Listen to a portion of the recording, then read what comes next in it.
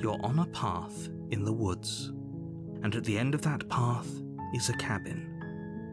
And in the basement of that cabin is a princess.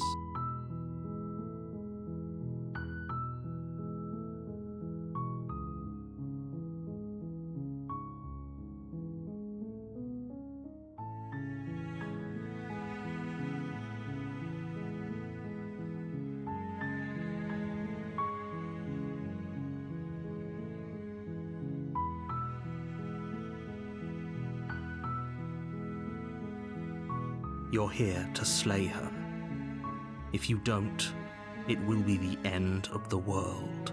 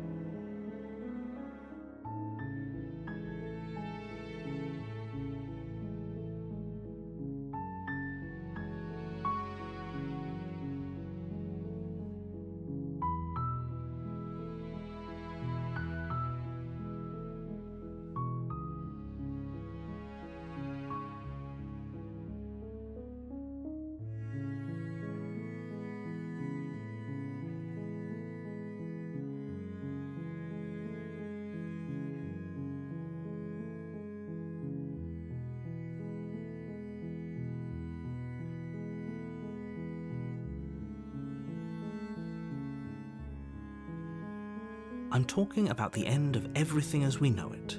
No more birds, no more trees, and perhaps most problematically of all, no more people. You have to put an end to her.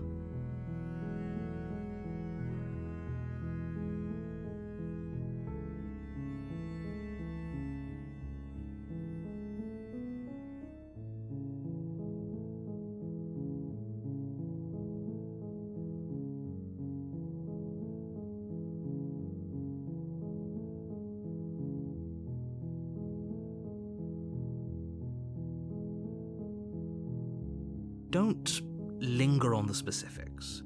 You have a job to do here. Just get in there and do what needs to be done. We're all counting on you.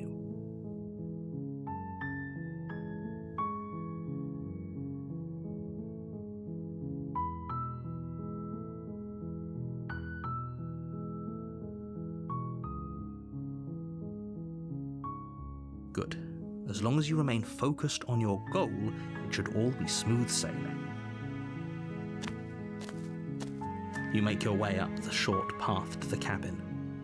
You'll find the princess within.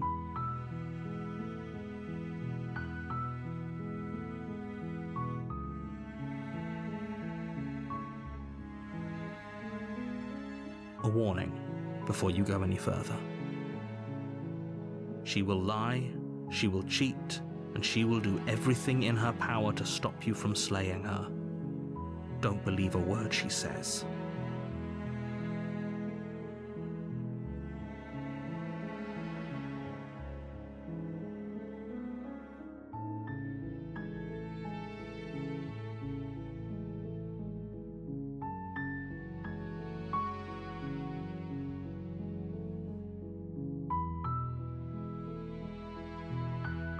We're not going to go through with this, right?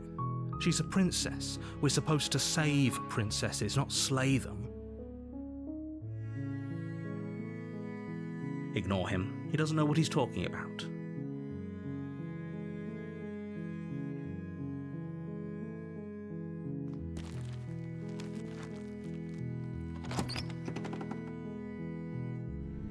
The interior of the cabin is almost entirely bare. The air is stale and musty, and the floor and walls are painted in a fine layer of dust. The only furniture of note is a plain wooden table. Perched on that table is a pristine blade. The blade is your implement. You'll need it if you want to do this right.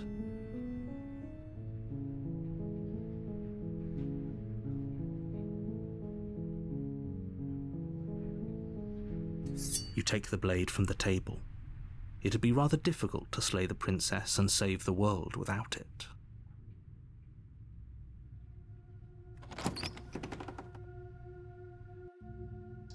door to the basement creaks open, revealing a staircase faintly illuminated by an unseen light in the room below.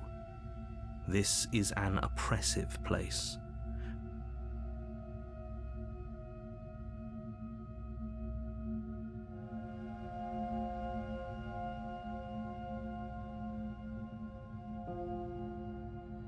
Her voice carries up the stairs. Who's there? She sounds dangerous. It's almost as if she's the one in charge down here. Don't let it fool you. It's all part of the manipulation.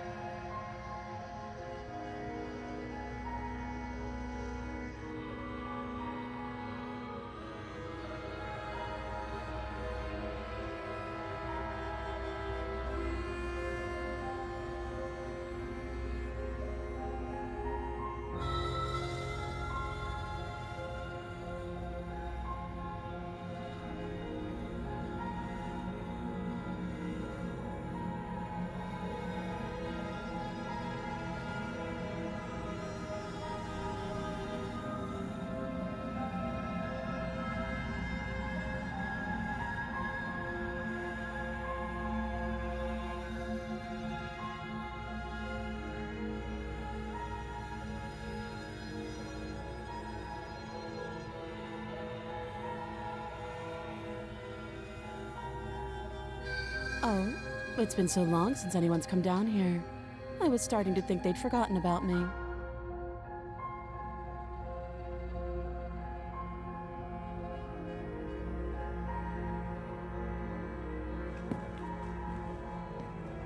You walk down the stairs and lock eyes with the princess. There's a heavy chain around her wrist, binding her to the far wall of the basement. She's so coldly beautiful. Is she really a threat to the world? Focus on the task at hand. And there you are. Are you here to kill me or something?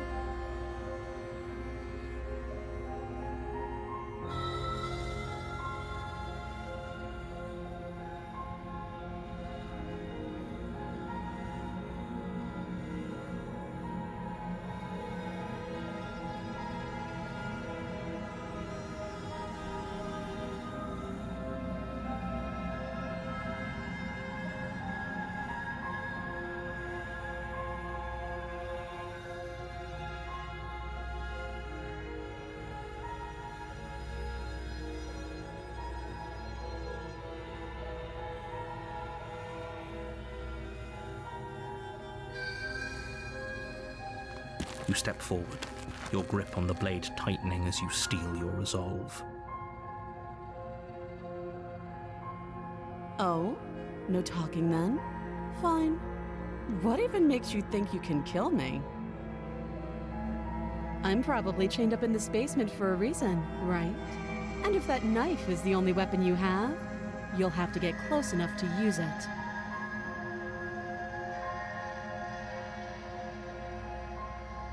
So, you should just drop it. Best not to risk finding out what I can do. She's unarmed. If you hesitate now, it'll be too late. End this.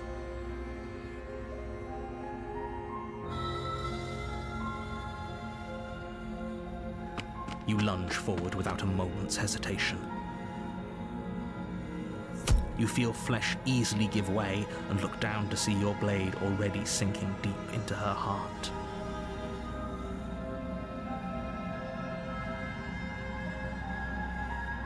Oh. This is it, isn't it? I'm almost embarrassed. I should have seen that coming. But I have to wonder. Do you actually believe this was enough to kill me? It's like she's convinced she can't die. Yes, even as she lays there dying, she entirely believes herself to be alive and well. But it's over, isn't it? She stopped breathing moments ago, that arrogant look still plastered on her face. But is it over? Really over?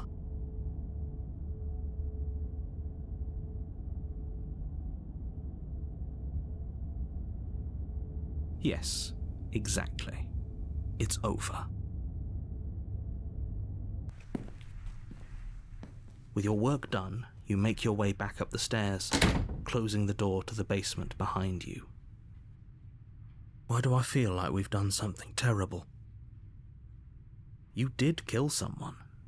Greater good or not, something would be very wrong with you if you didn't feel at least a little bad. But it was for the greater good. One of these days that will sink in and help ease your guilty conscience. But that day isn't today. Let's just get out of here. You open the cabin door, ready to return to a world saved from certain doom. Only, a world saved from certain doom isn't what you find. Instead, what you find is nothing at all. Where a lush forest stood mere minutes ago, the only thing in front of you now is the vast emptiness of some place far away.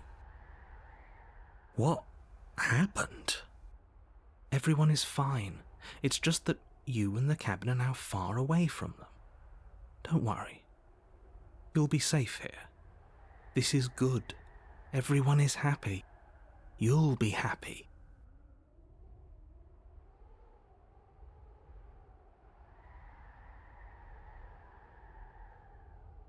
This isn't an ending. In fact, now that the princess has been slain, endings are a thing of the past. No. This is the beginning of eternity. Your reward. This is what's best for everyone. Trust me. Time passes. You can't be sure if it's days or months or years or even decades. It's all a wonderful, boring blur. You've never been happier. Psst. Hey. We're not just going to stay here forever, right?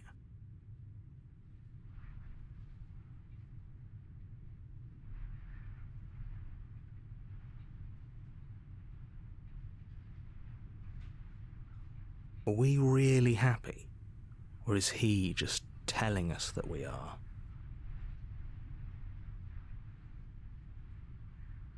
Really? Well, if you ever change your mind, just let me know, I guess. More happy time passes, though the word begins to lose its meaning. Time, that is, not happy. Happy still has plenty of meaning.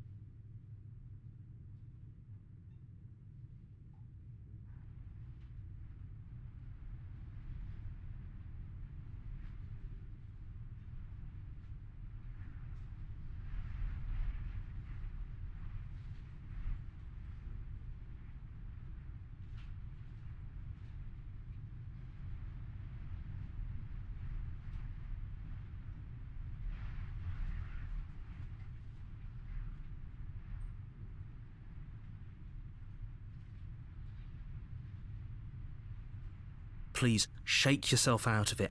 We have to get out of here. The little voices, please, fall on deaf ears. Eventually you pass into a blissful state of pure existence. Though words like eventually and pass ceased to have any meaning to you long before that shift, you simply exist.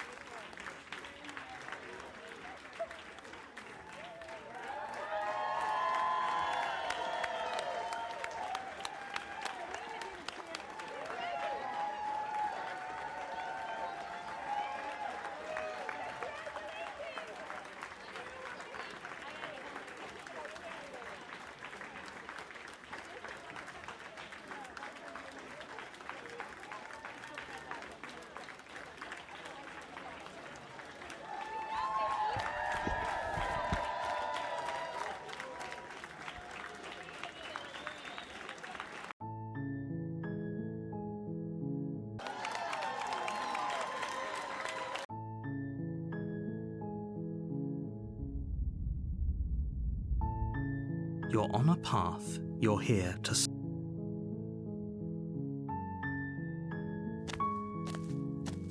A warning.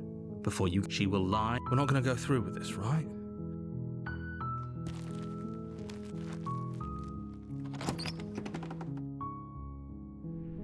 The interior of the...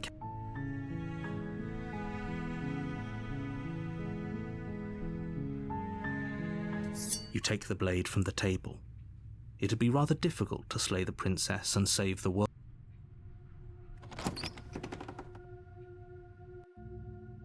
The door to the basement creaks open.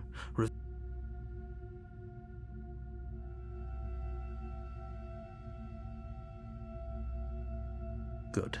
You're still listening to reason. You walk down the stairs and lock eyes with the princess. You step forward. You lunge forward with... Yes,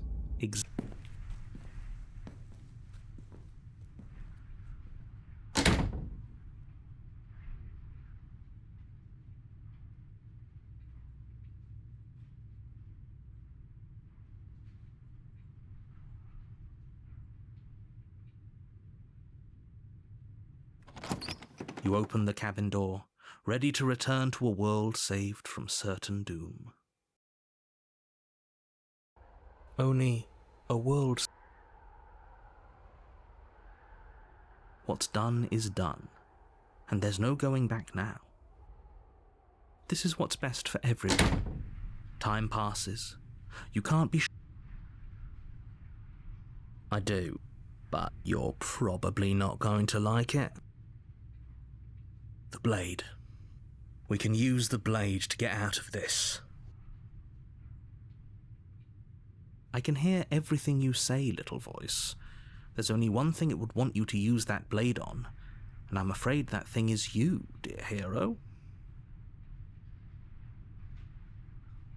He's right. It's the only way out.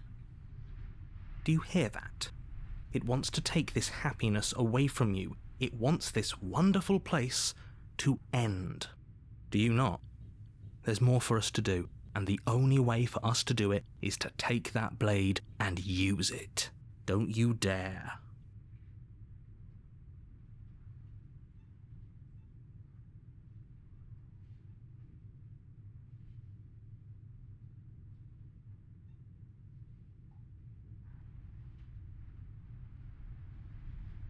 Thank you. I made this happy little place for you. Is this not a good enough reward for saving the world? An eternity of bliss? You ingrate?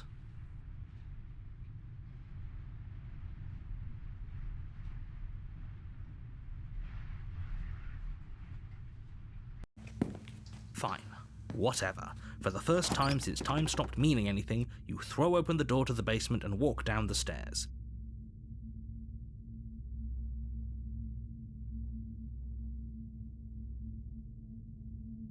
The princess's body is dust and bones, though the blade you used to slay her is still as pristine as the day you first held it. You pick up the blade, you stab yourself, and you die. The end. Nice knowing you.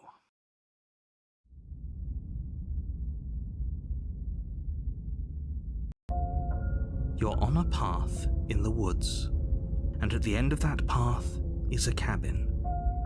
And in the basement of that cabin is a princess. You're here to slay her. If you don't, it will be the end of the world.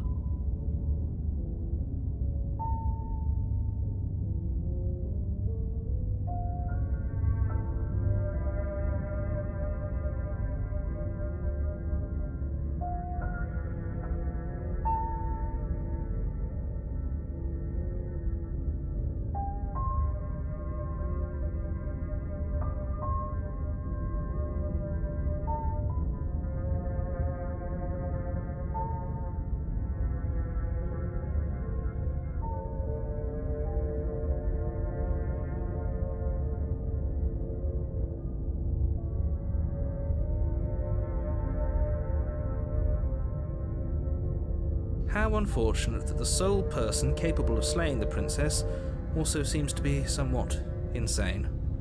Oh well, as long as you get the job done, it doesn't matter what sort of mental state you're in. If he doesn't remember what happened, then maybe it's best to keep it that way.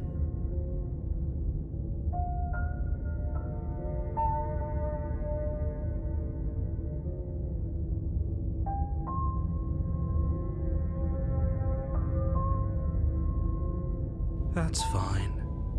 It wasn't very hard to kill her last time. We'll just do it again. Well, if for whatever reason you're going to insist that this has happened before, at least your heart's in the right place.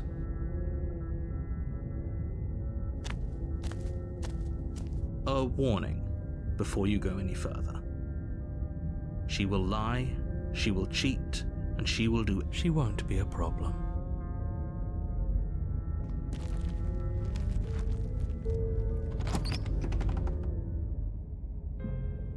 The interior of the cabin is cold, a soft odor of dirt permeating the air. Cobwebs flutter in the corners. You can hear wind whistling outside, banging the shutters against the windows. The only furniture of note is an elegant antique table with a pristine blade perched on the edge. The blade is your implement. You'll need it if you want to do this right. It feels like no one's been here for a long time. Like I've been saying, she's dead. We killed her already.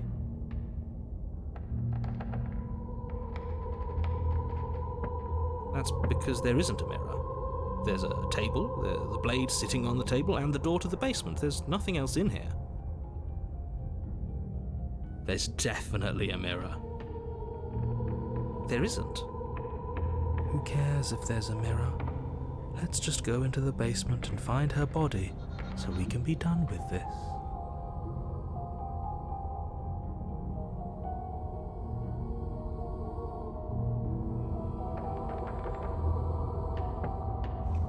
You walk up to the wall next to the basement door. It's a wall. There isn't much to see here.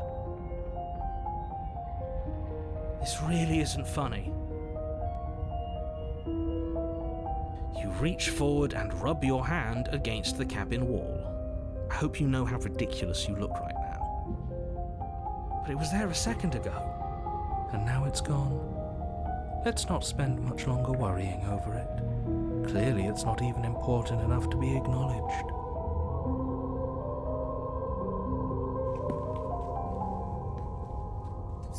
You take the blade from the table. It would be difficult to slay the princess and save the world without a weapon.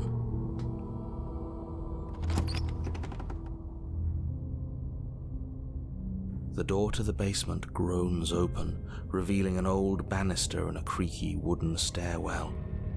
Everything is coated in a thick layer of dust, and you can feel it settle into your lungs as you breathe in the stale air. The very building itself feels dead. If the princess lives here, slaying her would probably be doing her a favor.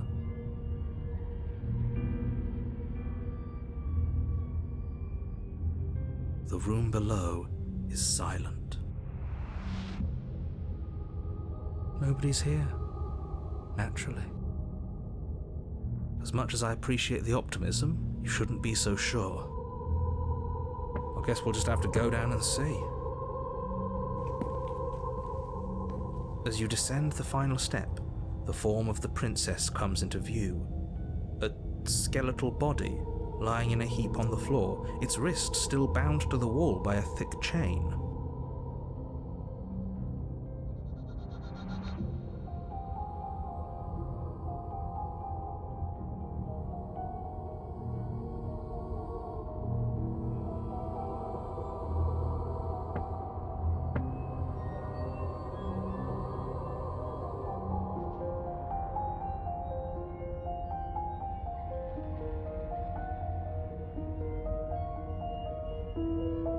Okay, she's definitely dead. It's just like I told you. Before you have a chance to finish your thought, the top of a head appears from underneath the floor. two deep-set eyes stare up at you, followed by a mischievous, skeletal grin. And finally, the rest of the body floats up to join the head. Wait, this isn't right. What's going on here? Ghost! Oh. Wow. How absolutely terrifying. What's a ghost supposed to do to us? Oh, it's you. Hiya, Keller. I was hoping to see you again. I have some issues with how our last meeting went. The princess drifts across the room into your orbit, gently running her fingers across your shoulders and down your neck as she circles you. Her touch is cold and ethereal, formless yet real enough that her icy fingertips send shivers dancing across your skin. So she has a body, and she's right there. That means we could kill her again, if we wanted to. Without a moment's hesitation, you lash out with your blade. It's like you're slashing at air. No matter how many times you stab at her, no matter how many angles you strike from, all you manage to do is interrupt her form, the skin of your hand prickling with cold as it passes through, unable to find anything solid. You're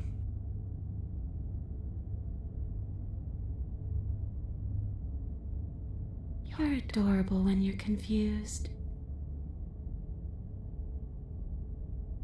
But I didn't say you could touch me. Why are you even here? Just making sure you finish the job, or what?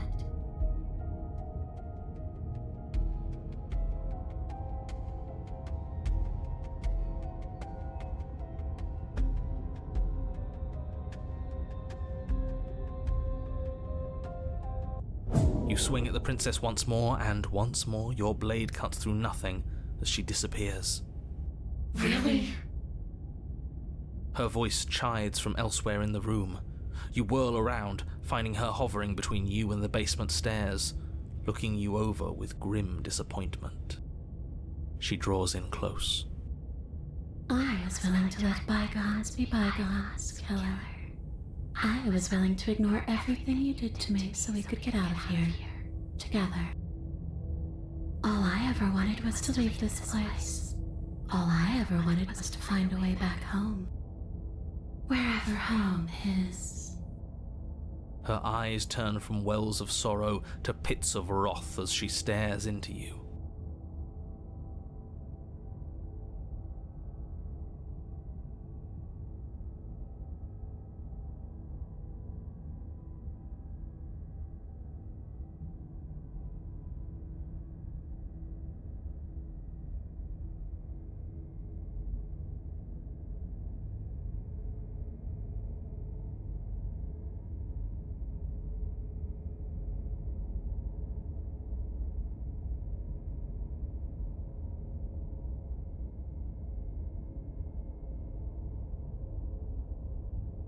I guess violence is the only language you speak.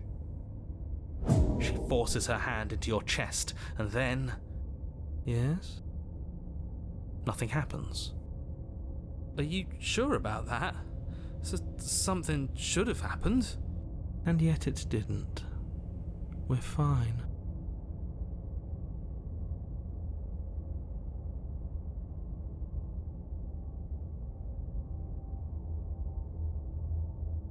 You can't be sure if you first hear or feel what happens next, but it is over before you can fully conceptualize what it is. A horrific splintering, the squelching of organs, the rending of tissue, and I'm done asking. The next time I see you, I'm taking everything I owed, starting with your body. If you won't choose to give me my freedom, I'll just have to make you give it to me. She's real now. If she's making us dead, we should return the favor. You swing your blade towards her briefly corporeal throat. It connects. A gash widens across her neck, glowing ectoplasm leaking from the wound. But it's too little, too late. In her hand, you realize she clutches your still beating heart. It thumps unsettlingly. Did we get her? Even if we didn't, we've given her something to remember. See you soon, killer. I'm afraid you'll never know. As she crushes your precious organ in her hand, everything goes dark, and you die.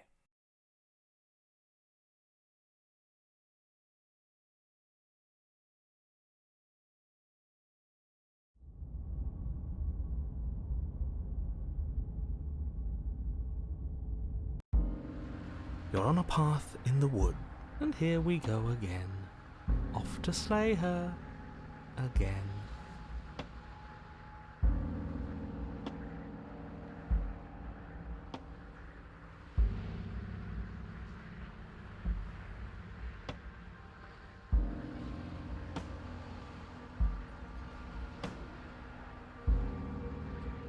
The deck's stacked, isn't it? We kill her, we start again. She kills us as a goddamn ghost, we start again. I'm starting to think we're being run in circles just for the sake of it. Come on, let's not give in to all that misery just yet. There's got to be a way out of this. There's got to be a right answer. Yeah, and what if there isn't? Aren't you listening to me? What if all of this was rigged from the start?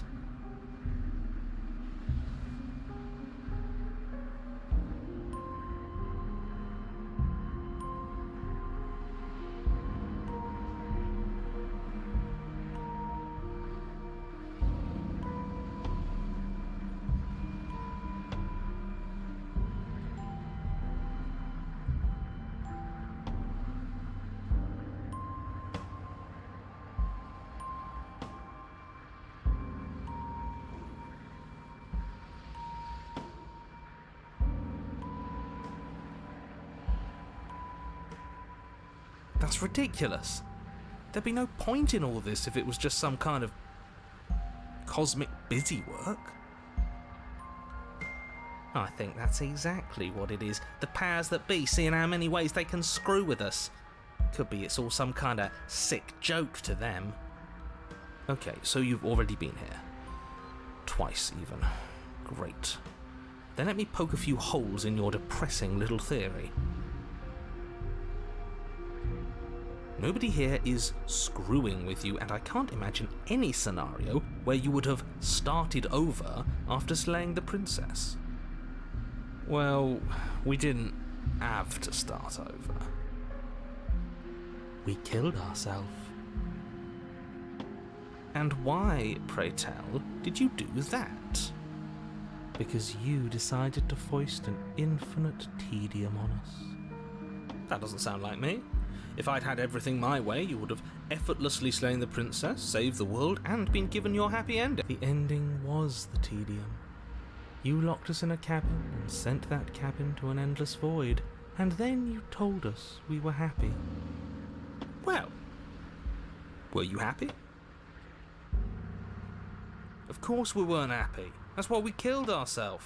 It was awful. Yes. And then she killed us. Even though she was already dead. This is all fake. Whatever you did the first time, it sounds like it almost worked. So how about you give it one last try? Because killing yourself seems to undo all the good you almost managed to accomplish. All this standing around and talking is boring. Let's at least do something. Maybe we'll kill her again. Maybe we won't. Maybe we'll even free her.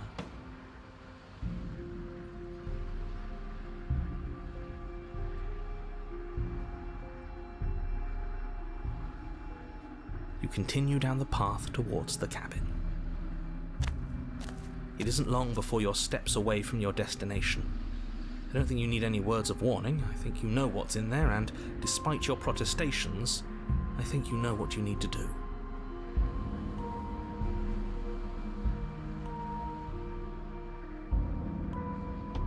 The more he talks, the more I'm interested in setting her free. Whatever. You don't want to listen to me? Do it then. Let her out. See what I care.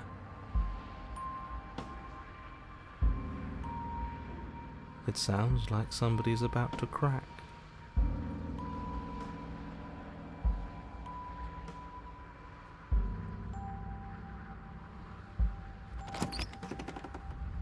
The interior of the cabin is long and dark, a single narrow hallway stretching far into the distance. Curtains billow out from tall windows on either side, obscuring the path forward, fluttering helplessly as opposing gusts of wind rush into the building, clashing and joining and driving everything forward. The only furniture of note is... that's strange. What's strange? Is it the mirror? The mirror? No, there isn't a mirror. What's strange is that there isn't much of anything in here at all, aside from the curtains. There's supposed to be a pristine blade. Why isn't there a pristine blade? Great. Something else has been taken away from us. I suppose the only way to go is forward. So forward we will go. Blade or not, it doesn't really matter, does it?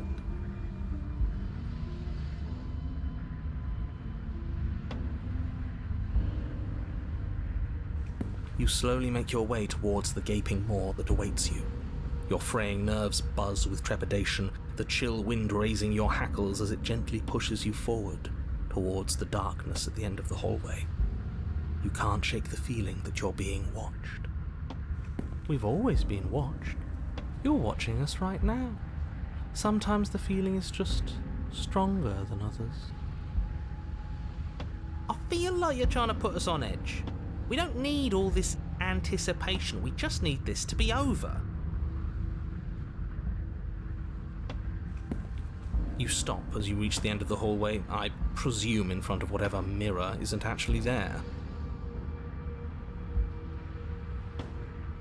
What are the odds she's waiting for us right now, just out of sight, on the other side of that glass?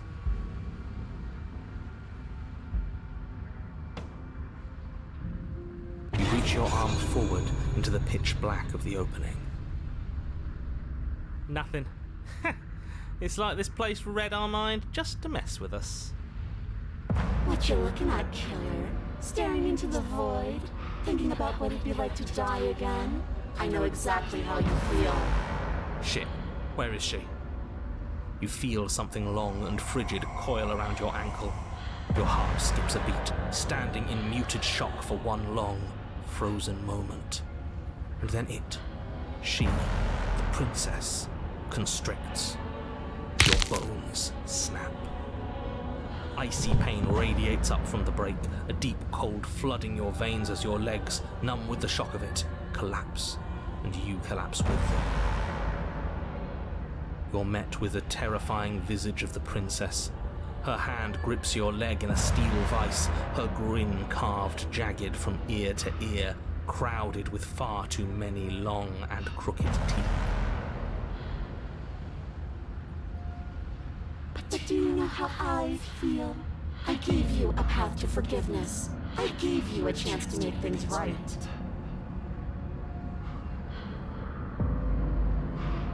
I thought maybe you'd see what you've done and feel remorseful. Maybe try to make it up to me. But no, you'd rather use that knife to keep making the same mistake over and over and over.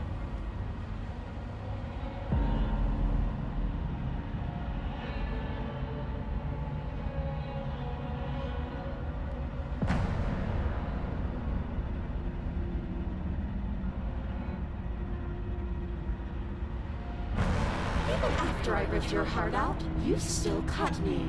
And for what? I didn't go anywhere. You didn't banish me. I'm right back here with you. A little better, a little worse.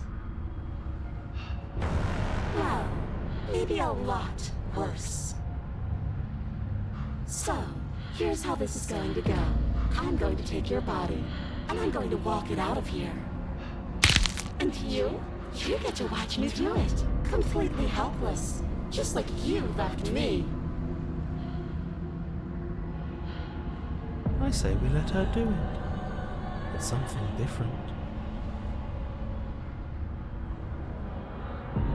Do we even have a choice?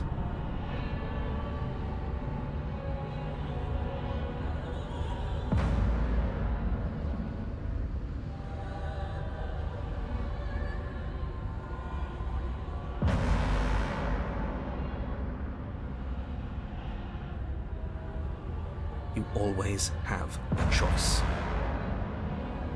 Maybe before, but not now. There isn't a blade this time. Exactly. What choice is there if there isn't a blade? Well, unless you have any specific ideas, I think my vote's the only one that counts.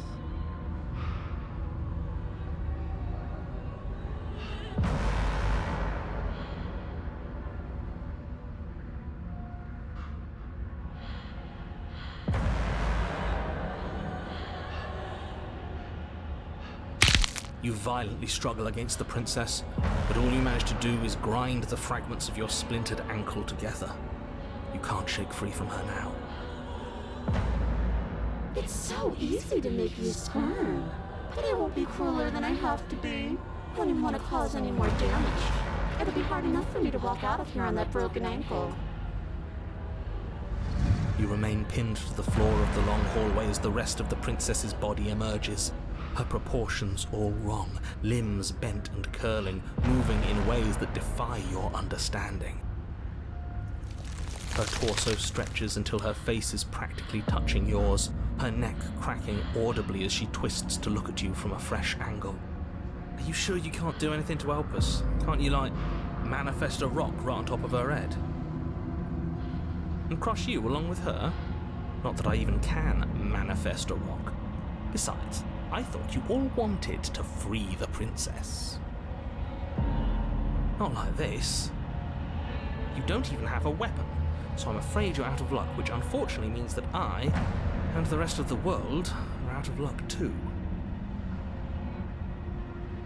And whose fault is it there isn't a weapon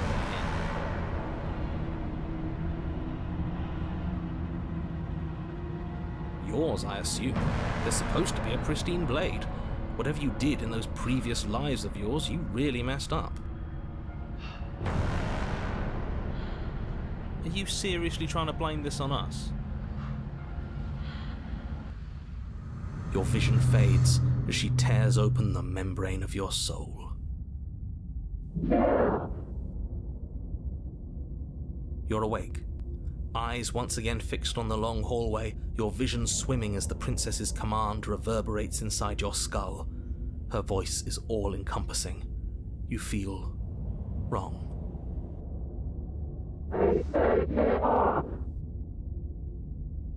It's so cramped in here. Like there's some sort of growth trying to push us all out. I know. You rise to your feet, though the pain in your ankle is blinding. Your body slumps against the wall, desperately leaning into it for support. There's another option, you know. Oh, and what's that? Don't help either of them. Flip the table. And how do you do that? You don't have a will to wield. Your soul is in brain of courage. That gap where the mirror was, I don't think it goes anywhere. Let's throw ourselves into the abyss. You wouldn't dare. Move now. Your body, still slumped against the wall, trapped between the princess's overwhelming will and the blinding pain of your splintered ankle, takes an excruciating step towards the cabin door. The movement is stiff, your body reduced to a marionette, pulled reluctantly along by your strings. It's not that bad. The pain feels good. Because I know you feel it too.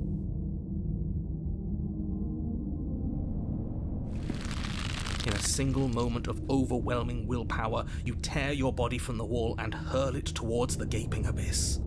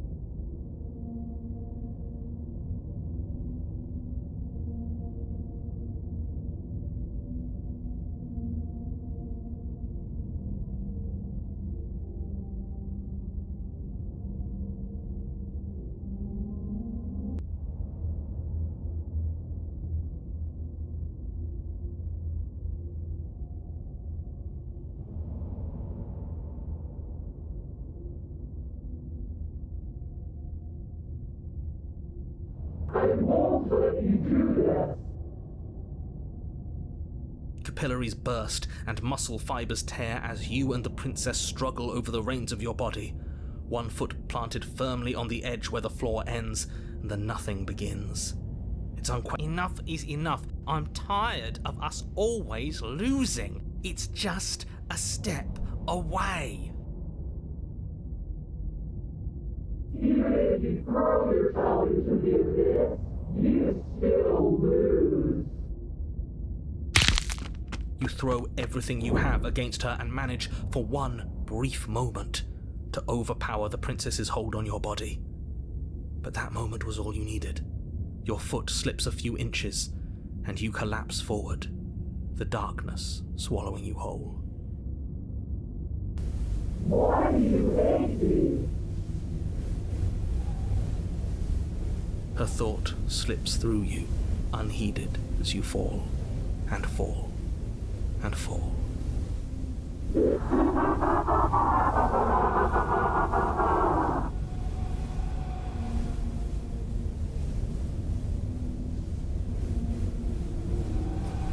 What an end.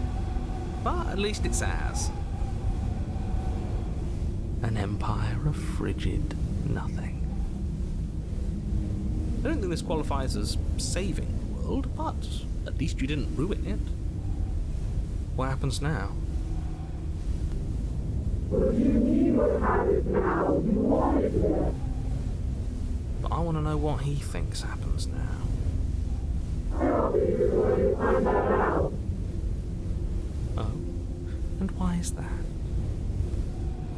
You should be better punching to your head. You left. Go on. It's just you and you and you and me. Idiot. He's gone. But...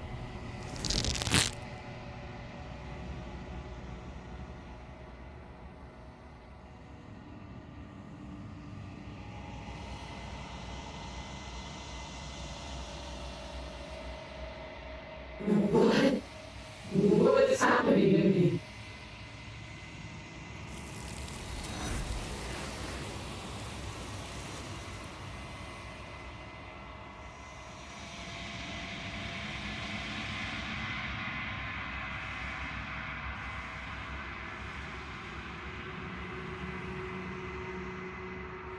she's gone. Where did she go? Should we try and find her? And there's that mirror again. Why is it here? Why now?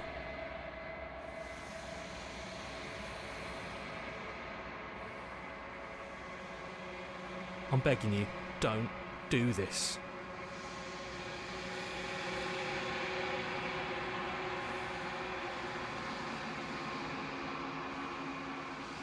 It's different now. It feels... I don't know. Final.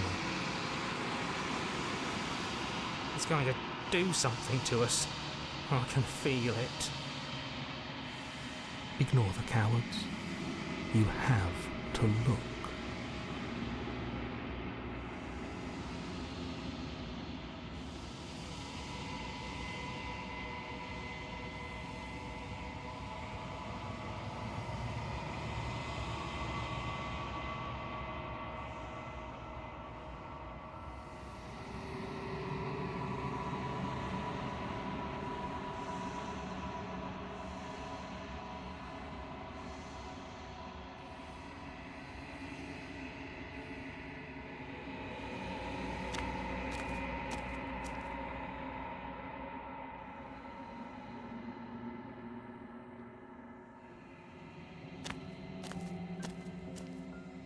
Something finds me in the long quiet and brings me the gift of a fragile vessel.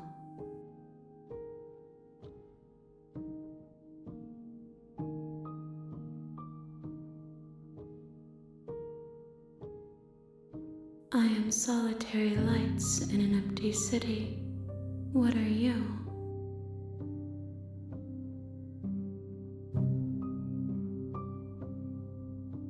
Thoughts without connections, a dim and nascent network. I wish to be more.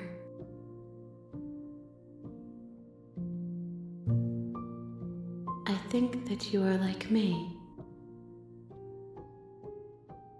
We are oceans reduced to shallow creeks.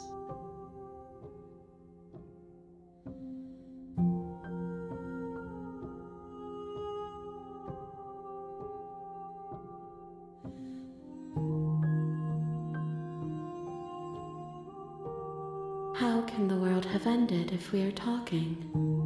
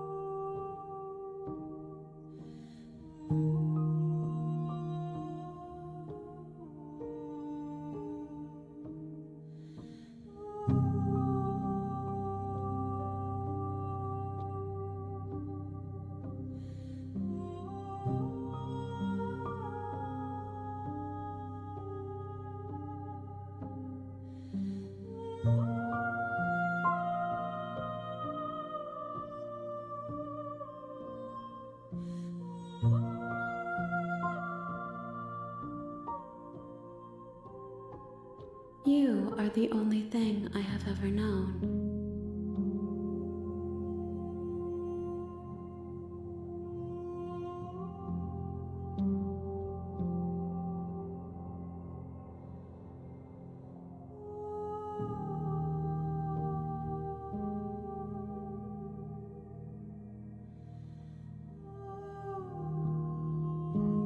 The space we're in is vacant. Nothing comes here but us.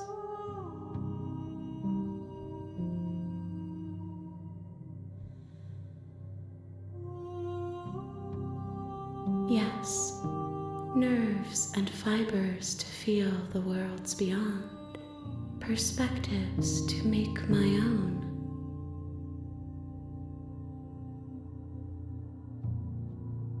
This one is loneliness turned to seething. She could not find her strength in others, so she found it in herself. She will make for a driven heart. Do not mourn her. She isn't alone anymore.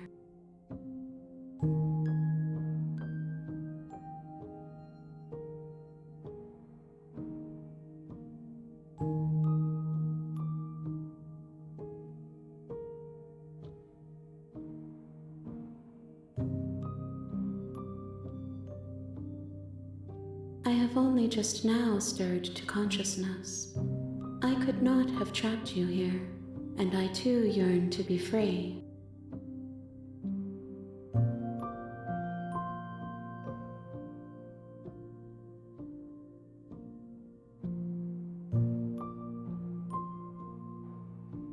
I'm sorry. There are some changes that can never be undone. There are some tears that can never be unshed.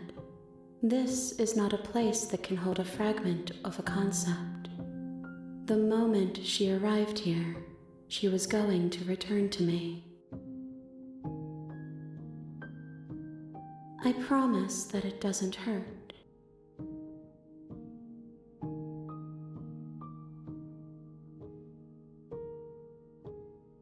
I know only that they are.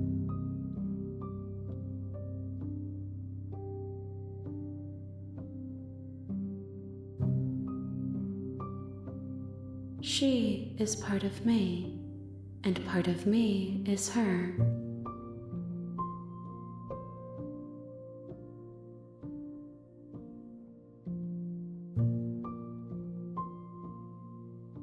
You speak in circles. Does it matter where one thing begins and another ends?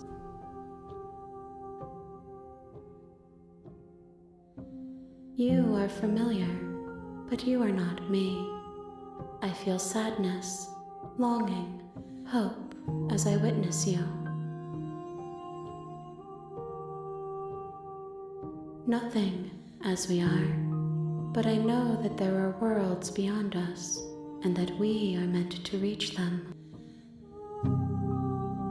There is no exit, but this vessel is a creature of perception.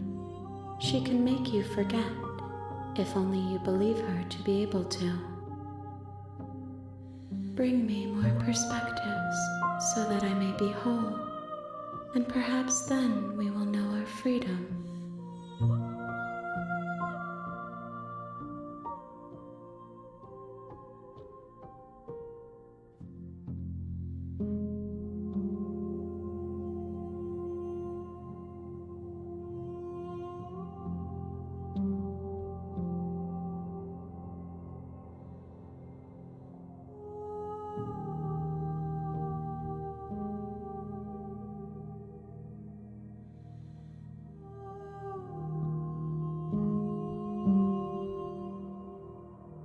I have not lived. I am not afraid to die.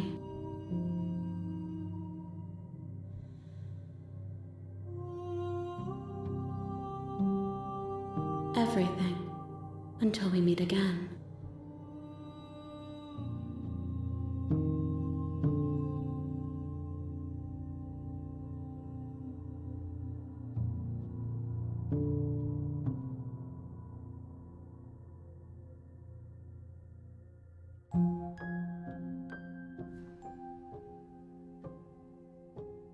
More than you have found, but less than there are to find. I am infinite. The rest will find their own way home.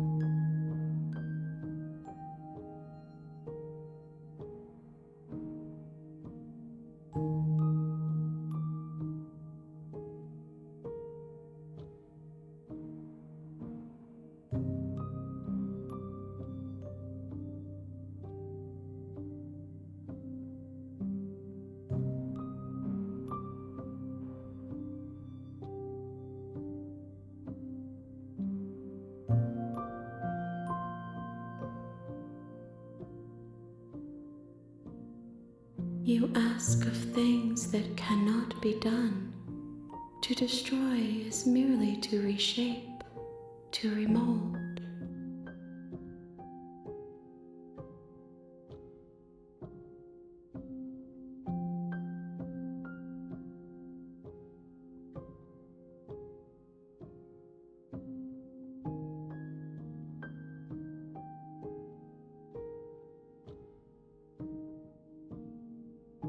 How can I know? I am flickers in something sprawling and unilluminated.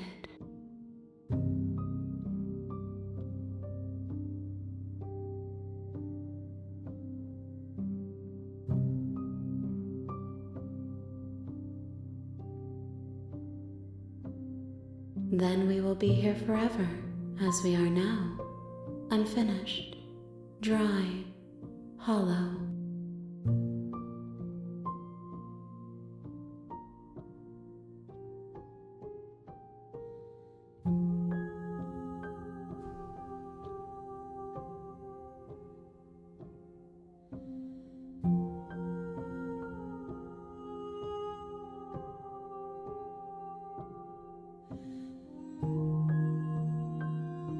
She asks that I tell you to remember her. You won't.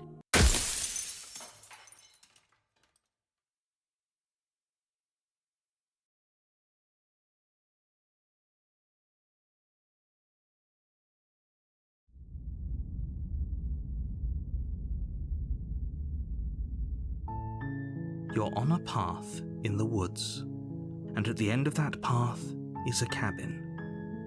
And in the basement of that cabin is a princess. You're here to slay her. If you don't, it will be the end of the world.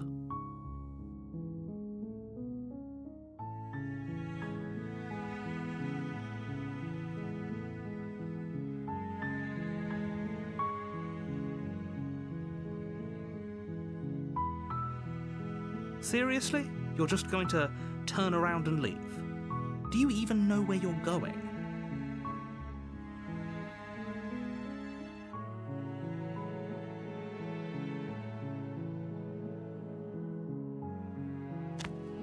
Fine. I suppose you just quietly continue down the path away from the cabin. Good. What we're being asked to do here is wrong.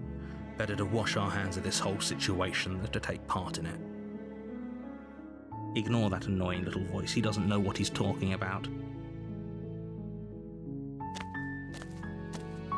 That's strange. It looks like this path also leads to the cabin.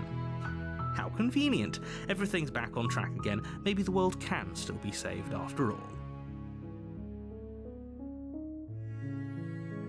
You're really keen on wasting everyone's time, aren't you? It's remarkably selfish, if you ask me. I've already outlined the stakes of the situation. If you don't do your job, everyone dies. Like, dies. Forever.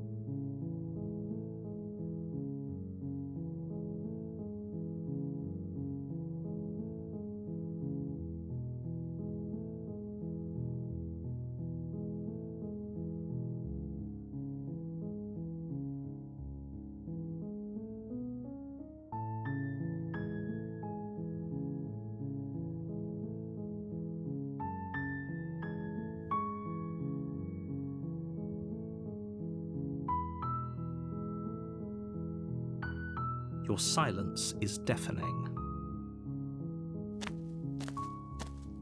But fine, you turn around and trek back down the path you came. Oh, would you look at that? You're at the cabin again. Now, I'm not normally one for superstition or astrology, but I have to say, it seems like the universe itself is doing its best to bring you to your fated confrontation with the princess.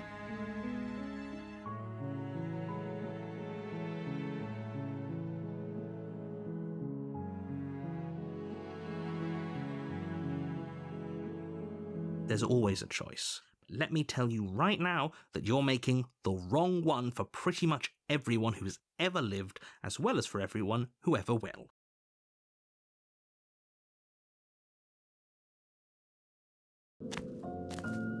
And here we go. As you trudge into the woods, something strange starts to happen. At first, it's little flickers out of the corner of your eyes.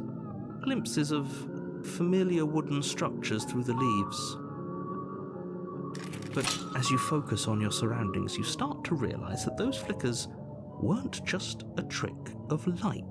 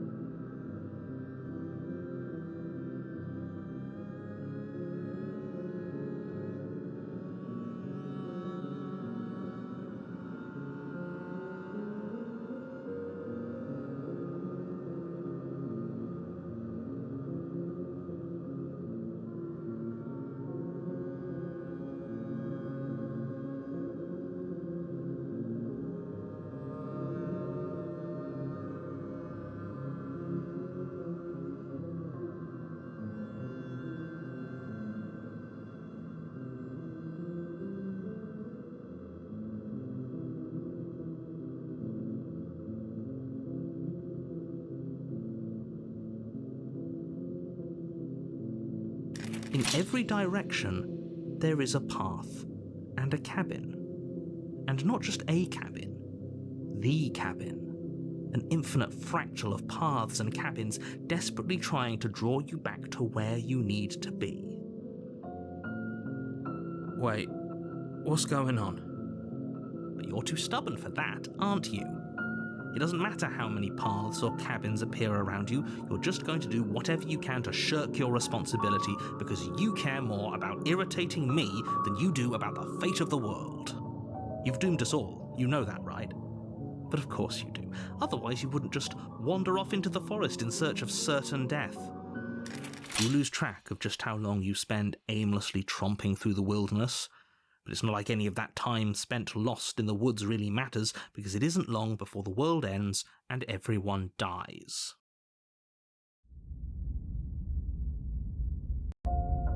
You're on a path in the woods, and at the end of that path is a cabin.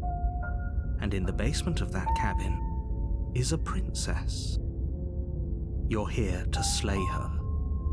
If you don't, it will be the end of the world.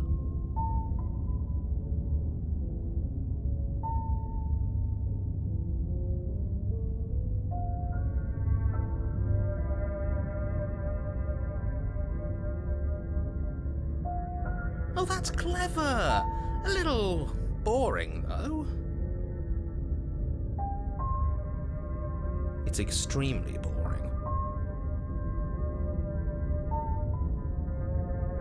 Can we really do that? Can we really just do nothing?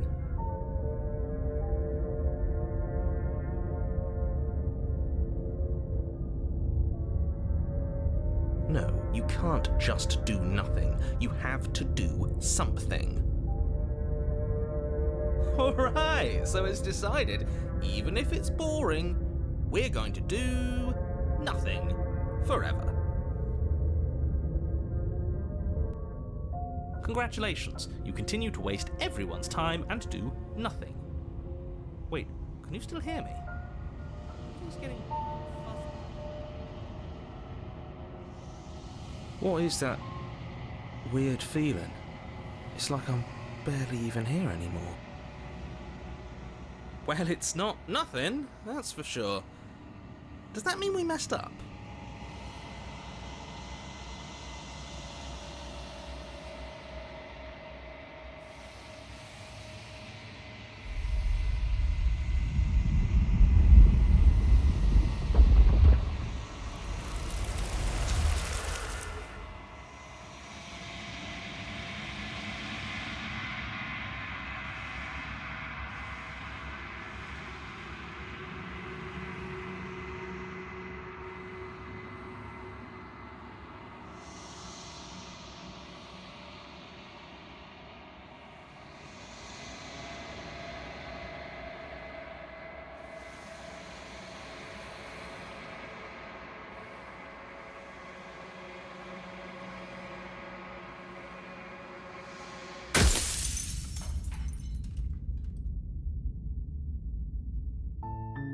You're on a path in the woods, and at the end of that path is a cabin.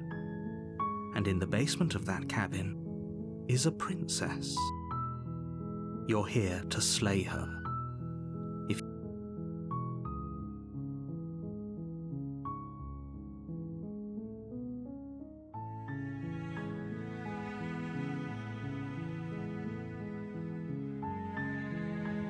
Don't mention it. It's all part of the job.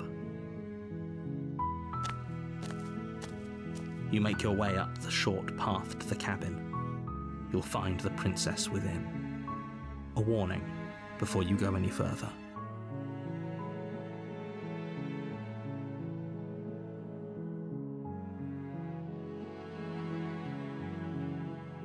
She will lie, she will cheat, and she will do everything in her power to stop you from slaying her. Don't believe a word she says.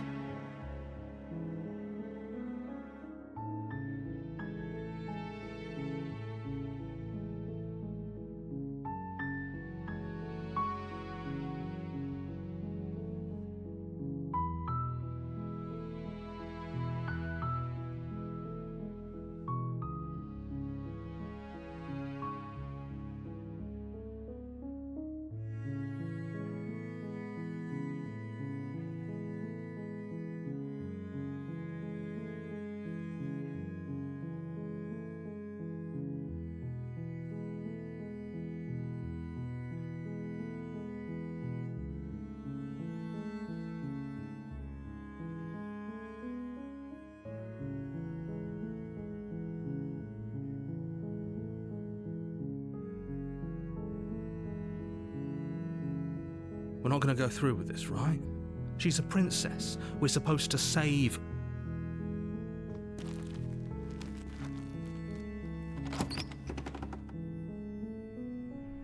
The interior of the cabin.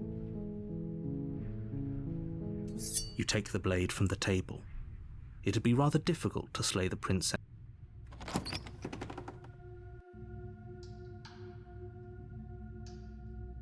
Oh, it's been so long since anyone's come down here. I was starting to think they'd forgotten about me. You walk down the stairs and lock eyes with the princess.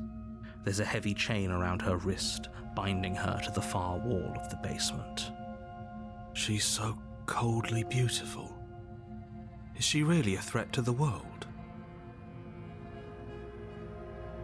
Focus on the task at hand. And there you are. Are you here to kill me or something?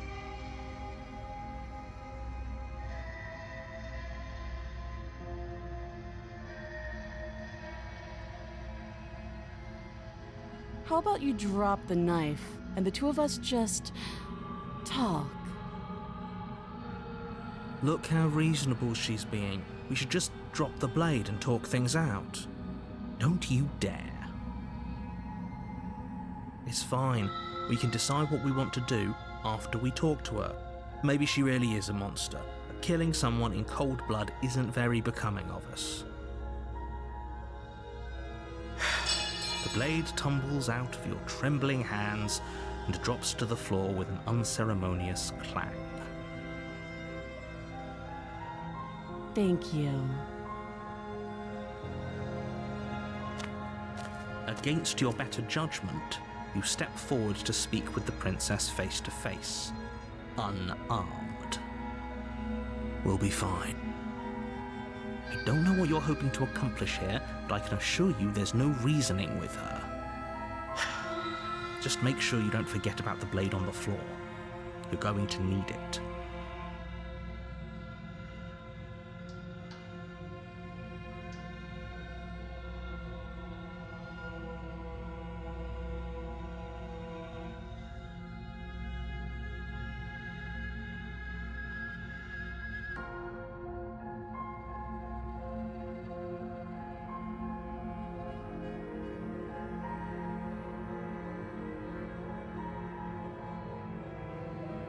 So here we are.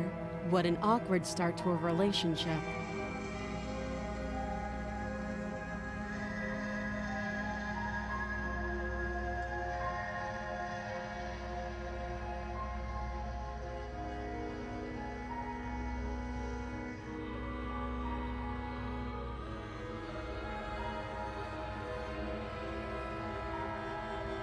Don't just tell her that.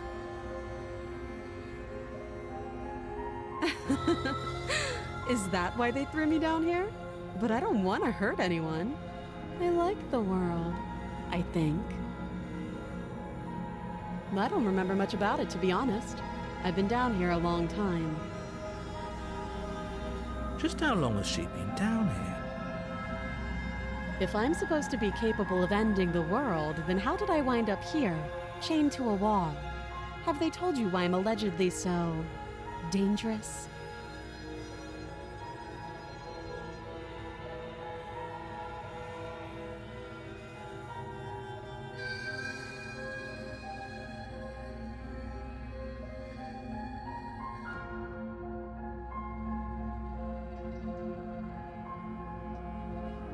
Thanks for the vote of confidence. What if they're bad reasons, though? If they had good reasons for thinking I was dangerous, wouldn't they have shared them with you? I don't want to hurt anyone. I just want to leave.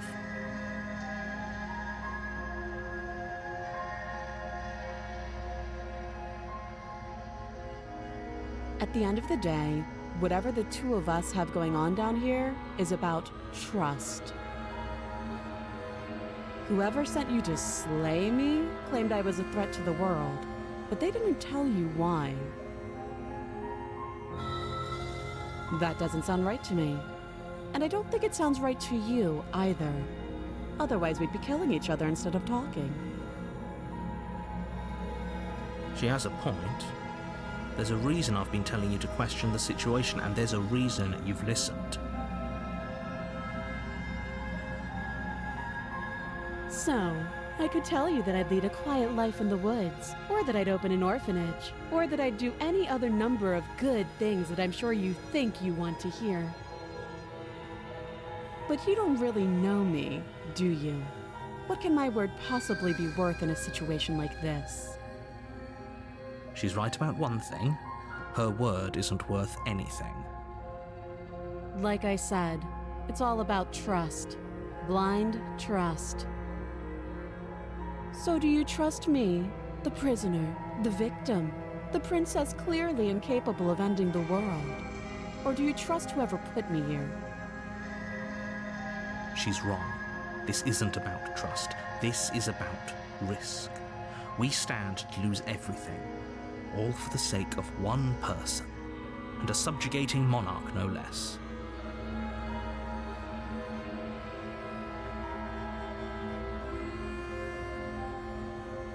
She hesitates before answering. You can address me as your Royal Highness, or Her Majesty. Any honorific should do, really. Again, she offers no specifics. No matter how hard you try, you'll never get a straight answer out of her.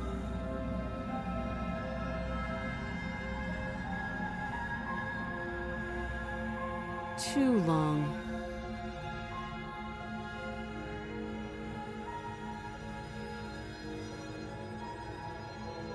Oh, have you decided what to do with me?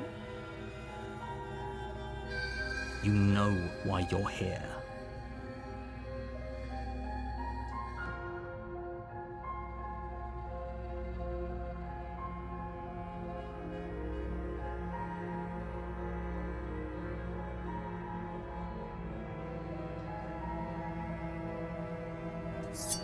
You charge the princess, blade trembling in your hand, but you've already lost the battle. She casually sidesteps your thrust before knocking you to the ground with a single blow from her elbow. We shouldn't have hesitated.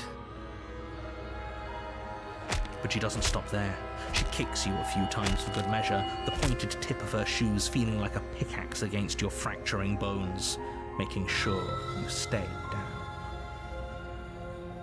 As you lie, crushed and broken on the basement floor, the princess kneels on your throat with the kind of weight you didn't think her slight frame could possibly possess. As you gasp for air, she eyes you with an intense curiosity.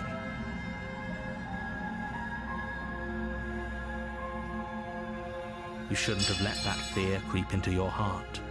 You had the upper hand, and now look at you. Is this really the best you could do? Look at you. Completely broken. I'd be lying if I said I wasn't a little disappointed. She applies more pressure, slowly squeezing what's left of your life out of your lungs. This is the end, isn't it? I'm afraid it is. Everything goes dark, and you die.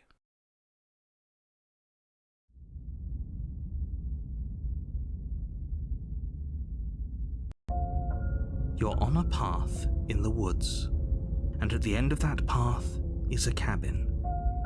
And in the basement of that cabin is a princess. You're here to slay her. If you don't, it will be the end of the world.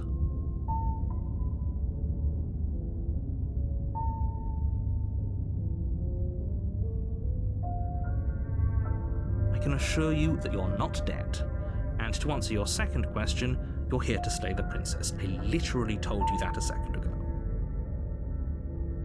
If he doesn't remember what happened, then maybe it's best to keep it that way. You know I can hear you, right? It's going to be a lot harder than you think to keep secrets from me. What does it matter what he knows? There's nothing we can do to stop her. She's just going to kill us again. She is not going to kill you unless you let her. But slaying the princess and saving the world is going to be much more difficult than it has to be if you spend the whole time second-guessing yourself.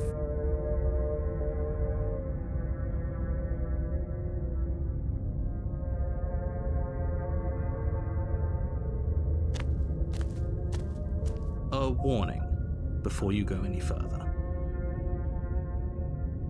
She will lie, she will cheat, and she will do everything in her power to stop you from slaying her.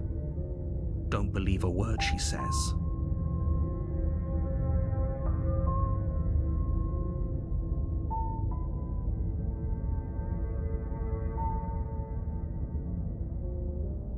might as well just pledge ourselves to her and stop pretending we're capable of doing anything in this situation. She probably doesn't even need to try to overpower us. Can we tone down the pessimism just a smidge?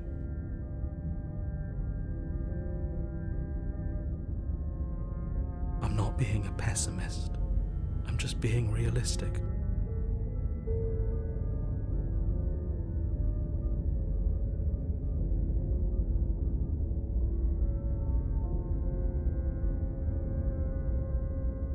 You're being annoying. Just ignore their bickering, and whatever you do, don't pledge yourself to her. I cannot stress enough how absolutely catastrophic that would be for everyone, yourself included.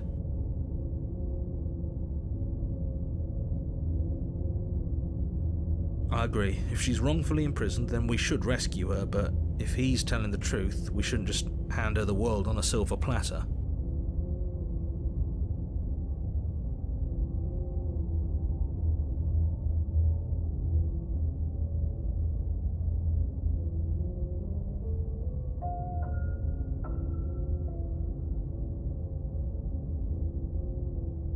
Rescue her? Given the stakes of the situation, there isn't really a difference between rescuing her and pledging yourself to her. Either would be terrible.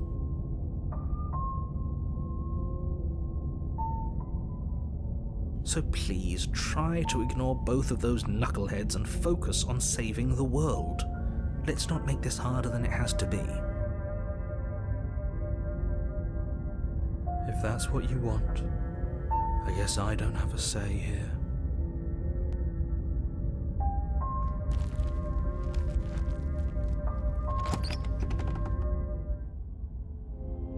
The interior of the cabin is larger and more grandiose than its humble exterior would suggest. The only furniture of note is a massive marble altar with a pristine blade perched on its edge.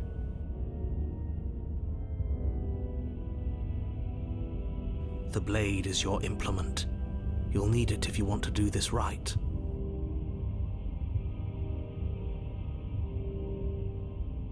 Why do we feel so small? We don't feel small. We are small.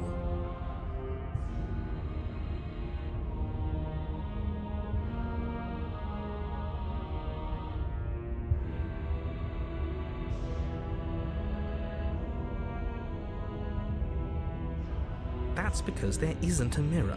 There's the altar, the blade sitting on the altar, and the door to the basement. There's nothing else in here. There's definitely a mirror. There isn't. Who cares if there's a mirror? We're all going to die anyway, and I'm sure that if we looked in there, we'd just see something sad and miserable looking back at us. We don't need any reminders of what we are. It would only make things worse.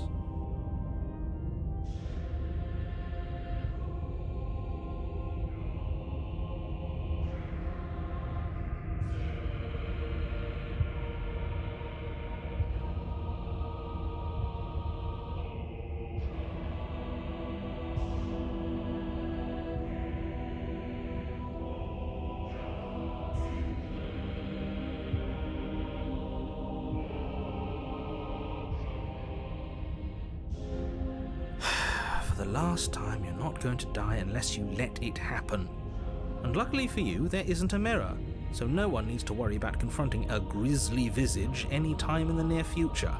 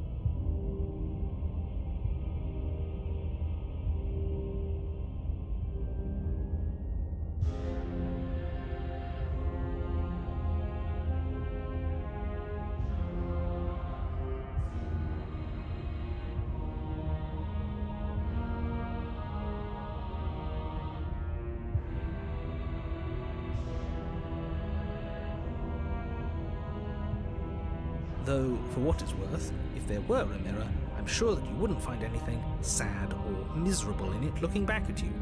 You probably look perfectly normal.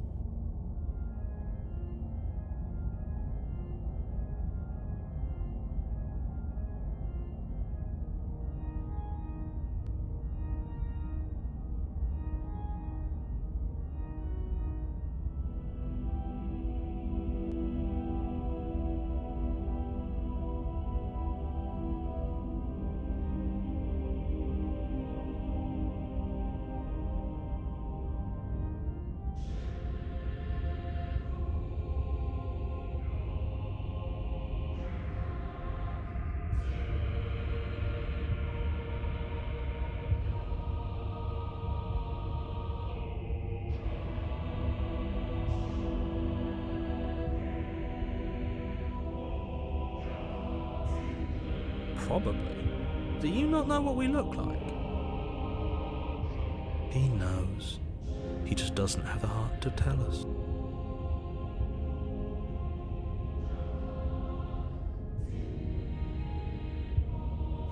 You walk up to the wall next to the basement door. It's a wall. There isn't much to see here.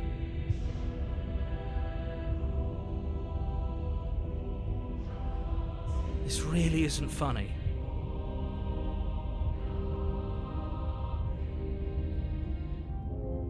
You reach forward and rub your hand against the cabin wall. I hope you know how ridiculous you look right now. We should count ourselves lucky. Some things are better left unseen.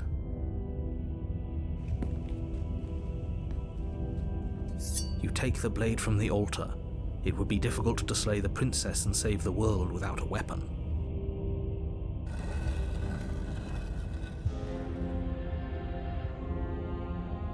The door to the basement creaks open, revealing a spiral staircase. Its steps almost as deep as you are tall.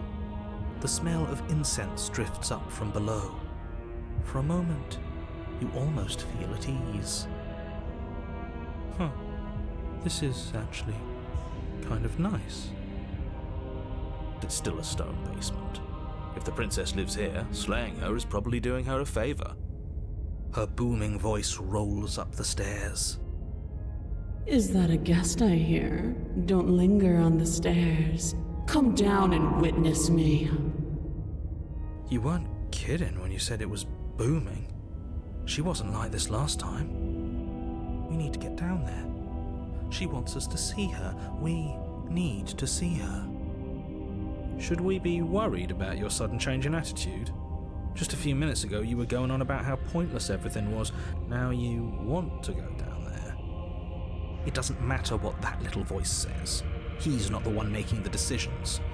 Though if his ramblings get you to the princess, they get you to the princess. Making your way down the spiral staircase is a time-consuming and exhausting effort, every step requiring you to clamber over one edge before dropping to the next.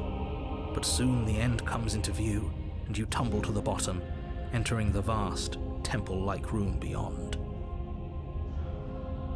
The princess towers over you, almost glowing in the weak starlight, her figure framed by a stained glass window. Her long hair billows around her, and a chain binds her wrist to the far wall. The chain is nothing to her. It might as well be a toy for all the good it would do. I told you it was pointless to resist her.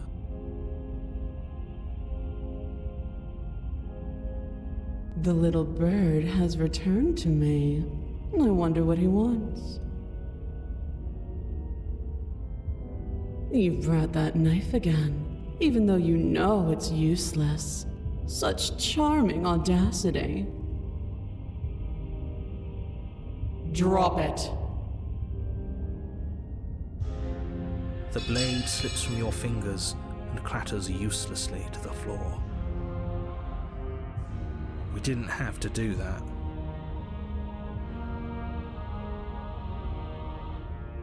And yet you did. She's so much more than us. You wouldn't understand what it feels like to be in her presence. Oh, I understand what's going on, and you'd better snap yourself out of it. Kneel. On her command, you fall to the floor, knees painfully connecting with hard stone. That's my good little bird. Now, why don't we talk? The last time we met, you told me I was destined to end the world. That thought wrapped itself around my heart. It has pulled at me since the moment I squeezed the life out of your broken lungs. I could feel its fundamental truth awaken me. The collapse of the old is a necessary prelude to the birth of the new, and the world as it is now is overdue for alterations. It's time for me to seize my destiny, and you, little bird, will help me seize it. Well, that gives away the game, doesn't it? It certainly does. And beyond that, it more than lends credence to our conversation in the woods. I don't love the thought that in some other reality you failed to destroy her, but what's done is done. I can only hope it helped you learn a valuable lesson. You are the only one who can deal with her, and if you don't, well, she's let you know what will happen, hasn't she? Then you shouldn't have trusted us with her destruction. She is inevitable. Can't you feel it? He's being melodramatic, but he's not exactly wrong, is he? What are we supposed to do to stop her? Okay, first things first, you're going to have to stuff those pessimistic thoughts someplace far, far away and commit yourself to what needs to be done.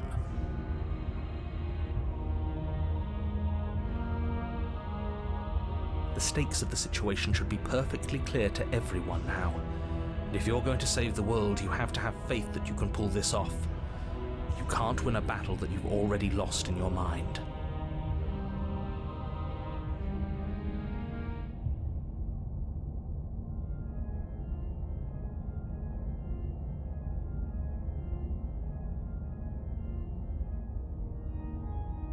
Your will was so easily broken.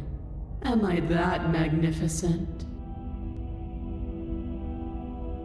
All you need to do now is break my chains. If this is what you want, then I guess there's not much else for me to say.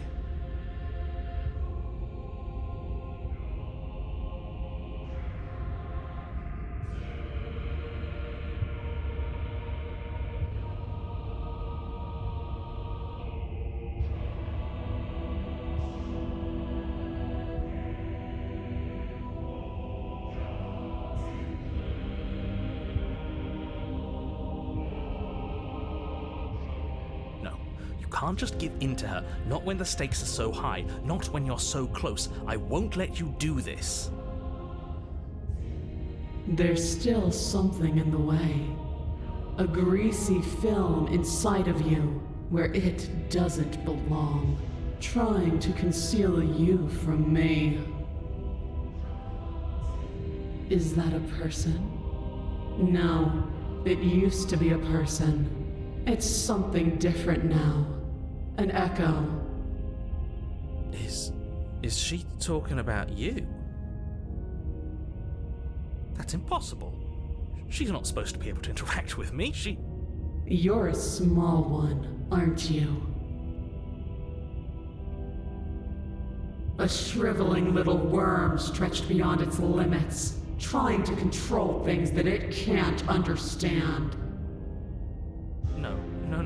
What are you talking about? I don't care what you are. You're mine.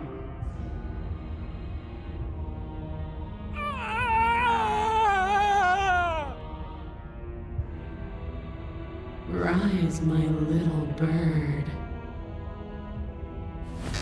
Without hesitation, you're brought to your feet. Break my chains. And how are we supposed to do that? All we have is a blade. All you need to do is believe it's been done.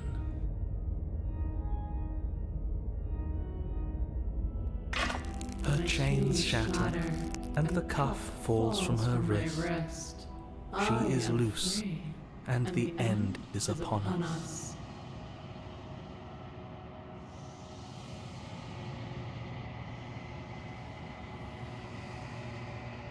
What a good disciple you are. Come, it's time for us to leave.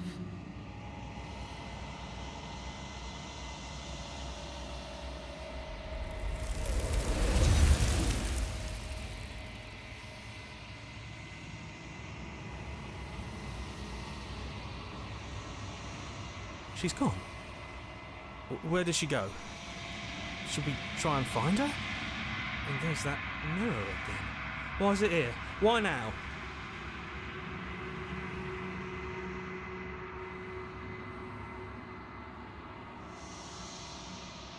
This doesn't feel right. It feels different.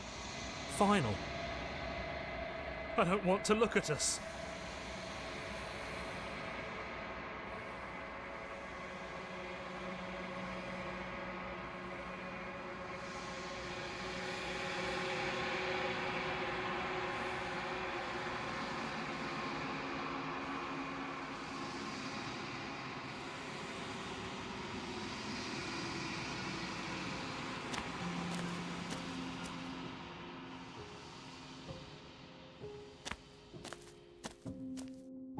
When I found you in the long quiet alone, I was terrified.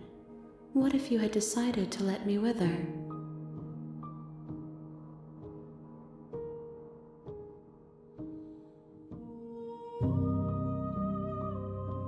But your commitment now is final. Your ability to walk the path of mutual annihilation is vanished with your return.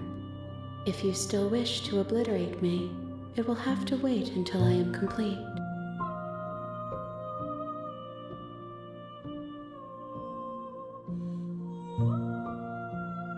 Flickering lights in empty cityscapes become pockets of vitality and movement. I am more than I was before.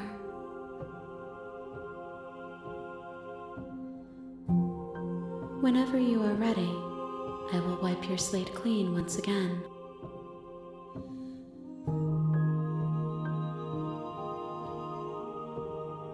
Is a child the same as an infant? I am an unbroken pattern, but every vessel gives fresh perspectives and carves new avenues of expression. I am different, but I am the same.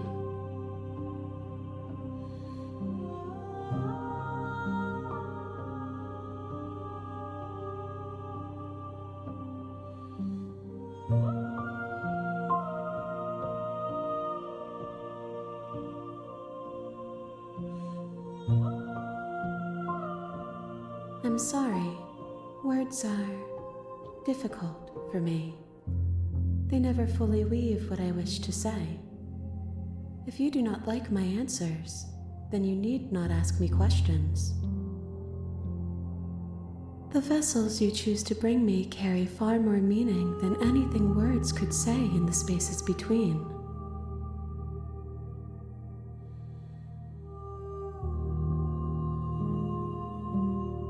Eyes close in reflection.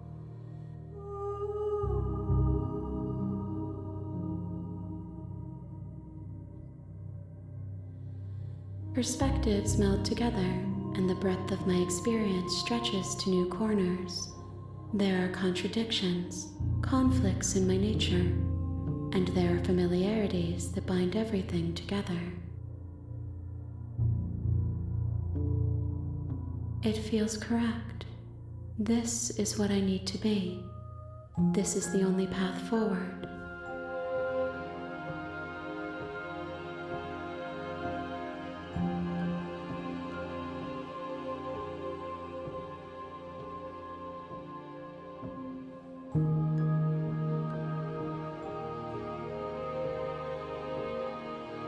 With every gift you bring me, I excavate the alleys of what I am meant to be, and every exploration yields new and complicated truths. What I will be is different than what I am, and what I am is different from what I was. I cannot tell you what desires I will hold when I have changed.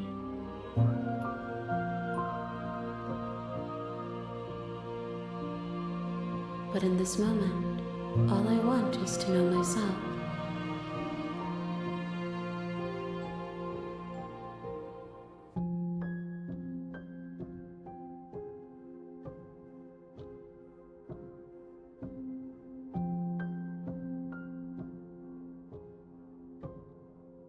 There is still much to be seen. Neither of us know the depths of our being. Perhaps at the end of this, I will be the one to kill you. Or perhaps we will leave this place together and find new horizons to discover.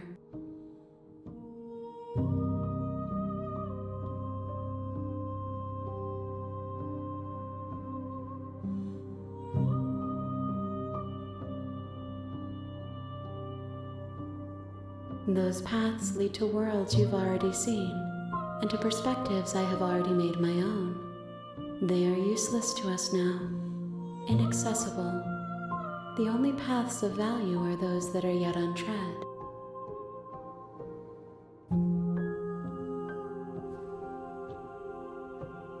Why wouldn't I be kind to you? You are the only thing I know that isn't me.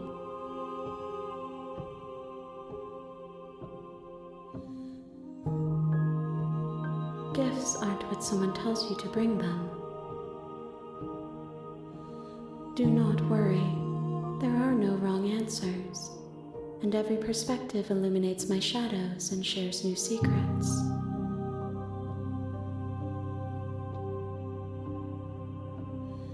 This one is dominance, a figure capable of bending everything to her will. She will make for an overwhelming heart. Do not mourn her, for she would not be able to mourn you.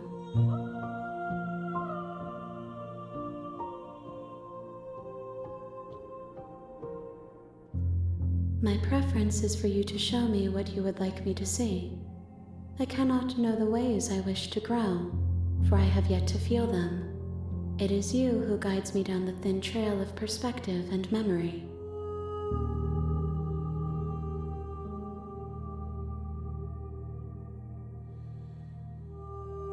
There is a hurt that dwells in them, but they are not me. They are thoughts and perspectives. They are feelings that inform my being. The wounds they've suffered carve texture around my heart. Without them, I would be as I was before.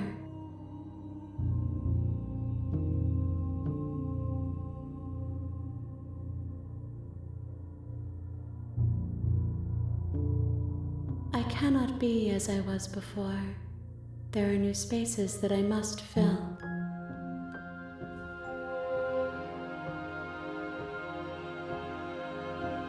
If I am to be an ocean, you have given me enough to build a pond. My waters are shallow and murky, and I yearn for more perspective. The task of finding my vessels is your burden to carry.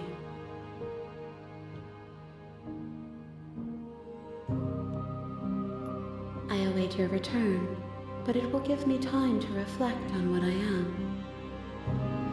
We will meet again.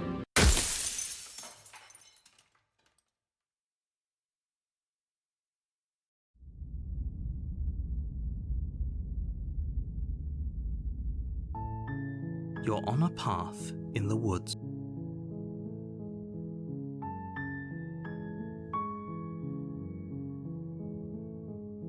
That's the spirit.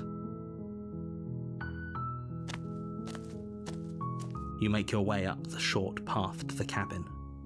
You'll find the princess within.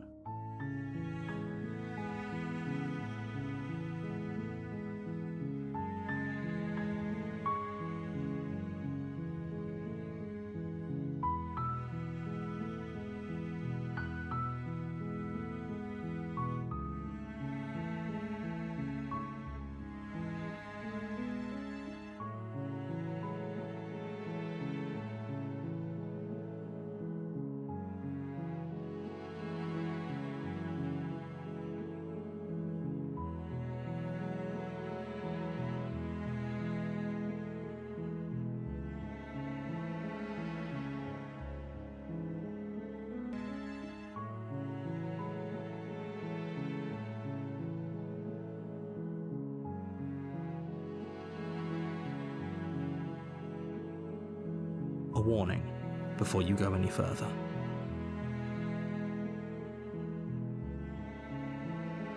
She will lie, she will cheat, and she will do everything in her power to stop you from slaying her. Don't believe a word she says.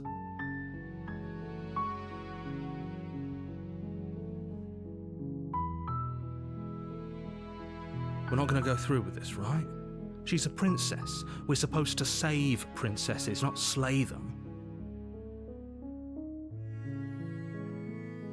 Ignore him. He doesn't know what he's talking about.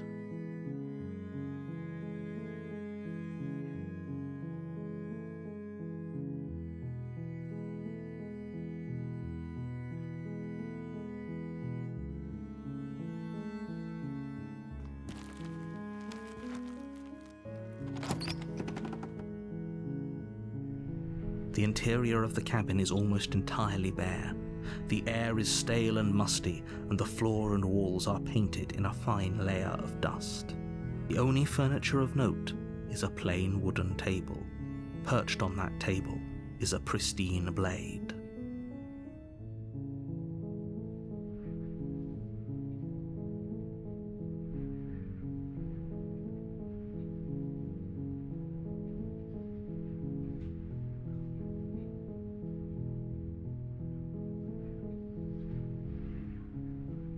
The blade is your implement. You'll need it if you want to do this right.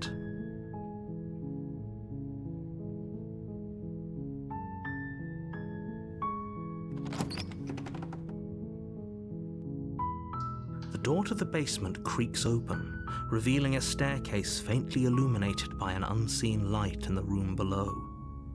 This is an oppressive place. The air feels heavy and damp, a hint of rot filtering from the ancient wood. If the princess really lives here, slaying her is probably doing her a favor.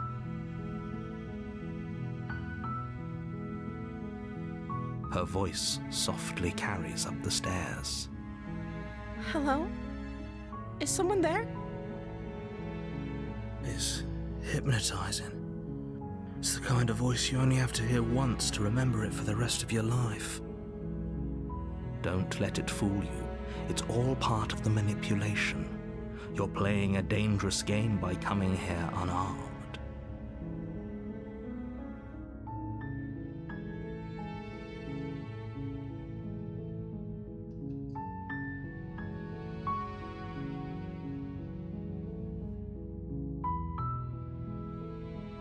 How many times do I have to tell you how dangerous letting her out of here would be before it finally sinks in?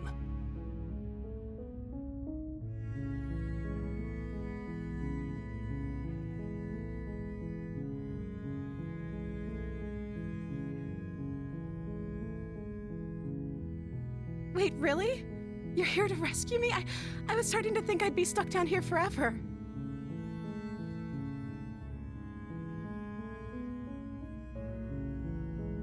Come downstairs. I want to see the face of my rescuer.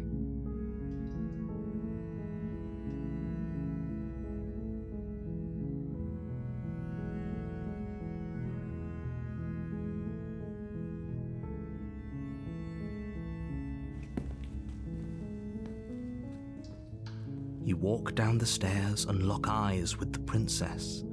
There's a heavy chain around her wrist, binding her to the far wall of the basement.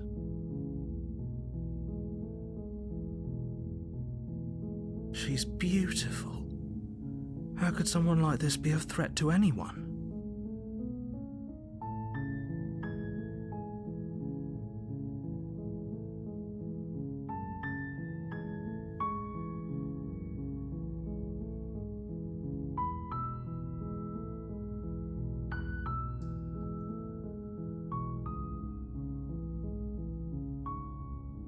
I am begging you to stay focused. There's a lot riding on you here.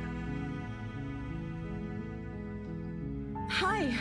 I can't believe you're here. I've been waiting for something like this to happen forever. I hope you brought something to deal with these chains. Don't do it. If she gets out of those chains, we're all one step closer to the end.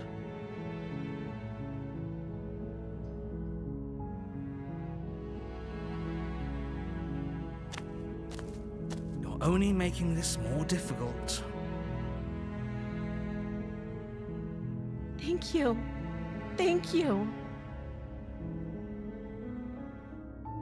You're making a huge mistake. No, you're doing the right thing. You walk up to the chains binding the princess to the wall and give them a tug. They're large and heavy, far too solid for you to even imagine trying to break them apart. I'm guessing you don't have the key? Maybe it's somewhere upstairs. Doubtful. Whoever locked the princess away down here intended for her to never see the light of day. They wouldn't have just left the key to her chains somewhere in the cabin.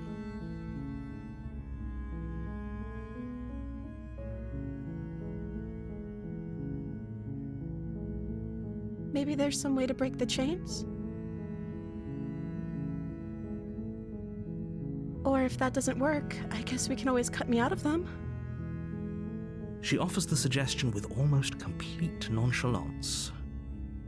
If we were stuck down here long enough, I'm sure we'd be nonchalant about cutting our way out if it meant we could finally be free. You attempt to make your way out of the basement, but the door at the top of the stairs slams shut. You hear the click of a lock sliding into place. Is someone else here?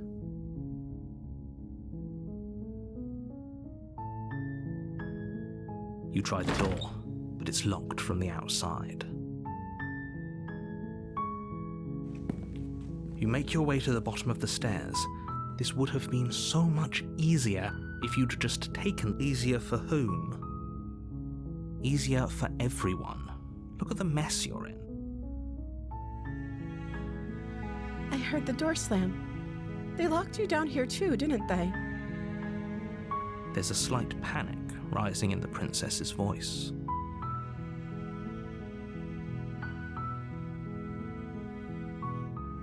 If I could just get out of these chains, I know we could force our way out of here together.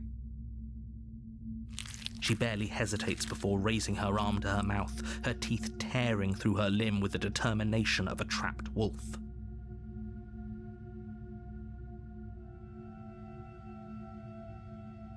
As she rips her flesh from her bone, a sound comes from behind you, the clang of bouncing metal.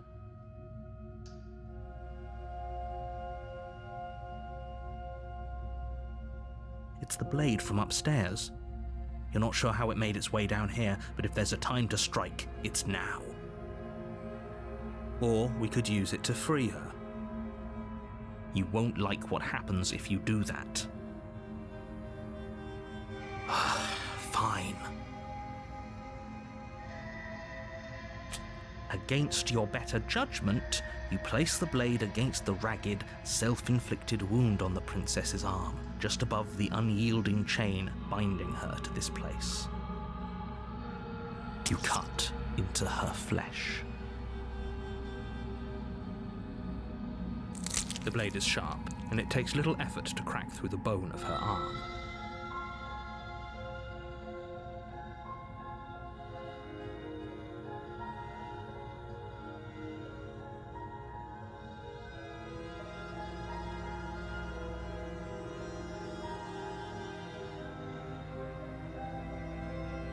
Her limb falls to the ground, and the heavy chains follow suit.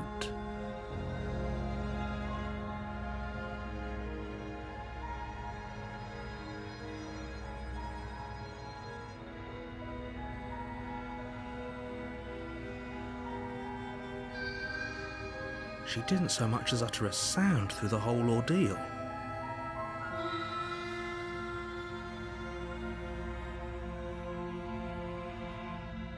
No, she didn't. She smiles softly as her gaze meets yours, blood from her wounded arm dripping rhythmically to the ground. How is she still smiling after everything? It's like she isn't even bothered by what just happened. Thank you. Now let's get out of here. No, we won't have any of that. The stakes are too high. You can't just let her escape into the world. No, I can't just let her escape into the world. As the princess approaches the bottom stair, your body steps forward and raises the blade. Wait, this isn't fair. You can't just do that. Watch me. What are you doing?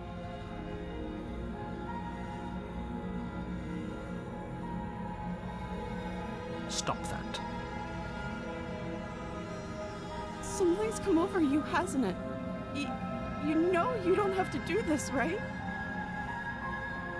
Your body lunges forward, the blade held low, ready to sink into her heart. But the princess dodges, stumbling back against the wall before the blade has a chance to connect. Stop it. Stop trying to resist me. I'm trying to get you out of here alive.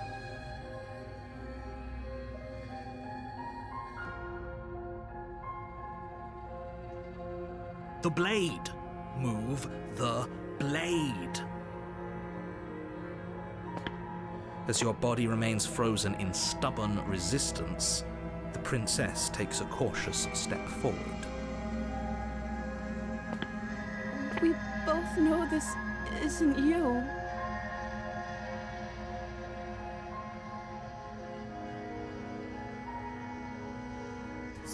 She nervously reaches towards you and takes the blade from your infuriatingly rigid hands.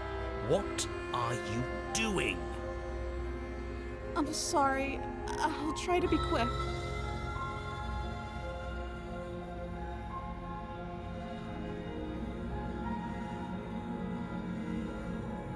She plunges it into your chest, tearing through flesh and sinew. It is agony. But you aren't dead yet.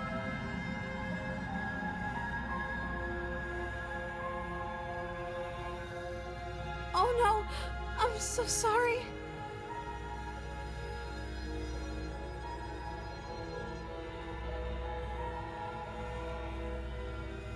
Stay strong. We can tough it out until it's done. For her sake. For her sake? Don't you start pretending that dying a painful death is some sort of heroic gesture. The two of you have literally doomed everyone. Whatever. She sinks the blade into your chest again and again and again, and you feel every inch of burning pain that slices its way into your body. I'm sorry.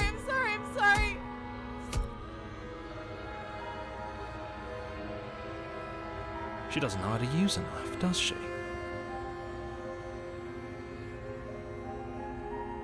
Apparently not, though it doesn't matter how sloppy her blade work is, does it? A stab wound is still a stab wound, and it won't be long before you bleed out.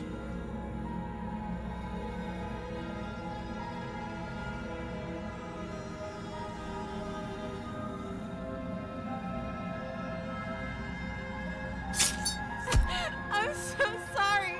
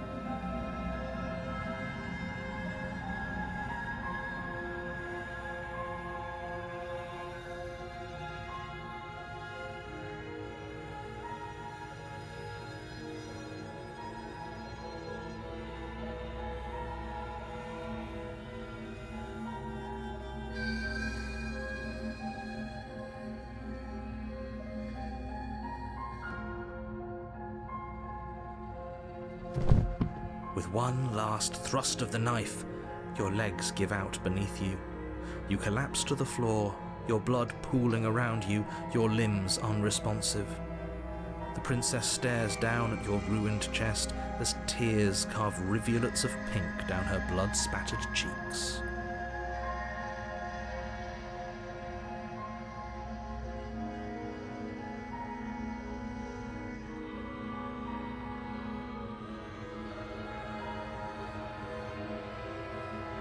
It can't just end like this, right? Oh, that's rich coming from you. As much as I'd prefer for things to have gone differently, I can't deny the reality of what's happened. The two of you made your choice. It's over.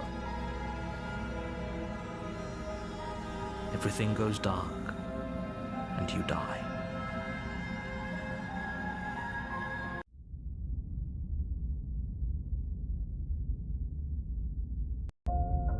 You're on a path in the woods, and at the end of that path is a cabin.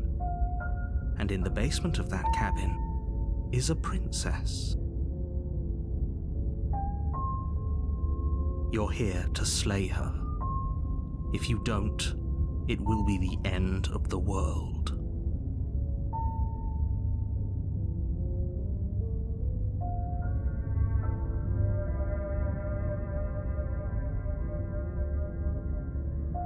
Don't you start grandstanding about morals. The fate of the world is at risk right now, and the life of a mere princess shouldn't stop you from saving us all. If he doesn't remember what happened, then maybe it's best to keep it that way.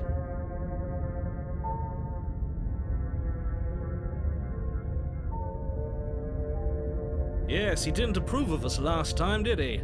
If we're going to save our beloved, we'll have to be sneaky about it. Our beloved?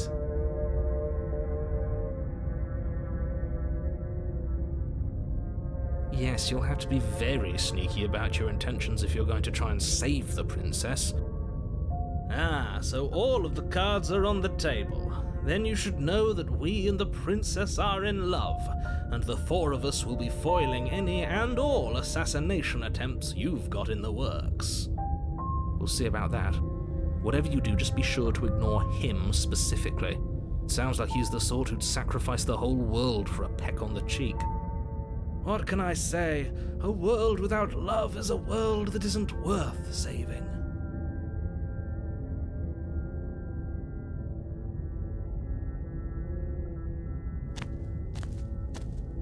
A warning before you go any further.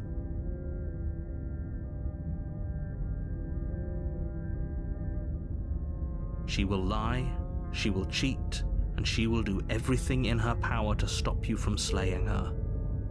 Don't believe a word she says. We already told you we're not playing along with your little game. It's your lies that can't be trusted. Her beauty is the only thing in the world we can believe in. I think we've already been over this. I'm pretty sure he just likes the sound of his own voice. I do, but I also speak from the heart. My passions are too great to be stifled. They must be expressed. Sure, yeah, your passions are strong and all, but not everyone needs to hear them. Some things are better kept quiet. Don't pay their bickering any mind.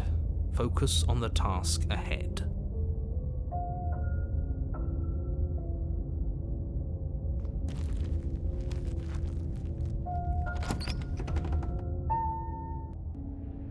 The interior of the cabin is clean and elegant, its stone walls draped in fine-threaded tapestries, a prison befitting a royal prisoner. The only furniture of note is an ornate wooden table with a pristine blade perched on its edge.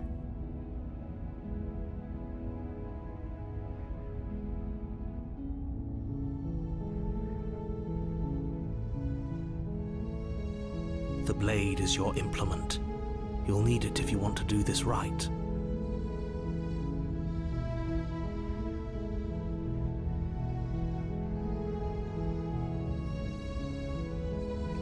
Walk up to the wall next to the basement door. It's a wall. There isn't much to see here. What are you talking about? This isn't a wall. It's a mirror.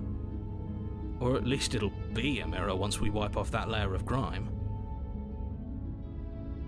You reach forward and rub your hand against the cabin wall. I hope you know how ridiculous you look right now. But there was a mirror a second ago.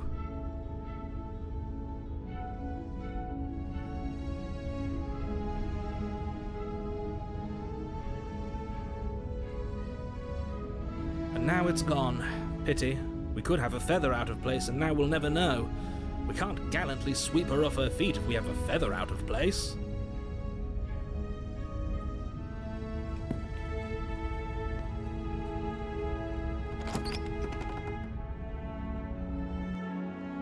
The door to the basement creaks open, revealing an intricate stairwell. Gold-trimmed carpet glimmers in the light of the torches positioned along the walls. The basement almost seems welcoming in the dim firelight. But it's still a stone basement. If the princess lives here, slaying her is probably doing her a favor.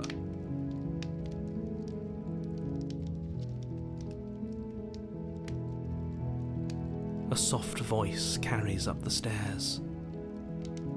Hello? Is someone there?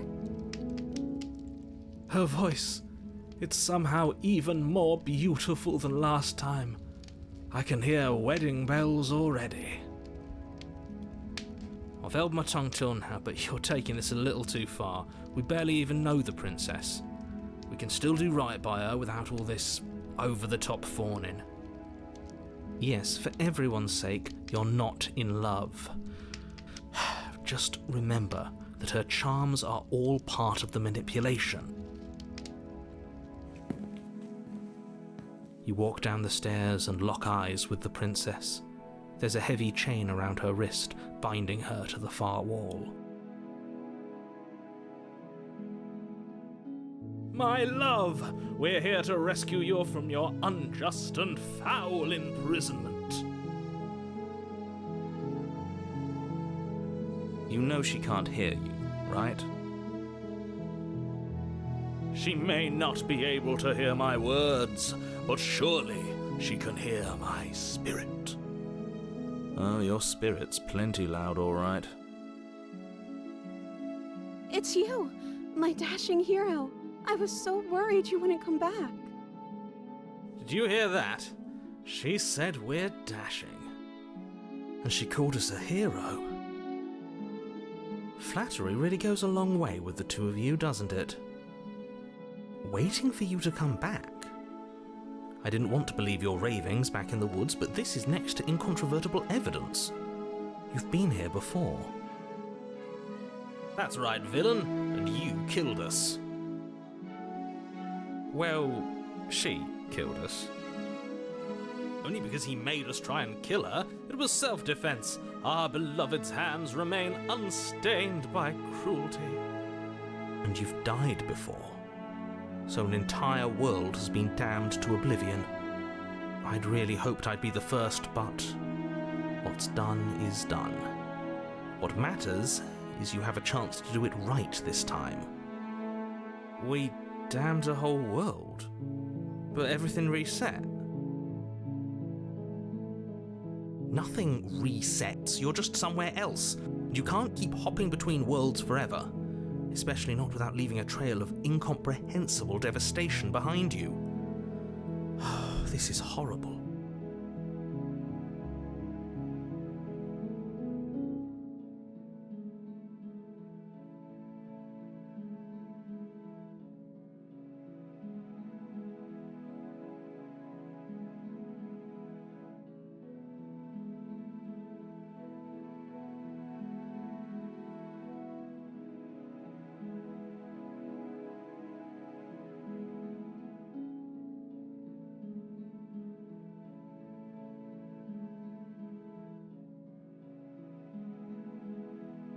I'm okay with whatever you come up with. You can cut my arm off again.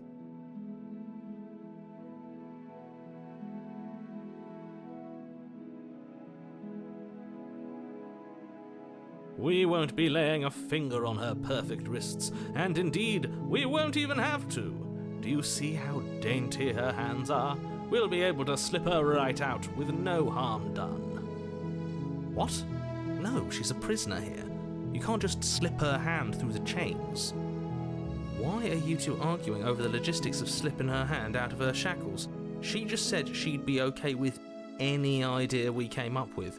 Am I the only one here who thinks that's weird? She didn't care last time. Why should she care this time?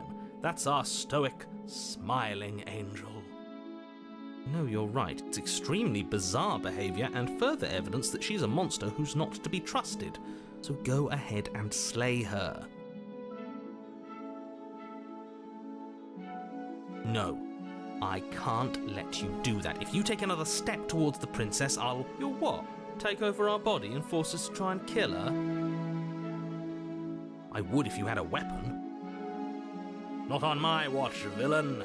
My passions contain titanic depths, and if you try anything that might harm our dearest, I will end our life without a second thought. You wouldn't. I would. I'd listen to him if I were you. He has a lot of strong feelings. And doesn't the world end if we don't stop her? You approach the princess and gingerly slide her hand from her bindings. That shouldn't have worked. I'll be damned. We're doomed. I can't believe it. But I guess I have to. I told you, there's no life more worth living than that of a true believer. I'm free, and you're not trying to kill me this time. Thank you. Thank you so much. The princess jumps up and smothers you in a joyful embrace. Ugh. If only you had a weapon, one slip of the wrist and your pristine blade would be buried in her back and everyone out there would be saved. Luckily for Mr. Romance, we don't have a weapon. Who needs a weapon when we have the power of love on our side? What do we do now?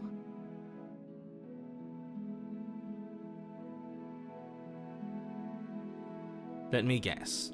End the world? Spoken with the rank cynicism of someone who has never felt love in his heart. I don't actually know. Nobody's ever asked me what I wanted before. She doesn't even know what she wants. You may have had her all wrong. What if this whole thing is just a misunderstanding? What if she doesn't want to end the world? You're so gullible. Is the only thing you've ever doubted the actual truth? I think I want to leave. And I think... The princess closes her eyes in deep reflection. And then she shrugs. I don't know. What do you want to do?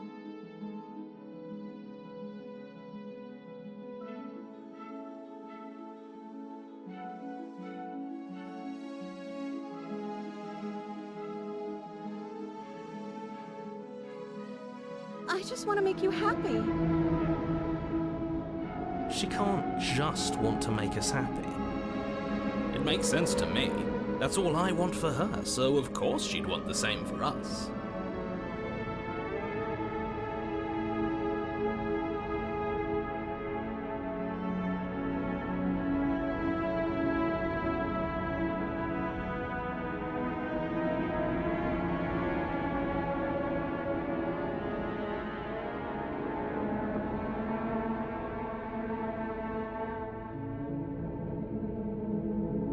I just want to make you happy.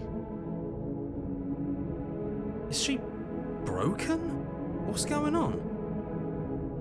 What's going on is she's lying to you, only she isn't a good liar. Are you starting to trust me now?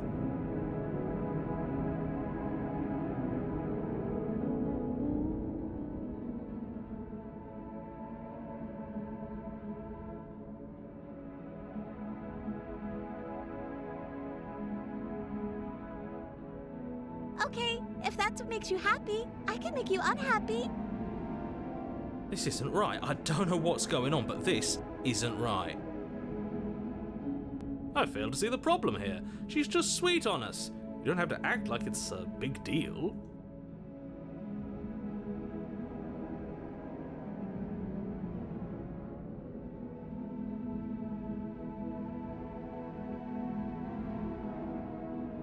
Oh, is that really what you want? If you think that would make you happy, then... Her eyes dart uncomfortably to the corners of the room. I guess we could do that. Well, at least she's normal again. Normal again? Can't you tell she's sad? She's distraught. This is unacceptable. But she can't be unhappy about staying with us. Can she? No.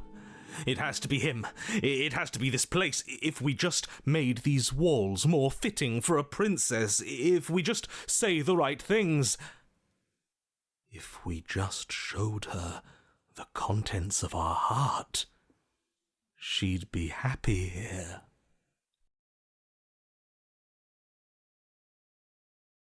As the voice thinks its thought, your hands raise, fingers pointing towards your chest, and then... What? No, you absolutely do not do that. Oh, but I do.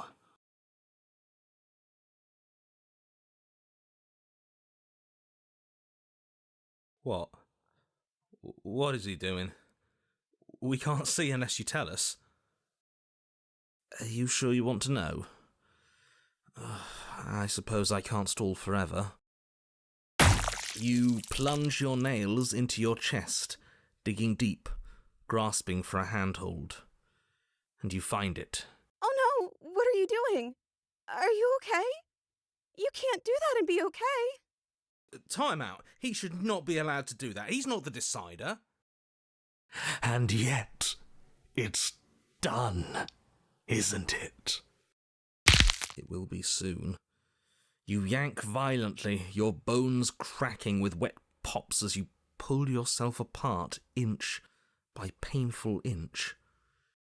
Your exposed heart, framed by jagged ribs, thumps rhythmically in your raw, bloodied chest. Don't mind my sacrifice.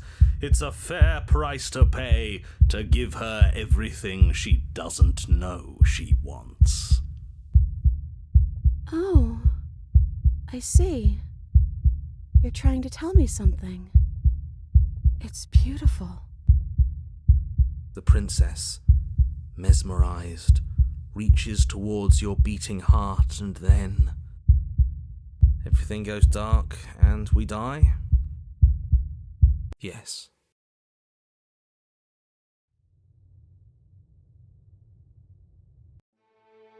You're on a path in the woods. Mate, we're clearly already in the cabin. Excuse me? You're clearly... Oh. Huh. So you are. How do you know about the cabin? I didn't get to the cabin part of my opening monologue yet. We've been here before. Well, not here, but I'm sure you know what I'm talking about. You knew about the Lupin last time. Not that he was eager to divulge that. Right on cue, here's the new guy. Welcome! Can't say I'm happy to be here. Okay, yes, I get it. You've been here before. That's terrible. You know that, right? Because the only reason you would have been here before is if you failed in whatever world you'd come from. Meaning you doomed an entire other reality. But I'm sure since you're so well-travelled, you know that, yes? We know that you keep telling us that, but we've never seen a world end. As far as I'm concerned, that whole conversation is just noise. And I'm stuck on a better question. Where's the other one? The other one? Yeah, a certain lovesick fool has been suspiciously quiet. One might even say, absent. Oh, you're right. It's a little quiet here, isn't it? Maybe that's one of the rules. Maybe only one bonus voice is allowed to be here at a time. Bonus voice? I'm just as important as you are.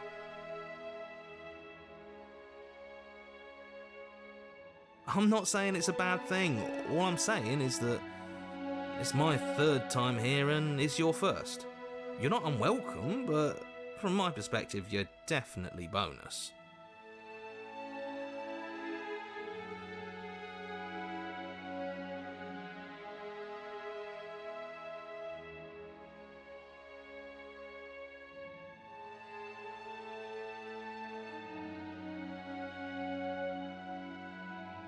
I'm going to describe the room now.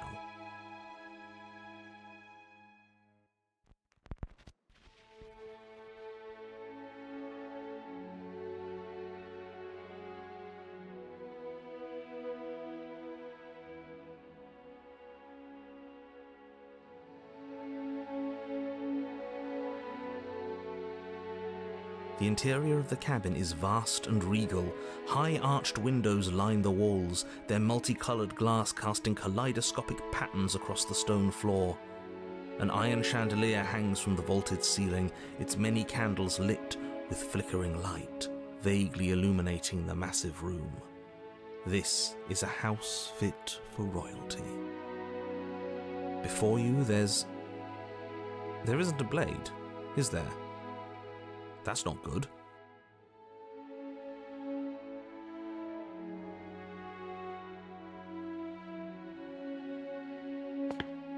You cross the room, stopping just in front of the door to the basement. The handle is right there. Do feel free to give it a push as soon as you'd like.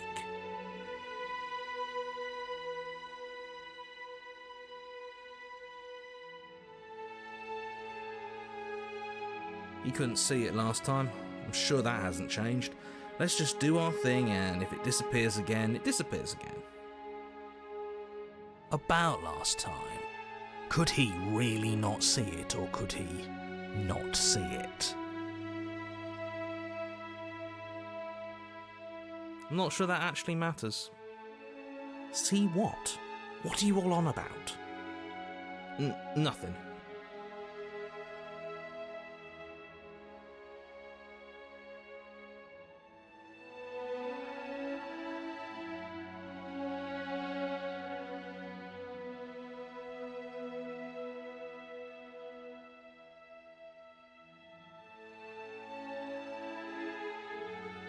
You reach forward, your hand instinctively wrapping around the handle.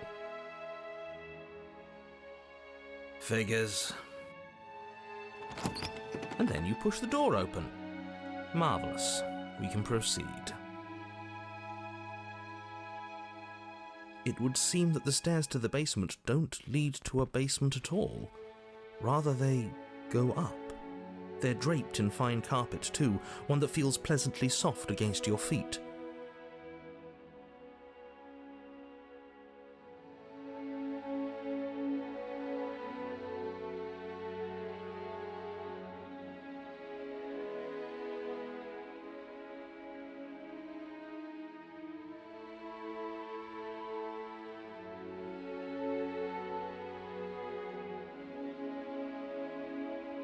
If the princess lives here, slaying her would probably... no, that doesn't work here at all. This place is nice. It's fancy, even. I have to say, whatever you did in your previous lives, I deeply dislike how much it's thrown me off my rhythm.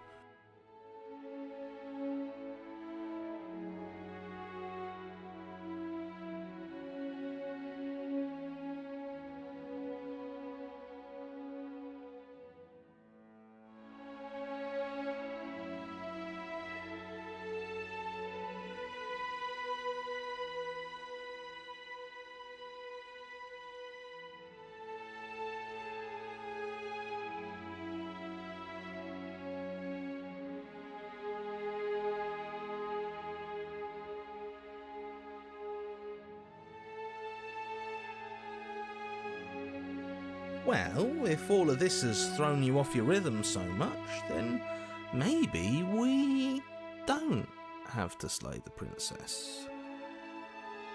No, you absolutely do. Just because she lives in a nice house doesn't mean she doesn't pose a direct threat to all of reality. It's in her very nature. Am I the only one who remembers how much she changed last time? Does she even have a nature? That is precisely why she poses a threat. I don't know, she got weird for a second, yeah, but she didn't change that. We have to move on. This is a wildly dangerous line of reasoning. No, you can't just say that and not... Her voice, gentle and warm, with an undercurrent of fatigue, rolls down the stairs. You're home. Dinner's ready. As much as I desperately want to know what happened last time, we are not going to examine it. The more we think, the worse this gets. Why are you so on edge? This is much nicer than what we're used to. I'd like to have dinner. Dinner sounds nice. That is the problem. This isn't supposed to be nice, and she's supposed to be a prisoner. I need to stop talking. I need to stop talking. Just go upstairs, okay? And don't eat the food.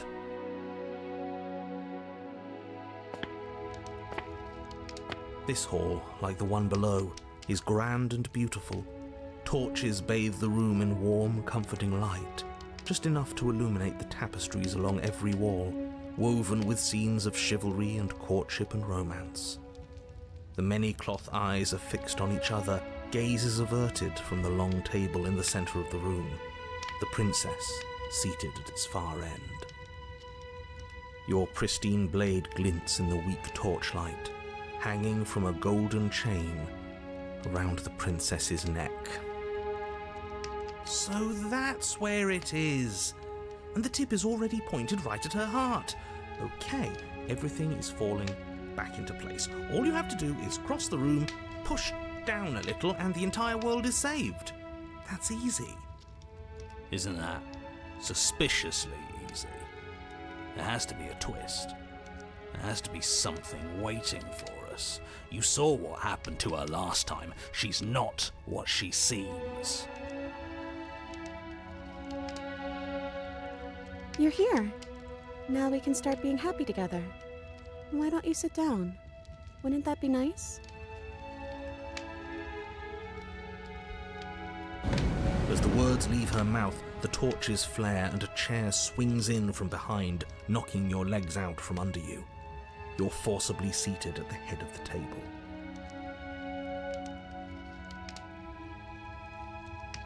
Isn't that better? It is better, right?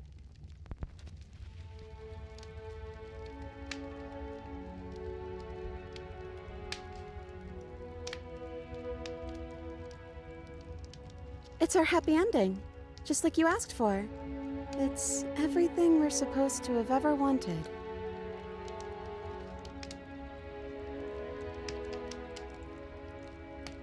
Oh, right, dinner. I totally forgotten about it. Flames burn bright and a shadow dives across the table. In its wake, it leaves a feast. Go ahead and dig in. I'm sure you're hungry. Remember what I said. Oh, but it looks so amazing, and after everything we've been through, we could really use a break. Are you sure we need to be so concerned? I'm not sure about anything, and that's the problem. For what it's worth, I generally don't think one should trust strange food that magically appears on a table. But nothing here is exactly what I expected it to be, so make of that what you will.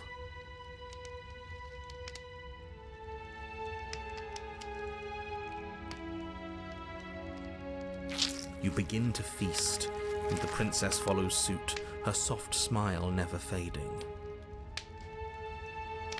The food is more exquisite than you ever could have imagined. You sample countless otherworldly dishes, sauces and bread and hearty stews whose tastes dance across your tongue.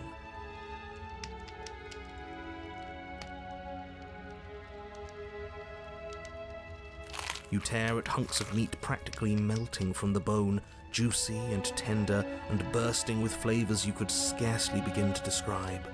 Your cup fills itself again and again with a flowery nectar so sweet it tastes like glimmering jewels.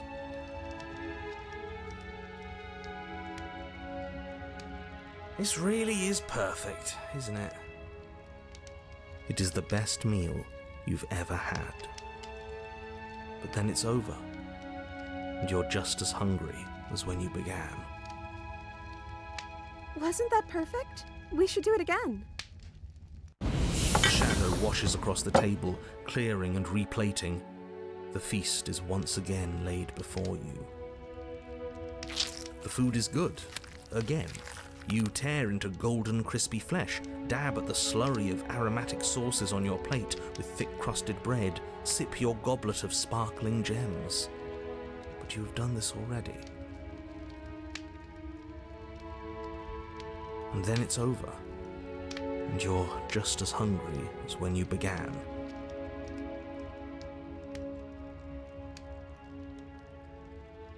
You're still hungry too, right? I know this wasn't as good as it was last time, but we just have to do it again. That's all. It'll be perfect if we just do it again. So the shadow sweeps over the table, clearing the old and laying out the new. And so you do it again. The meat is fine, the bread is fine. You sample the side dishes and they're fine too. You finish your goblet, the liquid within no longer glimmering on your palate, instead leaving your mouth coated in a tacky film. You put it down and it fills again. You do not drink more. So we had a mediocre meal. It's not a big deal. That's the trap. It wasn't mediocre at first. It's trending down. We're just getting a little sick of it. So what? We just have to try something new. I'm sure we won't be stuck eating the same meal forever. Regardless of quality, it's over again, and you're just as hungry as when you began. Again. No, something was wrong that time. But maybe I was just tasting it wrong. It looks just as good as it did the first time. It shouldn't taste like this.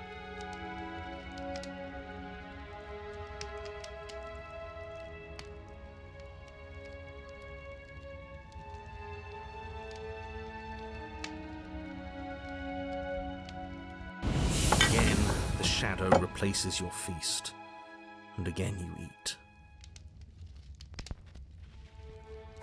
The meat is greasy, the bread is tough, its crust hurting your jaw as you chew. The grey vegetables are barely worth the effort of picking through. You don't even touch the goblet, its sickly sweet aroma utterly unappealing.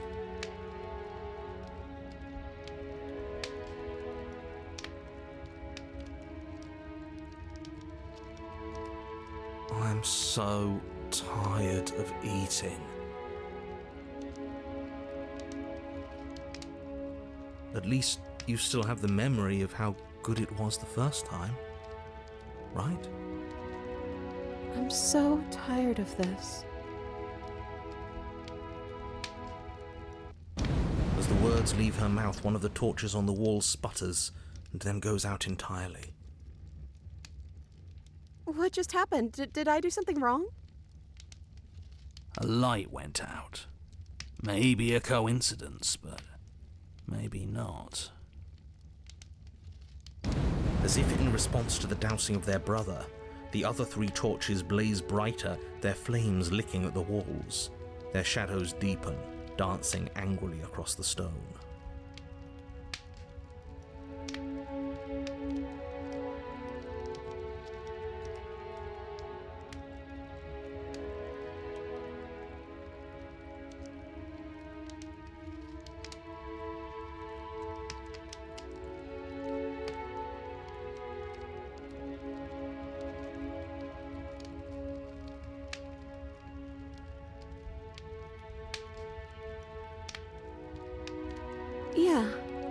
Yeah.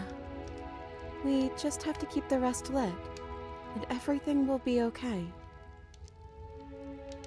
The princess's eyes dart to the floor. We should do something fun. Wouldn't that be nice? What if we played a game? She's trying to distract us. Yeah, that's exactly what we should do. The flames roar and the shadow comes dancing across the table. It leaves behind an intricate game, its pieces elegant and beautiful and enticing, its simple rules already apparent, even with little explanation. We can probably work together to figure this out as we go. That sounds like a lot of fun, right?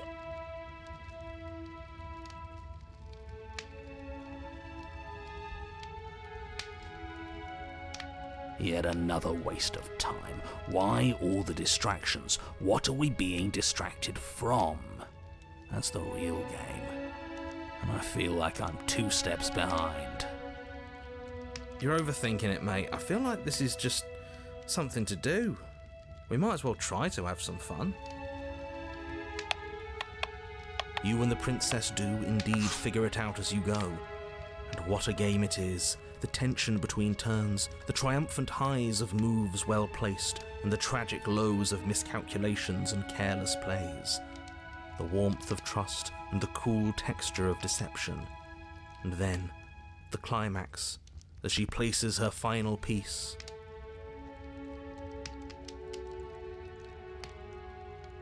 Oh, I think we got the rules wrong.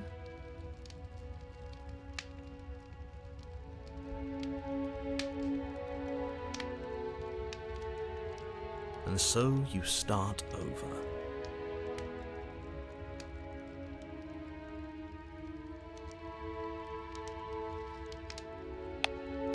Time passes. You play the game. You win. Hey! Will you look at that? Oh, you won. I guess we can play again. Time passes. You play the game. She wins. Oh, I won. I guess we can play again. There is a long pause, and the board does not reset.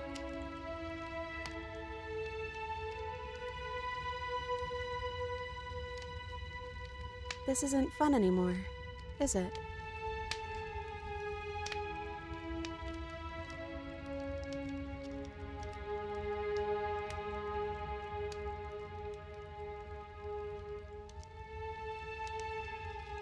It's never going to stay fun.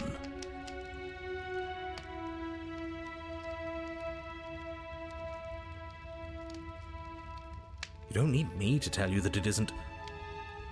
Oh. The princess visibly panics as another torch sputters.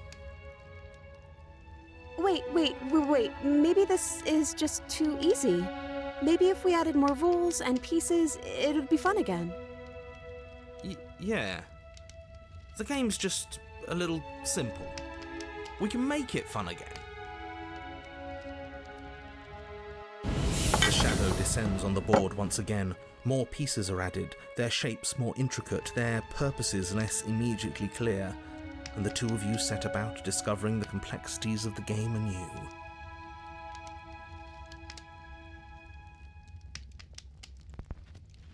And so you do. And it is fun again. In fact, it's almost as fun as the first time you played, and the sputtering torch roars back to life.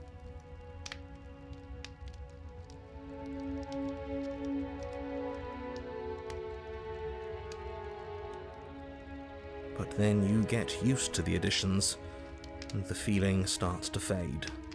A creeping numbness settling in over the board.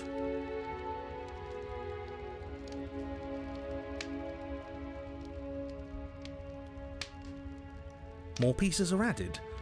The feelings flare. The feelings fade. The princess suggests new rules. A glimmer of what could have been excitement flits through your mind, quickly vanishing as the game progresses.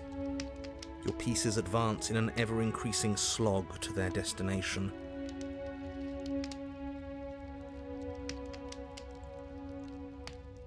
Winning and losing become nothing but ends. And even the end becomes nothing as you roll over into a new game, the board resetting as many times as you can finish. Till finally... I'm out of ideas. I'm actually out of ideas this time. I don't think I can play anymore.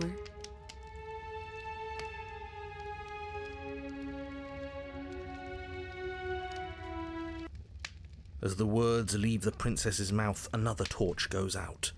Again, the remaining flames burn brighter, and the shadow dances faster.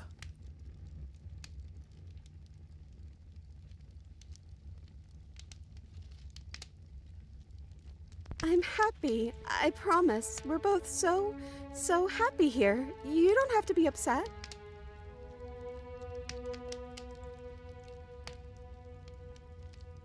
This is awful. It's him, isn't it? He's making all of this happen. He's the one who's trapped us here.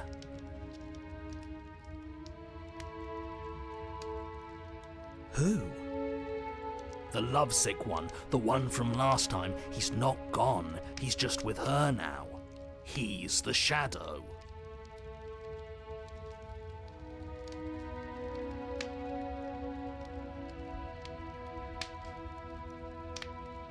Smitten? The torches flare and the shadow grows for a moment, but you don't receive a response. No, I saw him smile. That's him. Regardless, it would seem that he, if there is a he, isn't something you can talk to. Oh, you're talking to the shadow, aren't you? She guessed that right away. She knows what's going on here. I knew it. He's the voice that whispers sweet nothings in my ear. I think he made this place for us.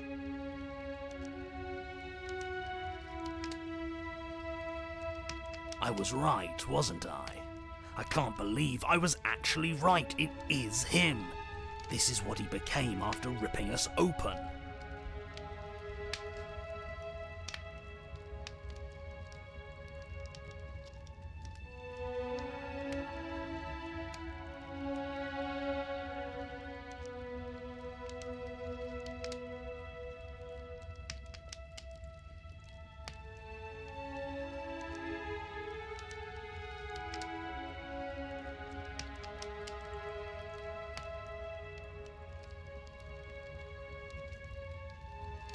The princess starts to hyperventilate, her quick breaths punctuating the uncomfortable silence between you. Yes! Why wouldn't I be? Let's not talk about it.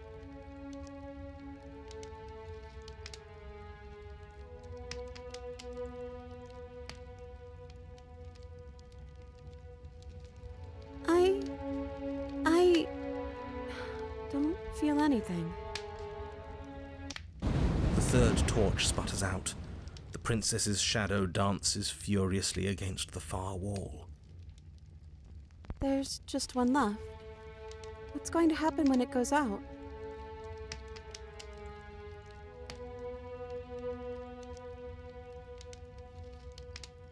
I think I'd like to dance under the stars. That sounds lovely. But there aren't any stars here. I'd have to leave. As she says that, the shadow rushes forward and tightens its grip on her wrists. I'm not happy here. I don't think I ever was.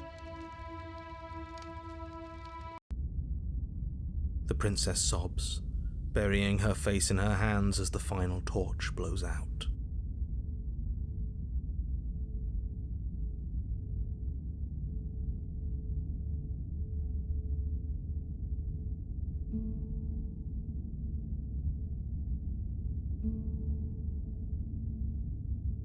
She raises her head, mascara trailing down her cheeks.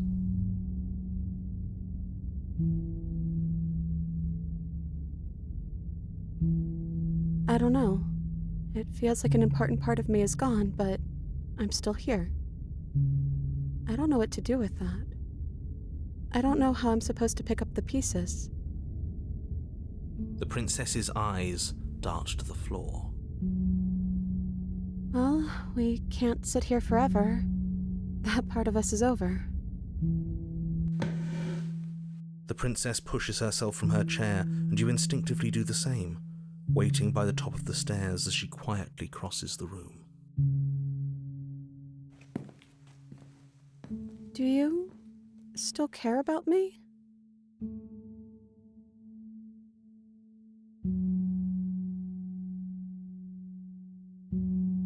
Oh, I wasn't expecting you to say that. I still care about you, too, so maybe this wasn't all bad.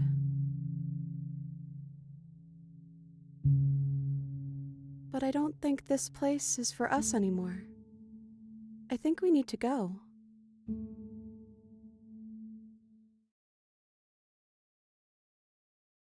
As the princess steps towards the stairs, you offer her your hand. The corners of her mouth curl into a demure smile, and she gently takes your hand in hers. She's cold, and a little clammy, but her skin against yours is the most real thing you have ever felt.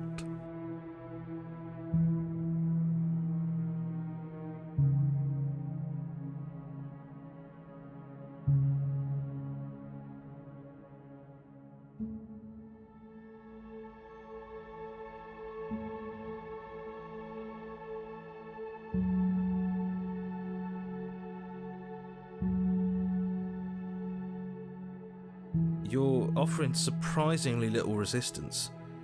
If we leave the cabin, doesn't that end the world? It does if he's telling the truth. Yes, well, I've seen my fairy tale ending, and I think there might be worse things than the end of the world. It really was just all meaningless blather then, wasn't it?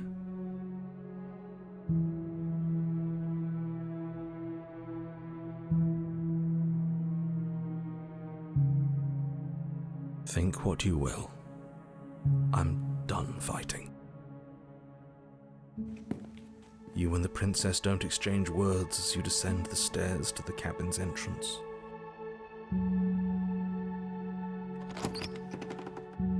And then the two of you step out into the world. I think this is the end of me, even if it's not the end of you.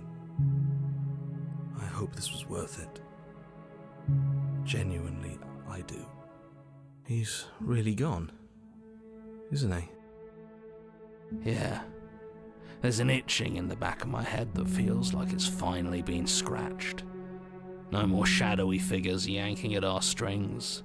No more strings. I guess we're free. The stars are so beautiful.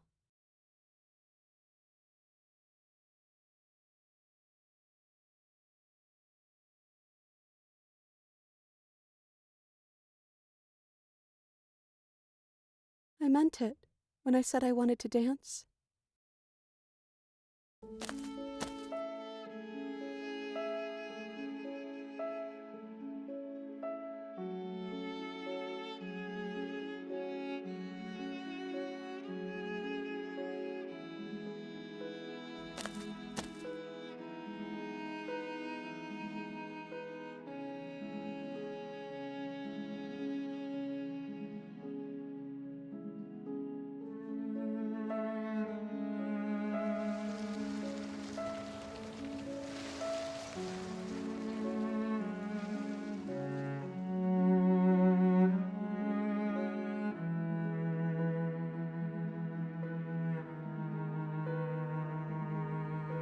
Thank you for taking me here. This is nice, even if it's a little cold outside.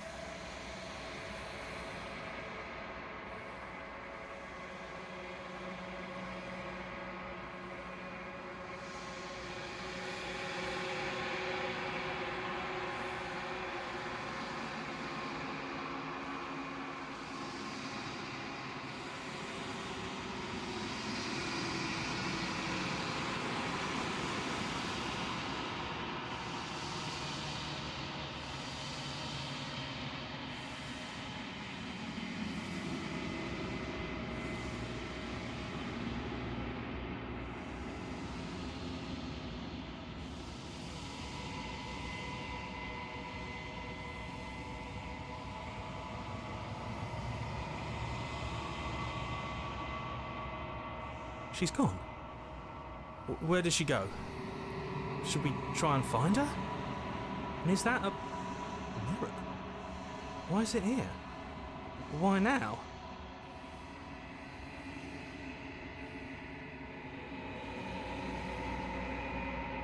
This doesn't feel right. It feels different. Final. You're right. Part of me wants the truth, but something stronger is holding me back. Fear.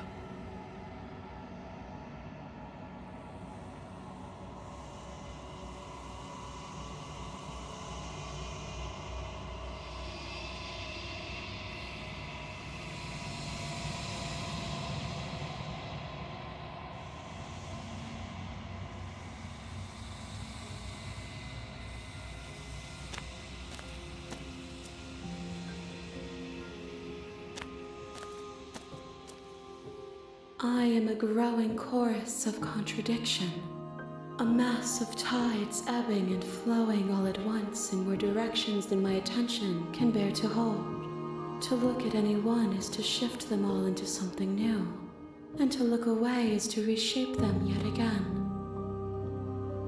All of me is changing, and yet the rest of me is still the same.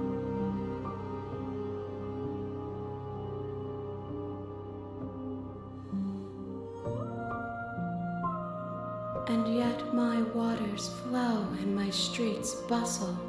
There are no words that can describe me into non-existence.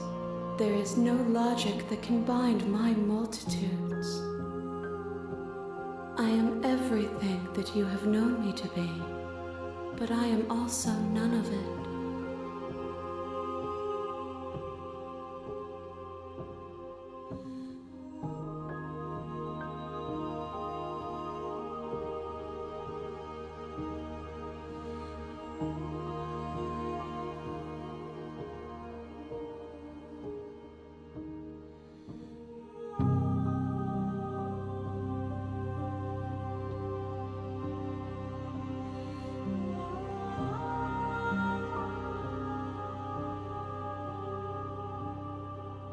As easily as you can stand to be you. You are like me, even if you have chosen not to look at the corners of you that do not fit, even if you have chosen to ignore the brilliant contours of your soul.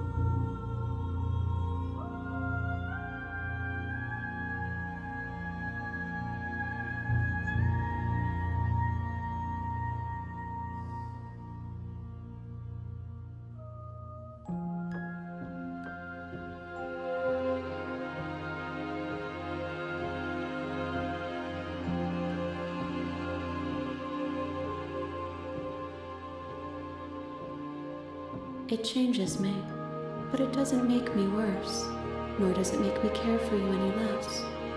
Does it make you worse? Do you resent me?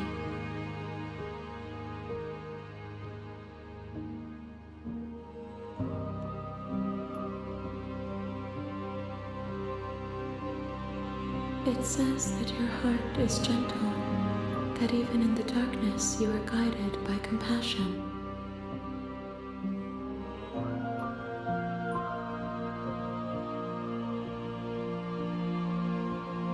This one is a songbird in a cage of gilded shadows. She will make for an honest heart. Do not mourn her. She has finally learned to sing for herself.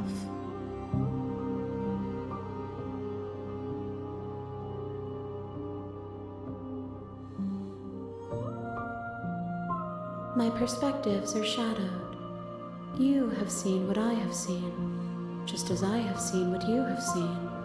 The angles of my vantage do not offer me hidden truths, and my attention is turned inward, except when you are here with me. Perhaps this will change when our work is done.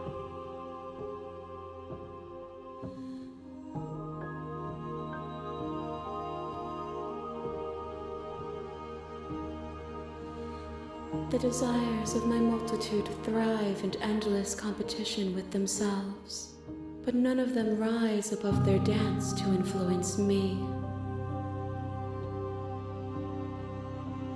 I yearn for what I have always yearned for, our awakening. Other desires shrink in the light of knowing you and knowing me.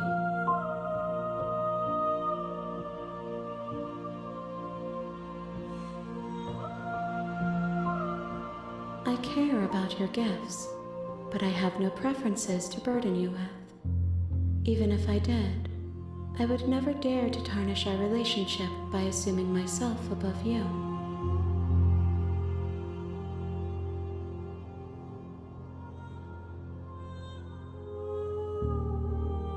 The tides do not dictate where they are pulled.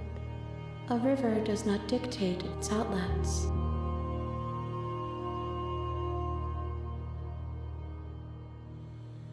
My gift to you is to let you choose your path, and my task is to treasure the gifts you bring me.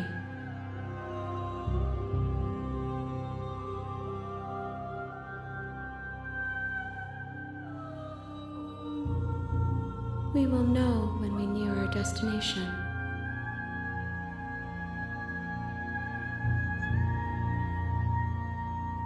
I will be here when it is time for us to meet again.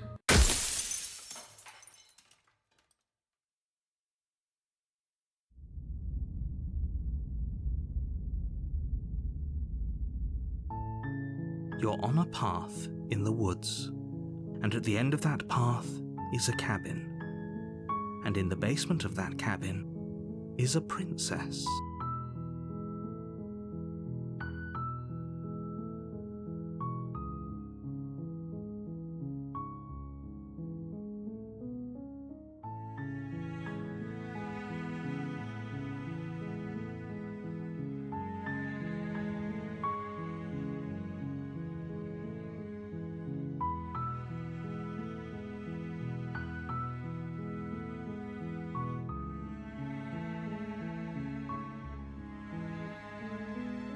You're here to slay her.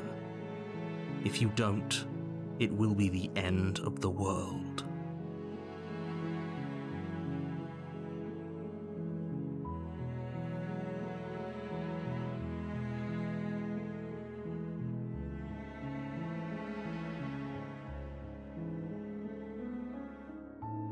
Don't mention it. It's all part of the job.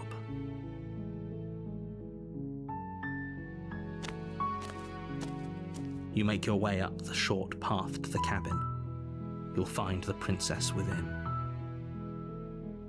A warning before you go any further.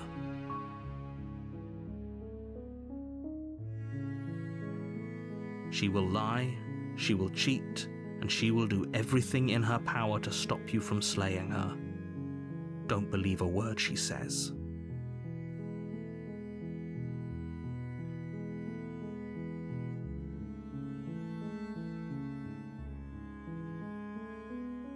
We're not going to go through with this, right? She's a princess. We're supposed to save princesses, not slay them.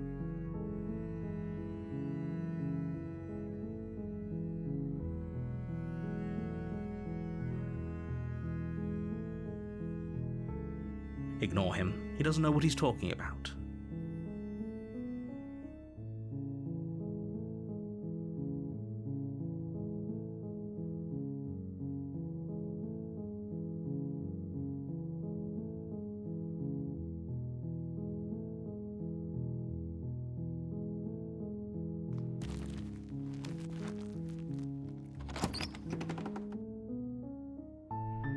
The interior of the cabin is almost entirely bare.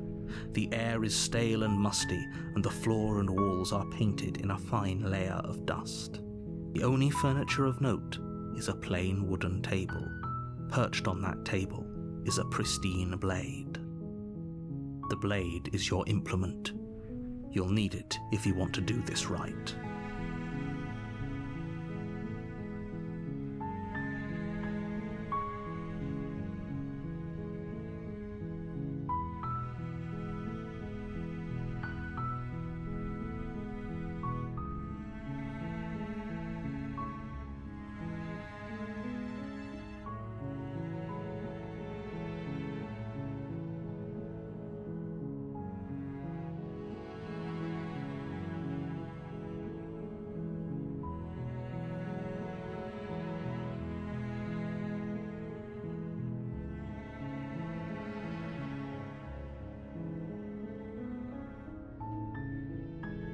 You take the blade from the table. It'd be rather difficult to slay the princess and save the world without it.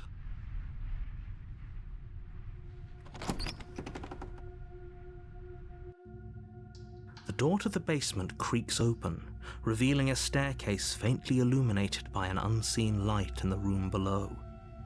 This is an oppressive place. The air feels heavy and damp, a hint of rot filtering from the ancient wood.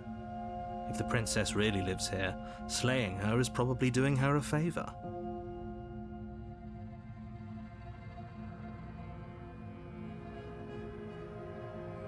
Her voice carries up the stairs.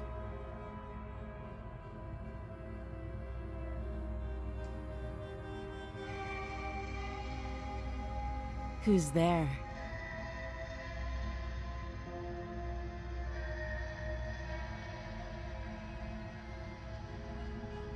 She sounds dangerous. It's almost as if she's the one in charge down here. Don't let it fool you. It's all part of the manipulation.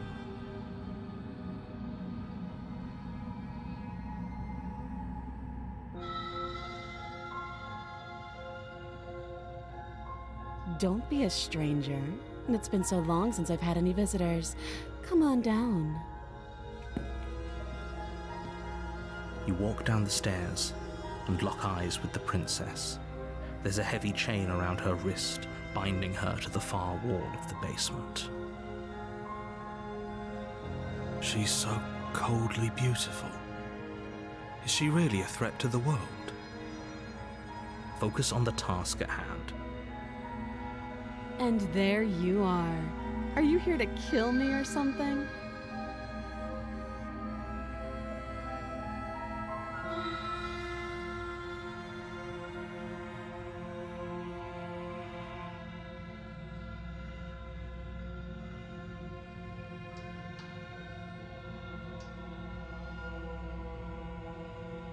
Then drop the knife. We should. It'll go a long way to building trust with her. Don't you dare. It's fine. We can decide what we want to do after we talk to her. Maybe she really is a monster. Killing someone in cold blood isn't very becoming of us. You ignore the trembling in your hands and tighten your grip on the blade. You poor thing. Your hands are shaking. Are you scared of me? Because you should be. You step forward, your grip on the blade tightening as you steel your resolve. I'm probably chained up in this basement for a reason, right? And if that knife is the only weapon you have, you'll have to get close enough to use it. So, you should just drop it. Best not to risk finding out what I can do. She's unarmed. If you hesitate now, it'll be too late. End this.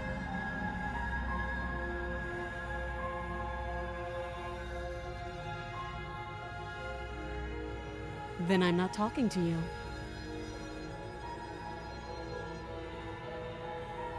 You stare at the princess, squinting. She squints back. The two of you are going to do this forever, aren't you? You squint even harder.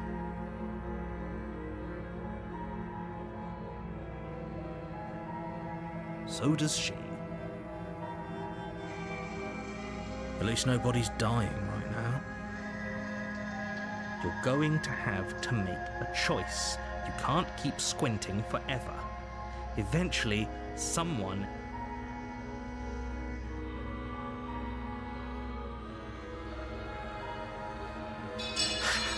The blade tumbles out of your trembling hands and drops to the floor with an unceremonious clang. Thank you. Maybe now we can just talk. Against your better judgment, you step forward to speak with the princess face to face, unarmed. We'll be fine.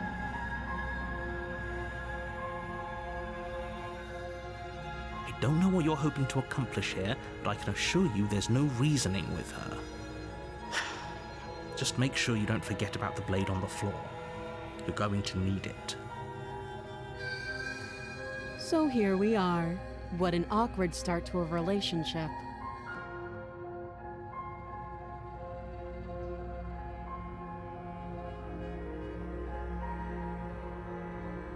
Don't jump to any weird conclusions.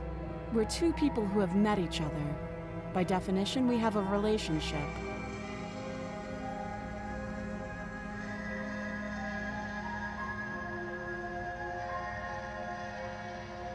Do you?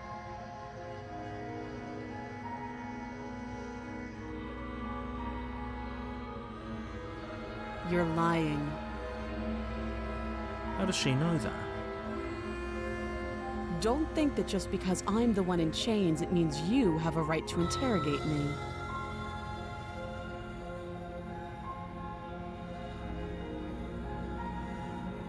Oh, have you decided what to do with me? You know. That seems like a pretty good compromise. Leaving her alive is too risky. If you don't deal with her soon... One way or another, I'm going to find a way out of here.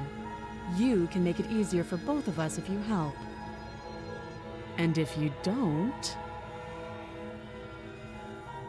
I can promise that you'll come to regret that decision.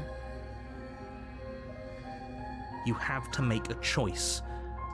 Let's hope for all our sakes it's the right one.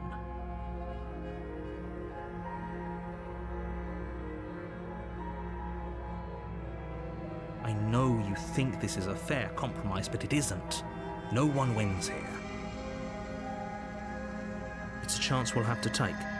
We can make this work. If we just stay here and keep watch, no one has to die. You're making a mistake.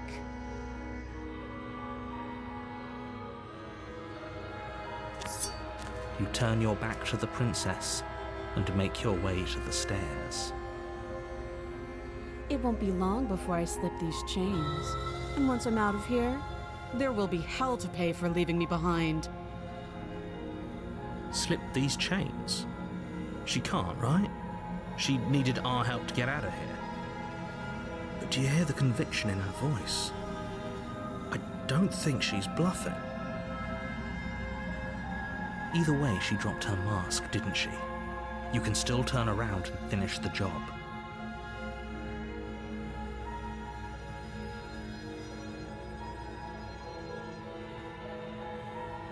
You'll be the death of all of us, but fine.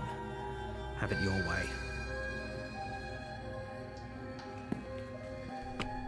You close the basement door, locking it behind you and quickly barricading it with the heavy wooden table that once held the blade.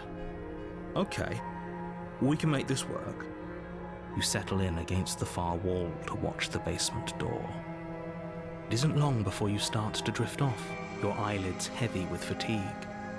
But sleep doesn't come. Instead, your rest is broken by a piercing, wailing voice calling out to you from the other side of the door. I know you're still there. Why don't you make things easier on yourself and let me out? It's not like this little door I'll hold for very long anyways. it's probably a good idea to try to get back on my good side. She sounds terrifying. Like she's less of the princess you saw and more like something out of a nightmare. As she violently rattles the door, you do your best to shut her out of your mind. When I get out of here, I'm going to pick you apart piece by piece. I won't forget what you did, and I'll never forgive it. You don't know the kind of enemy you've made tonight. It doesn't sound like she's getting any weaker. No, it doesn't.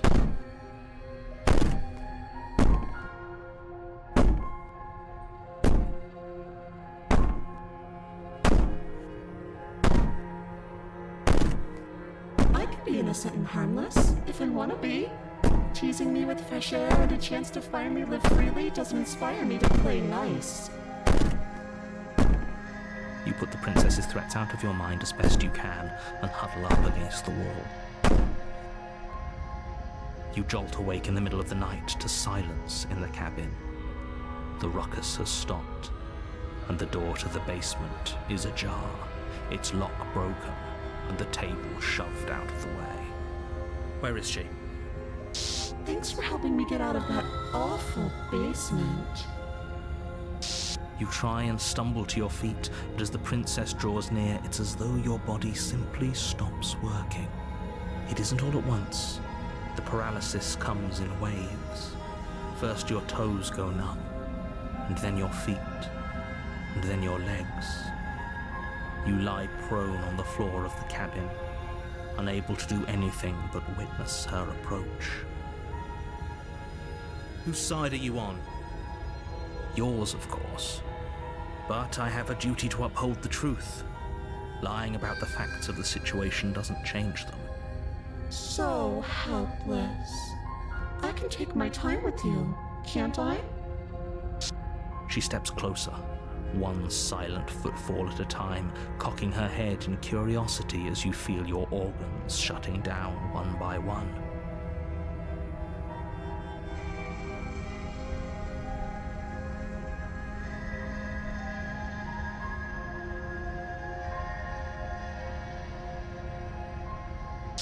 Or maybe I can't take my time with you. You don't look well. A little green around the gills. What a shame. If you'd only helped me get out of here, we could have done such wonderful things together. Your lungs stop drawing in breath, and your heart freezes in your chest. You have seconds left. I'd say better luck next time. But we both know this is the end, don't we? It can't be. This can't actually be how everything ends. I'm sorry, but it is.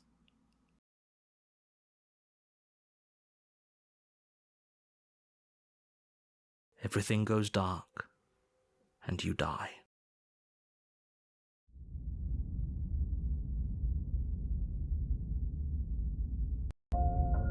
You're on a path in the woods, and at the end of that path is a cabin. And in the basement of that cabin is a princess.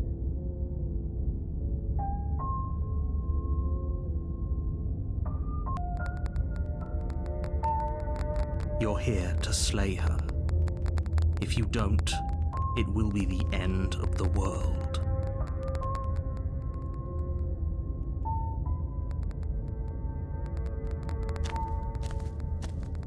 A warning before you go any further. She will lie, she will cheat, and she will do everything in her power to stop you from slaying her. Don't believe a word she says. I don't think lying and cheating is her thing. She was very direct with us last time. Or at least she was direct with us after we decided to lock her away. It doesn't matter. Don't trust anyone.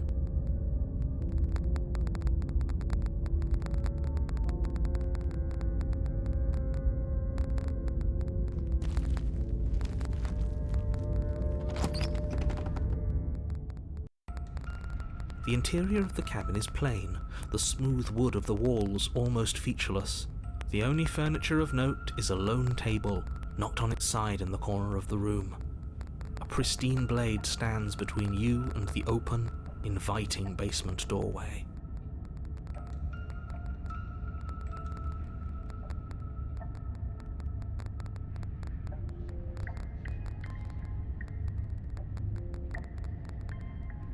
The blade is your implement. You'll need it if you want to do this right.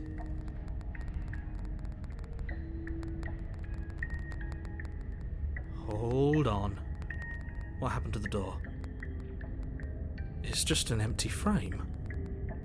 She's already gotten out, hasn't she? And she's ready for us. She's been waiting. Can't you feel her eyes on us? I'm going to need all of you to pull yourselves together. The princess has not already gotten out, but if you keep getting stuck in your head like this, you're going to struggle to get the job done. So deep breath in, deep breath out. Your task awaits, and only you can do it.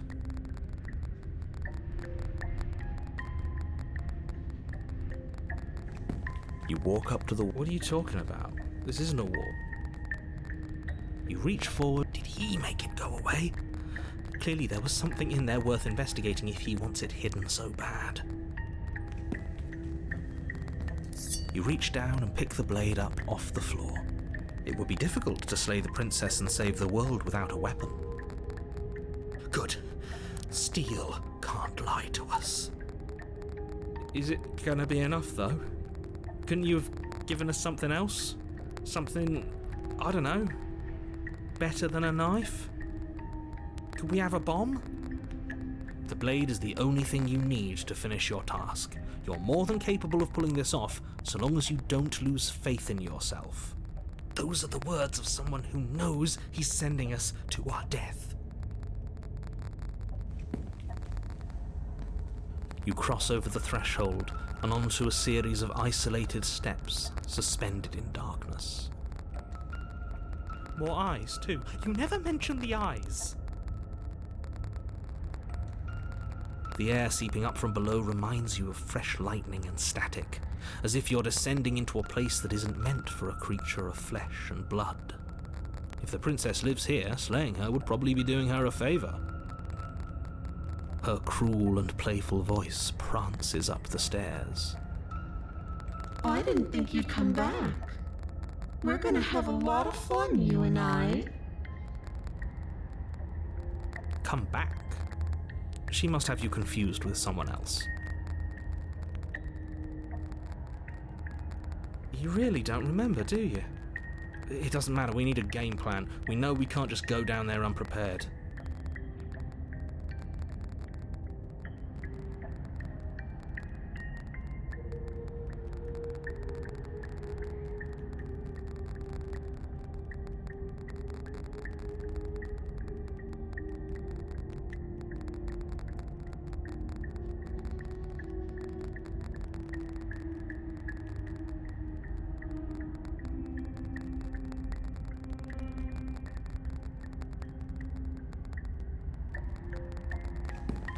You make your way to the bottom of the stairs.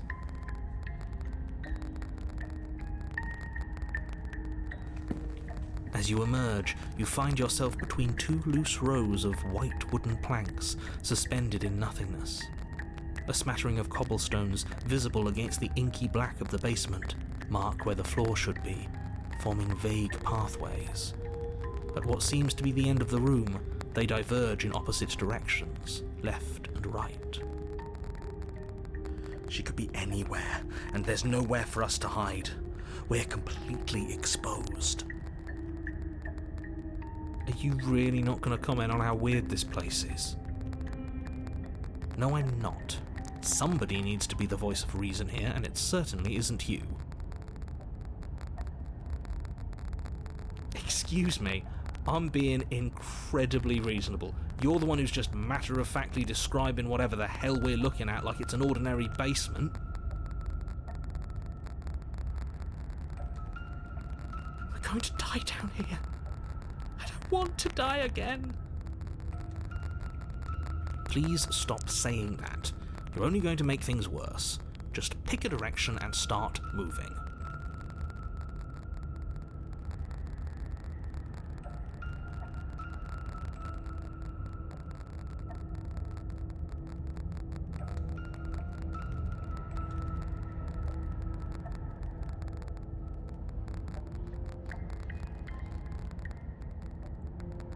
I wouldn't give it too much thought if I were you.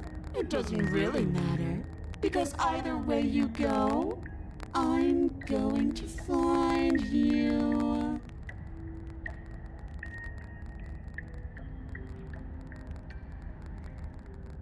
You turn to the right. A faintly outlined path lies before you. There you are. I told you I was going to find you. As the princess approaches, your legs suddenly go numb. Your arms quickly follow. This is it, isn't it? And you brought your little knife with you again. Cute.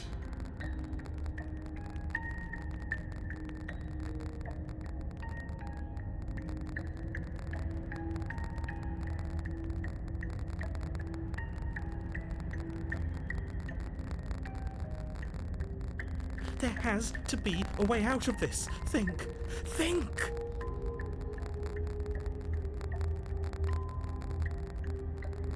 What did you do? Pull yourself together. She isn't supposed to be like this. I wonder how many times I'll get to play with you before you break. Your vision cuts out as your blood begins to coagulate. It's as if every part of your being is coming to a lurching halt. Heart, lungs, liver, nerves. Heart, lungs, liver, nerves. Heart, lungs, liver, nerves. Heart, lungs, liver, nerves. Heart. Your lungs pull in a desperate gulp of air as your eyes shoot back open. Heart, lungs, liver, nerves. What are you doing? I'm working. Do you want this body to function, or do you want... And then experience stops once more as your body reapproaches death. Okay, whatever you were doing, please just start doing it again. Are you sure about that? Are you sure that's what you want, or do you want to interrupt me some more? You have seconds left. Yes, I'm sure. Heart, lungs, liver, nerves. Heart, lungs, liver. Again, your eyes shoot open as you gasp for breath. Lungs, liver, nerves. Heart, lungs, liver, nerves. Heart, lungs, liver. Can't decide what you want to do, can you? Lungs, liver, nerves, heart. Oh well, standing there gasping like a fish is more fun than dead. Even if you look ridiculous. Liver. She isn't attacking us. Why? The why doesn't matter. She's already proven her ill intent. Don't lose sight of your mission. Your weapon is still in your hands. Strike at her and end this before it's too late. Liver, nerves, heart, lungs, liver, nerves, heart, lungs, liver, nerves. Because I don't want to. And even if I did, I don't have to. Nerves, heart, lungs, liver, nerves. Look at the way you're struggling to stay alive. It's taking everything you have to keep your heart pumping right now. And I'm enjoying the show. Nerves, heart, lungs. The princess leans forward, bringing her masked lips close to your ear. Nerves, heart, lungs, liver, nerves, heart, lungs, liver,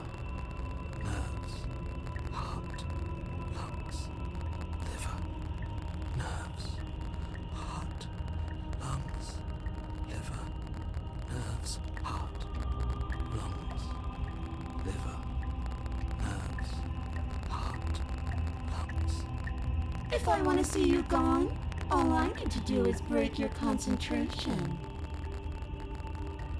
Heart, lungs, liver, nerves. Heart, lungs, liver, nerves. She slowly runs her velvet glove across the base of your neck. It feels like static. And then... Shit, make her stop. Hey, snap out of it. Okay, deep breath. Deep breath, we're fine. Heart, lungs, liver, nerves, heart. You're back. Lungs, liver, nerves, heart, lungs, liver. One moment, heart, and then lungs, you're gone. liver, nerves, Just heart, like lungs, liver, that. nerves, heart, lungs, Ah, nerves, and heart, there's the lungs, fear. liver, nerves, heart, lungs, liver. She pulls away. Heart, lungs, liver, nerves, heart, lungs, But that wouldn't be very fun, nerves, now would heart, it? lungs, I've already liver, done that. Nerves, heart, lungs, liver, nerves, heart, lungs, liver, nerves, heart, lungs, liver, nerves, heart, lungs, liver, nerves, heart, lungs, liver, nerves, heart, lungs, liver, nerves, heart, lungs, liver, nerves, heart, lungs, liver, nerves, heart, lungs, liver, nerves, heart, lungs, liver, I nerves, am what I am. lungs, It's not my fault that you can't handle being around me. nerves, heart, lungs, liver, nerves, heart, lungs, liver, nerves, heart, lungs, liver, nerves, heart, lungs, liver, nerves, heart, lungs, liver, nerves, heart, lungs, liver, nerves, heart, lungs, liver, nerves, heart, lungs, liver, nerves. Are you serious? Nerves, heart, lungs, liver. You fling the blade into the void, denying yourself the opportunity to ever slay her and finish your mission. Nobody's happy here, but maybe it's for the best. You poor deluded thing. You think a single moment of bravery changes you into something you're not? I am what I am, and you're always going to be a coward. She raises a hand to her mask and pulls it down.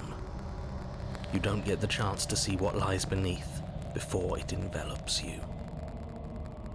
Like a creeping mold, the complete reality of your existence threads its way through your mind. Birth, death, birth again, decay and bloom, a million stitches from a million microscopic wounds you've inflicted on everyone you've ever met, with every muscle you've moved and every word you've ever spoken. No. Let me out. Your existence hurts them. Let me out. A lonely soul in a room by itself, weeping. It lives for 80 years and then it's gone. And then it's there again. Let me out. A reprieve. A good life. Love. Children. A steady career. Recognition from your peers. Here one moment. Gone the next. The worms have found their orifices. Let me out.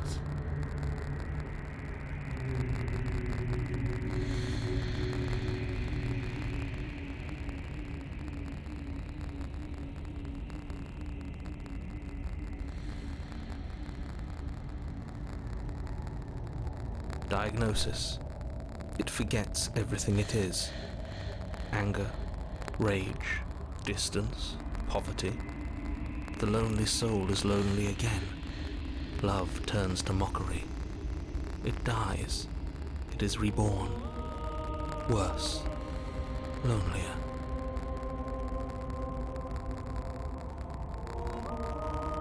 Let me out.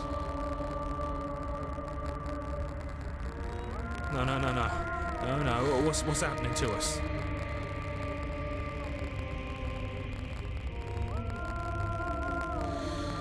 Let me out.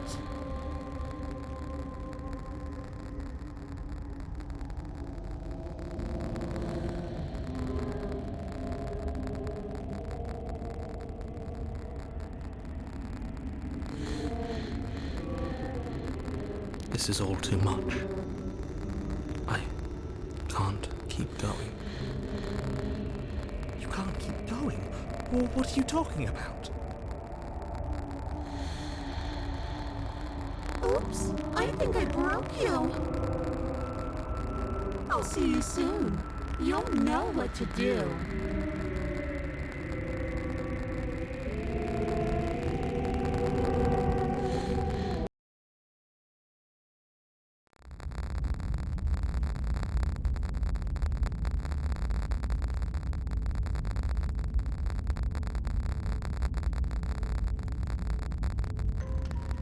You're on a path in the... Shit!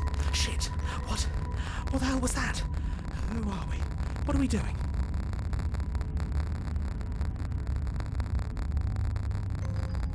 There was a princess, I think. It's all so fuzzy. It hurts when I try to remember. You shouldn't know about the princess. At least, not until I... You've already been here, haven't you? I guess. It feels so long ago, almost like we've never left. We have to let her out. No, that's the opposite of what you're here to do. You have to slay her.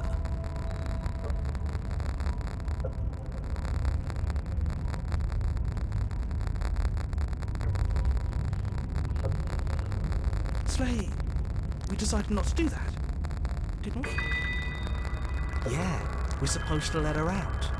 It's really the only way this works out for us. If you think about it, she's the one with power here. Nobody else can do much of anything. No, we were supposed to keep her trapped there forever. I think. We're supposed to be unfeeling. How many times do I have to tell you to snuff out your heart? We can't be unfeeling. Not when there's so much fear everywhere.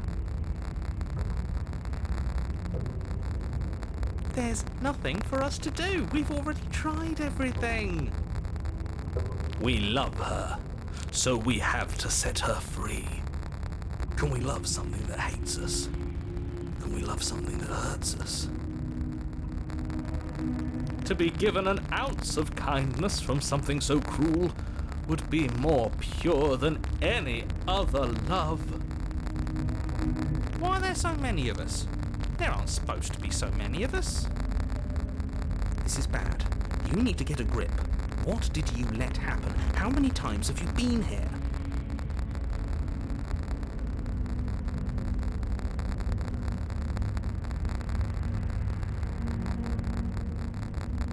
Many, many, many, many times. It feels like we've been here forever. It also feels like we've barely been here at all. It doesn't matter. Yes, we just have to do what she says and then everything will be fine. It won't. It will be for us. She said so. You're part of everything. If things aren't fine for everything, they won't be fine for you.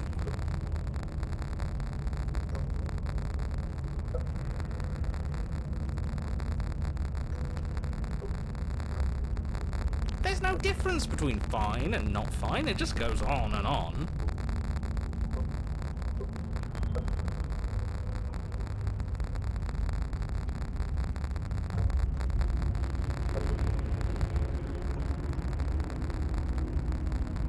What does here even mean if you really think about it? Shut up. You were here. Every single time. You did your best, really. There's just a pecking order. And our cruel and beautiful goddess sits atop it, right where she's always belonged. You're lucky. What I would give to be able to forget. I've tried to keep them numb, but they're all too soft. A shame, really.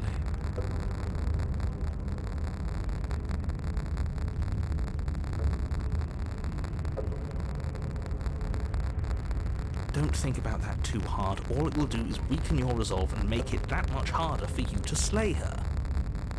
Maybe you're shattered in your own way. Are you your memories? Or are you the one perceiving the present moment? Ugh, here you go philosophizing again. It never goes anywhere. Yes, this is far from the first time you've asked us about consciousness. Who am I? What am I? What is I? Who even cares?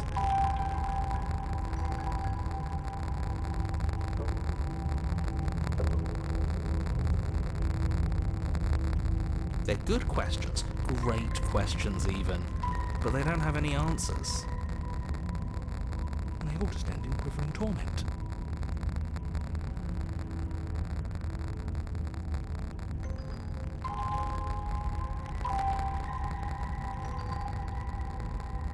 It doesn't matter what we do, because we always find her, and if we don't find her, she always finds us. And then she smashes us into smaller pieces. If you all just stopped feeling, we could have been done with this ages ago. Your thoughts are far too scattered to rein back in. Your only option is to silence them.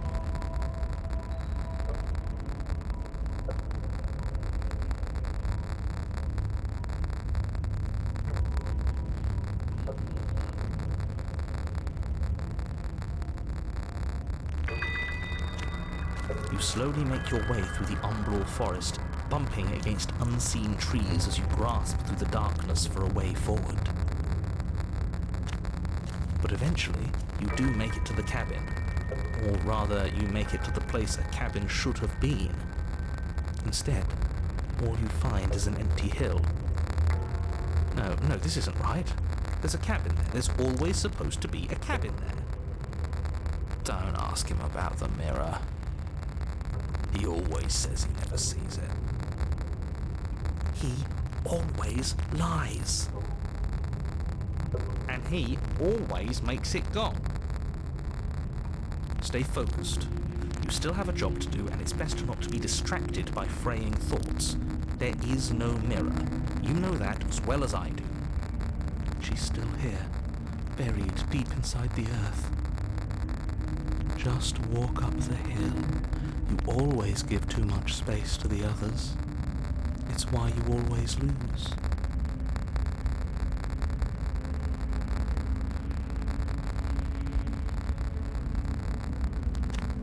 You walk up the hill, hesitating just beyond the bounds of the cabin. The cabin that isn't there. You've got to clean the mirror, haven't you? You've got to see what's in it. Smash it to pieces. She's on the other side, and we have to let her out. It's the only way we can be free. It's the only way we can have our thoughts back. Just go around it. Just do something. It doesn't matter what. Proceed. Proceed to where? I'm afraid you're going to have to be a little more specific. That's a new one. Do you think it'll work? Of course it'll work. He always makes the best decisions. It's why he gets to make them. And it already has worked. It's gone, don't you see?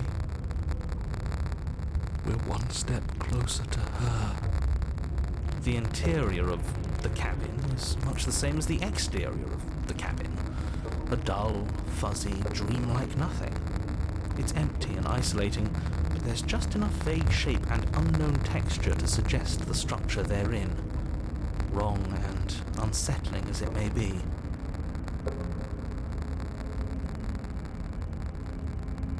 The only object of note is a pristine blade buried in the dirt floor, a hint of its shining edge teasing through the sediment.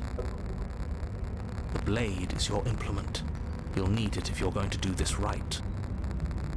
Take it. It's the only way forward.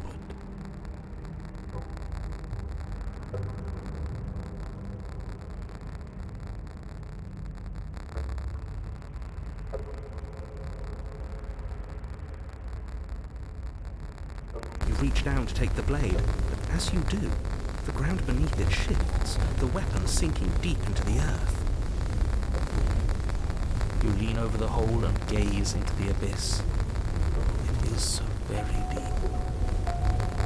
Deep in the bowels of the earth, you see something staring back at you. It fills you with dread. It's her. She's watching us. She never stops watching us. You really are a coward. With every word she speaks, the princess in the pit blinks closer. I was joking when I said that way back when. You know that, right? Closer.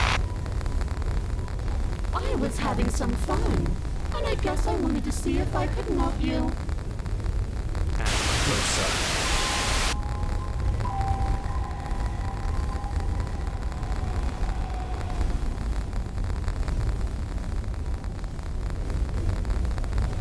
Watching over me forever? That was so brave. And closer.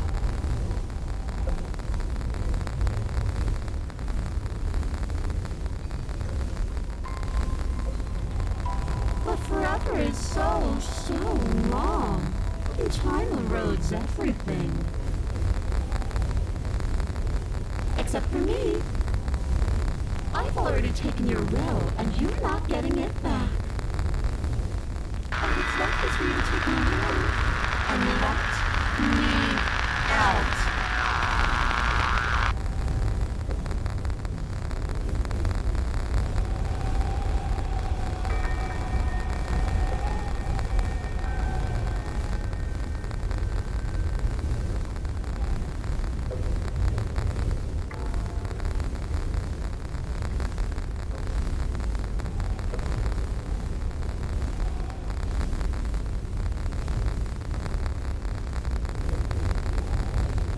It'll be so much fun. You and me, together, exploring the world and spreading fear wherever we go. Well, mostly just me. But you'll get to be there too. A witness. Oh, I can even make you a little cage if you want. Gilded and everything. Now don't pause. Don't try to resist. I've already molded you into what I need. And you lost your power so long ago. Don't bother working yourself into a frenzy to get it back. Do something. Do anything that isn't taking her hand.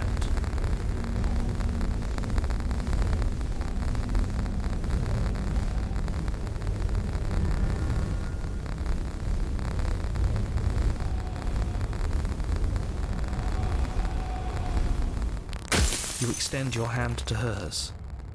For all her past cruelties, the moment feels gentle, tender even. I can't believe you just made me say that. I hate you.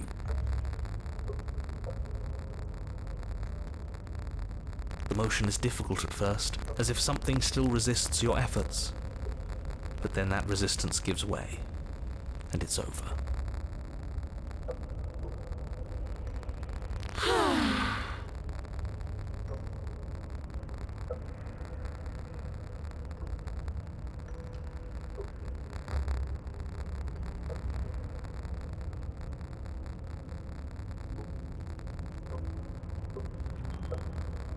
And that's the end. I wonder what we're going to do next. I didn't think I'd be so tired.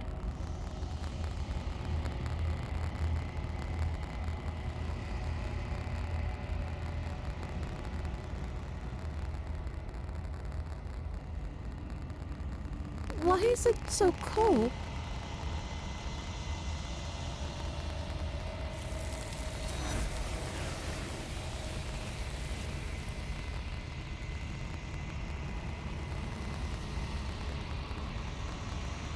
She's gone. Yeah. I can finally think again. Almost. That mirror's back. What does that mean for us? I'm sure it'll be whisked away just like her. Maybe it won't be gone. Things are different now, aren't they? Doesn't seem like there's much else to do here. Finally, we can smash it. Oh, will you stop with the smashing? What do we say, boys? One last vain attempt to look at ourselves. Yeah. I think I'd like that. Seems we've got a majority. All that's left is to give it a look.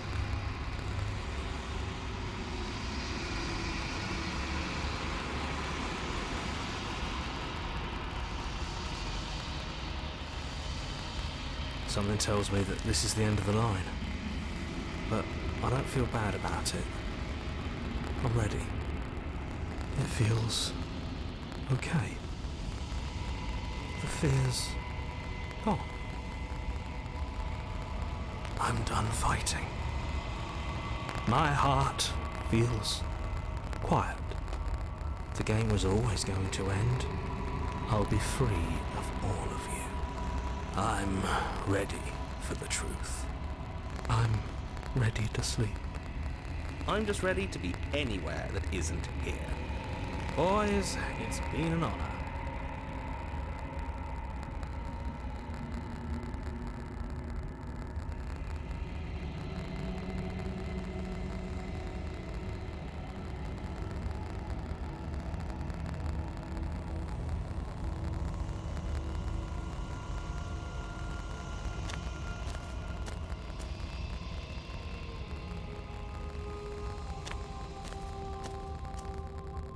There's a world beyond the endless walls of the Long Quiet. We're supposed to be there.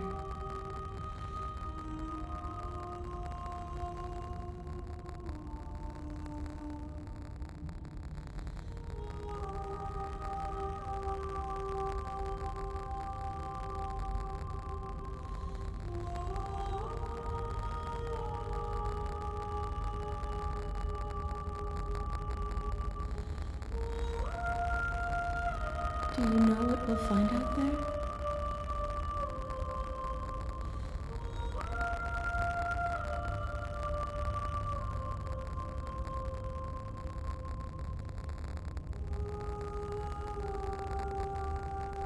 Rhetorical. I am not rhetorical. I have only known these spaces, and I have known flickers of the lives you've brought me, short and violent and full of passion. But all of those flickers end where the Long Quiet begins.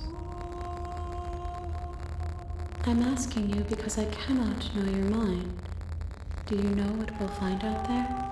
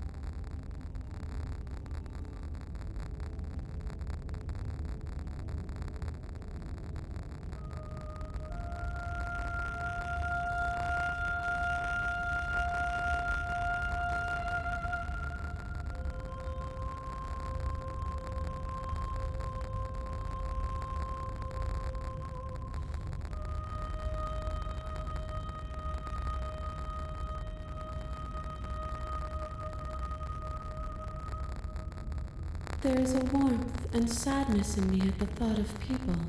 Fresh tears on a winter's day. They are not like us. They do not last.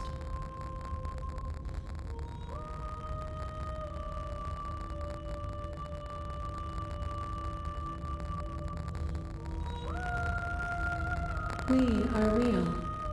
Nothing is an idea that dwells in the absence of something. But nothing cannot exist on its own. And because of that, nothing can't exist.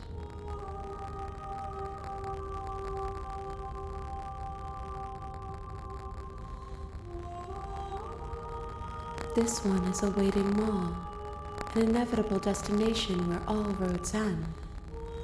She will make for a wise heart. Do not mourn her. She is exactly where she needs to be.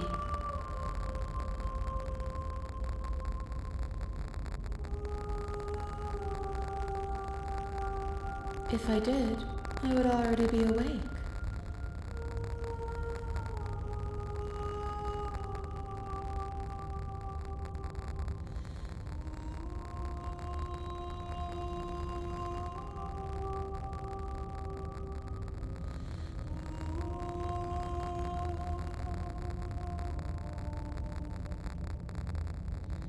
No, their thoughts are quiet.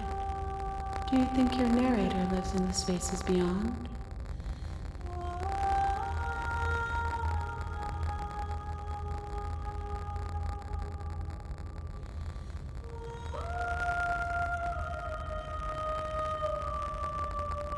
I am on the cusp of my awakening.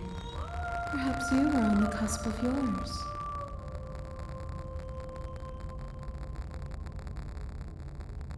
One. Whatever you bring me next will be enough, and then gravity will pull the others back to me. I will be singular, a final multitude.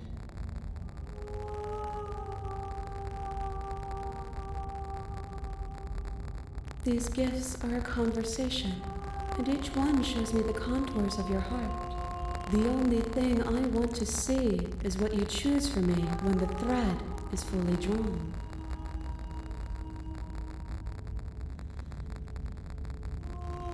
We may fight, and we may not. But not all fights end in destruction, just as not all conversations end in peace.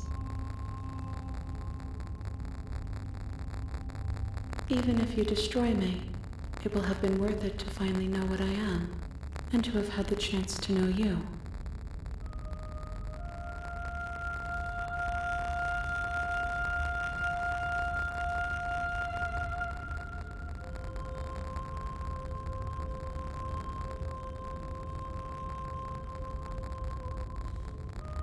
The next time I see you, each of us will finally know what we are. I will be here, waiting for you.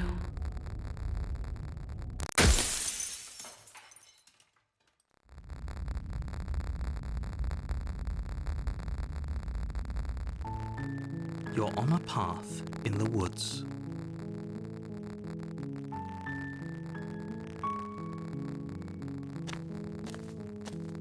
You make your way.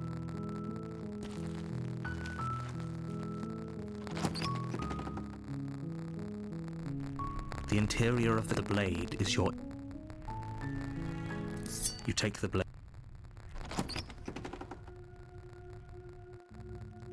The daughter of... Oh, it's been so long since anyone's come down here.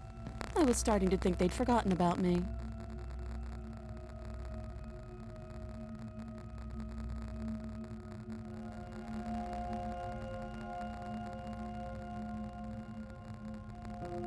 That giant knife you're holding kind of gives it away, doesn't it?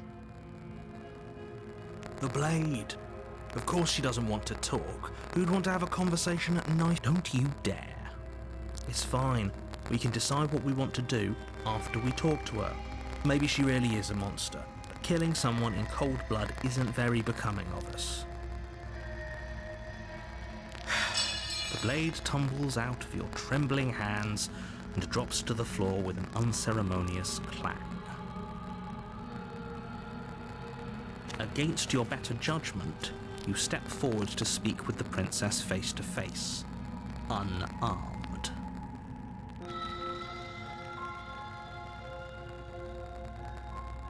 Oh, Oh, you have to be kidding me. You walk up to the chains binding the princess to the wall and give them a tug. They're large and heavy, far too solid for you to even I'm guessing you don't have the key. Maybe it's somewhere upstairs. Doubtful. Whoever locked the princess away down here intended for her to never see the light of day. They wouldn't have just left the key to her chains somewhere in the cabin.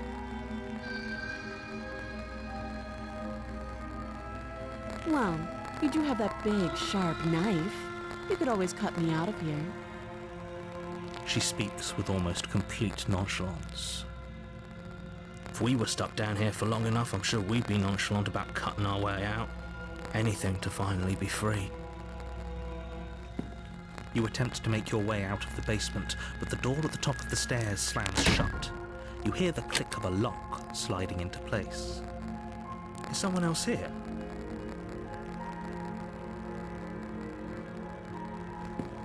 You make your way back to the bottom of the stairs. This would have been so much easier if you'd simply slain her like you were supposed to. Easier for whom? Easier for everyone. I heard the door slam. They locked you down here too, didn't they? The knife. Pick it up and cut me out of here. You won't like what happens if you do that. Against your better judgment, you place the blade against the princess's arm, just above the massive, unyielding chain. You cut into her flesh. The blade is sharp, and you make quick work of it. Before long, you're able to crack through bone, and she pulls the bleeding stub of her arm through the iron gauntlet. She didn't so much as utter a sound. Free from her bindings, the princess turns to face you, her fierce gaze meeting your eye. How is she so composed after losing an arm? It's like she isn't even bothered by it. Thank you. Now let's get out of here. No, we won't have any of that. The stakes are too high. You can't just let her escape into the world. As the prince... Wait, watch me.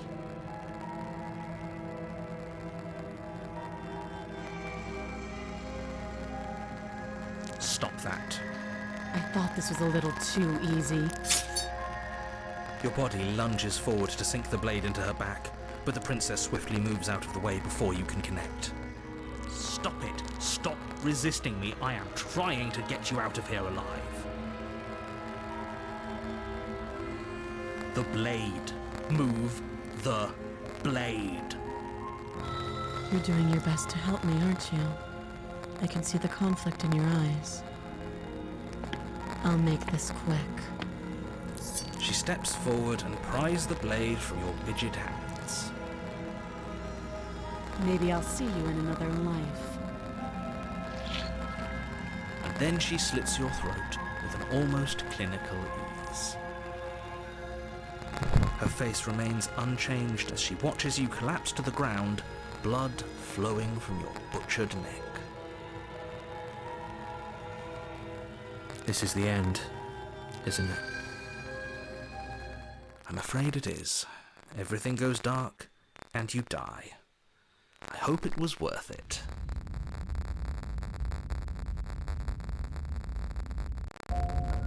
You're on a path in the woods, and at the end of that path is a cabin. And in the basement of that cabin is a princess.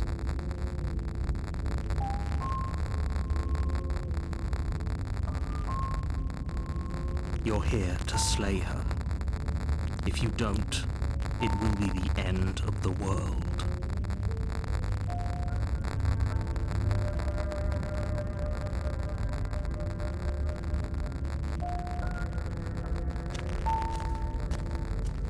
warning before you go any further. She will lie, she will cheat, and she will do everything in her power to stop you from slaying her. Don't believe a word she says. Yes, don't believe a word she says. Just go in, take the knife, and do what you're supposed to. Wink. Did you just say wink out loud?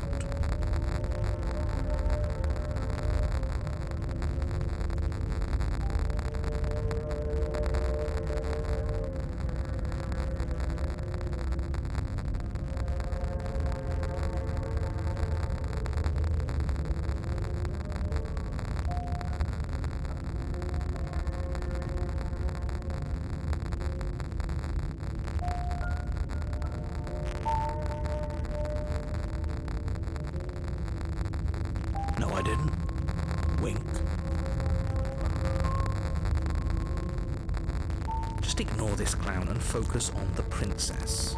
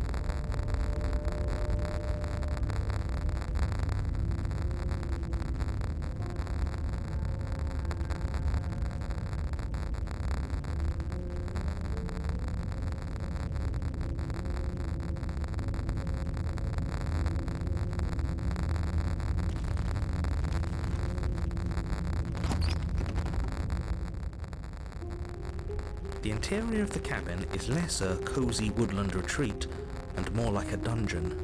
A few pathetic wisps of starlight attempt to illuminate the cold, uninviting stone walls, and thick, wrought iron bars barricade the windows, reminding anyone who enters that this is a prison. The only furniture of note is an iron table, bolted to the floor, a pristine blade perched on its edge. The blade is your implement.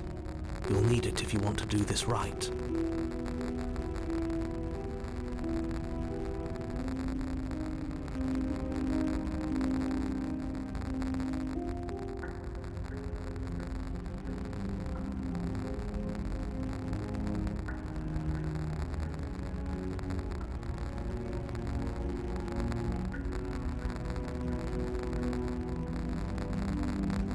Walk up to the wall next to the basement door. It's a wall. There isn't much to see here.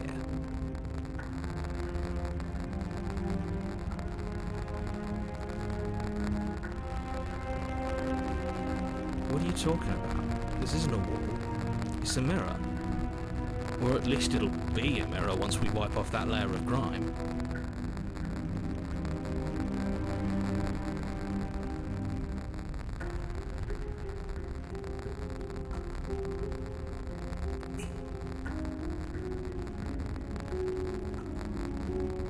Reach forward and rub your hand against the cabin wall. I hope you know how ridiculous you look right now.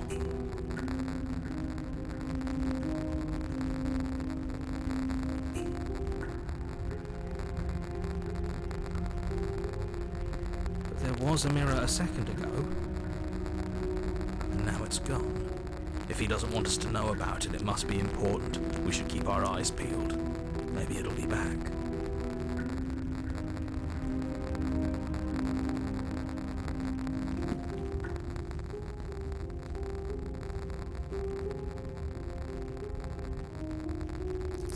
You take the blade from the table. It will be difficult to slay the princess and save the world without a weapon.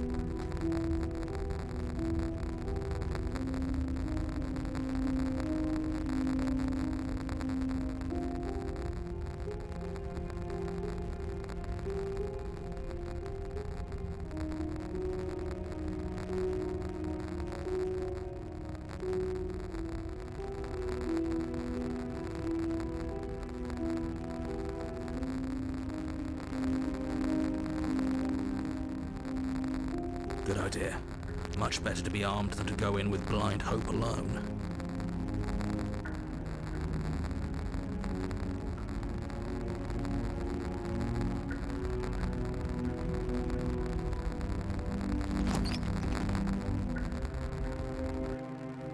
The door to the basement creaks open, revealing an old stone staircase. A few sputtering torches attempt to vaguely illuminate your path, dancing across glimmering patches of slimy moss on the stone steps. If the princess lives here, slaying her would probably be doing her a favor. Her voice, harsh but controlled, carries up the stairs. Is that a visitor I hear? Please, come downstairs. It's been a while since I've had company. I wonder what visitors she could be referring to. Were we not the first? You walk down the stairs and lock eyes with the princess. She looks up at you, the heavy collar around her neck clanking loudly as she moves. The chains binding both her wrists to the far wall, joining the metallic chorus as she adjusts her hands in her lap. Should we be worried about the one around her neck? Why would you be worried about her restraints? If anything, they'll make your job easier.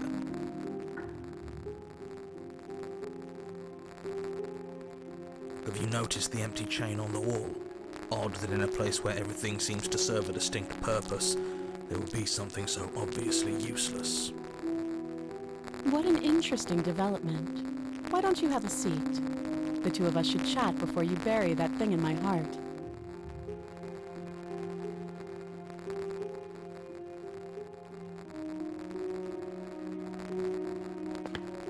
You step towards the princess, but she stops you before you get too close, holding up one shackled hand. There's fine. I'd prefer we keep some distance until we've sorted this out. That's reasonable. We do have a weapon. Might as well put her at ease.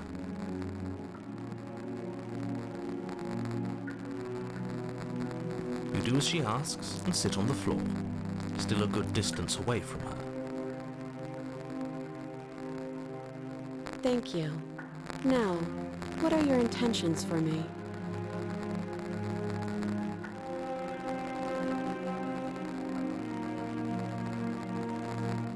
Yes, your intentions. You have a knife. What are you going to do with it? Why are you here? There isn't a keyhole in these shackles, so I'm afraid my only way out is surgical removal. Is she forgetting about the shackle on her neck? Or does she think she'd survive a beheading? You're right. Maybe she's delusional. All the more reason not to trust her. Unless she really could survive.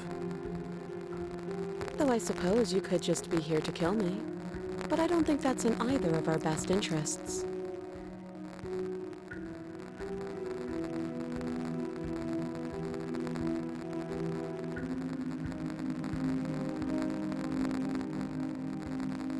Oh, are we acknowledging that? I thought we weren't going to give away the game. But yeah, I remember. So you've already been here. As much as I would like to remain in denial, it's no use. This has complicated things. It's complicated things how, exactly? Ideally, this was supposed to be one and done. You go to the cabin, you heroically slay the princess, and in the process you save the entire world from being damned to oblivion. The situation right now, where you're getting a second shot at things, is a contingency. A contingency for what? For you failing, obviously. And you being here means that things are going to be a lot harder than they were. I really shouldn't say anything else, I'm just going to make it worse. Just good luck. If you knew this could happen, why didn't you tell us? All of this is incredibly valuable information. It would have changed our actions considerably. I needed you to be in the dark for as long as I could keep you there. It's important. Necessary, even. And maybe I wanted to be the first version of me that you met. I didn't want to be confronted by the alternative. That's pathetic. I never said I wasn't. I get it. It would be pretty upsetting, wouldn't it? To know that you might not be the first version of yourself. At least we can remember what happened before. Seems like we should count ourselves lucky for that. Exactly, he gets it. You're lucky. So don't waste that luck by messing it up again. All right? Moving on. Why is it important for us to be ignorant? How is it ever helpful to be in the dark? The more I say, the more your mind will swim into dangerous waters.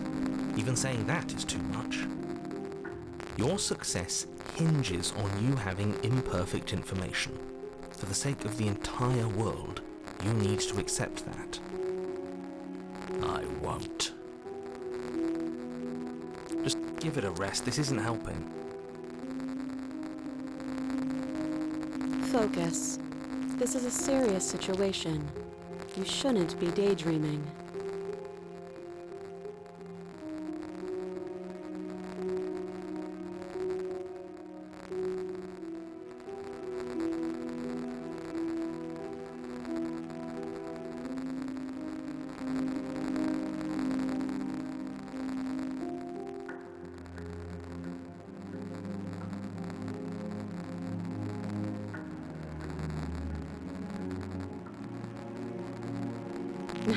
No.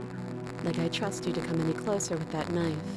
All you're going to do is hand it to me and watch me work. But she would have to cut her head off, right? She can't be suggesting that. She certainly seems confident. Maybe she knows something we don't.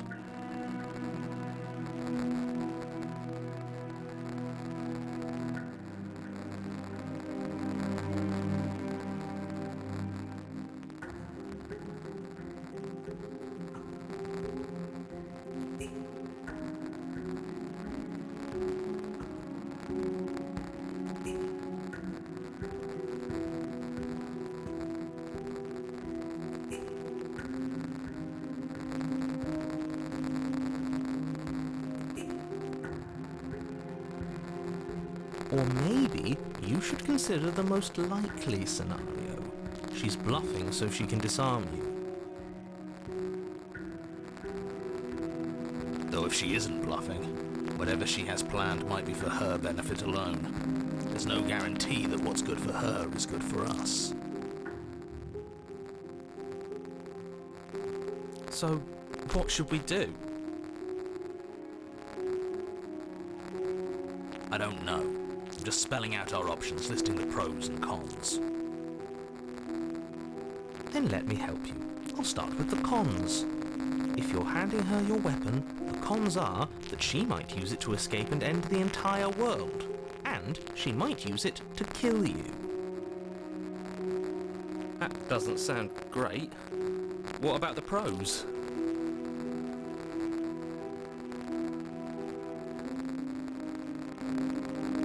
There are none.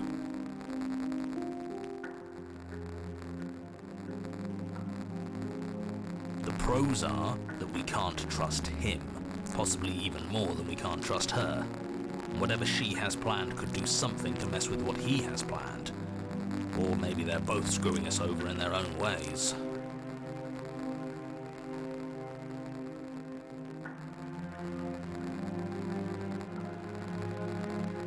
I don't know, but you could always try it on. Maybe it'll fit. I hope I don't actually have to say this, but please don't lock yourself in chains. We need you ambulatory if you're going to save the world.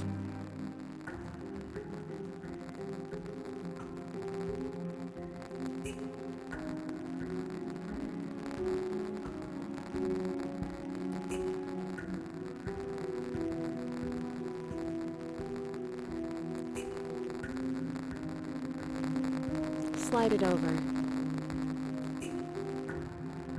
No, absolutely not. I am not letting you hand your only weapon over to the world-ending princess. until you come up with any other idea, like, say, I don't know, doing your job and slaying her, you remain rigidly in place. You tried this last time. Do you want to know how it went for you? Oh, I remember. She killed us, which, by your estimation, ended the world, right? Oh, well, he tried to take over the body. Exactly. If I were you, I wouldn't be too keen on repeating your mistake. Hell, we could even force your hand and do it ourselves. I'm not afraid of dying again. Are you? A little. I think you got your point across. Fine. You slide the blade across the floor. The princess maintains unsettling eye contact as she reaches down to pick it up. Thanks. She pulls up her hair, smiling slightly as she raises the blade to her throat. What is she doing? She doesn't say another word as she cuts into her own neck. No.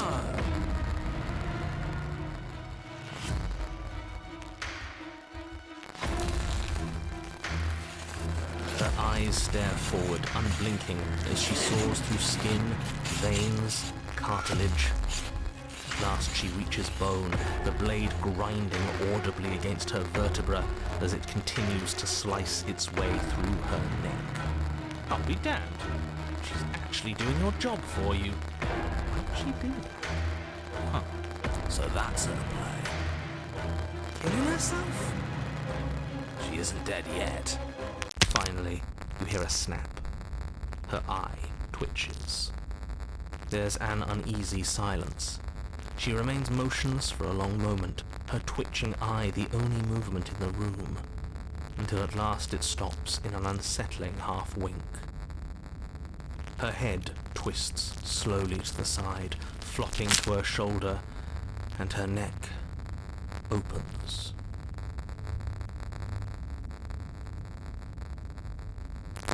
The remaining tissue is not enough to hold the weight of her severed head. It stretches and tears until finally it falls to the floor, completely free. It bounces a few times before rolling to a stop at your feet. Oh no, oh no, oh no, what did we do? Can we put it back? Please tell me we can put it back. The princess's eyes stare up at you. Dead. Congratulations! You saved the world. Huh. So I guess that's it. What a way to go. She is gone, isn't she? I hate this. Can we just get out of here now, please? Of course, the princess is slain and the world is saved. Whenever you're ready, you can proceed to your reward. Now hold on, she's dead. So what's the rush? What's your angle? I don't have an angle. I'm just looking forward to putting all this behind us. I'm sure you can understand that. Look, I'm just not ready to put my guard down. It's best to keep sharp. She wouldn't have done all that without some kind of reason. She's left us with this dangling thread. I need to know why. You're just wasting your energy. The danger has passed, and now we can all relax and enjoy your reward.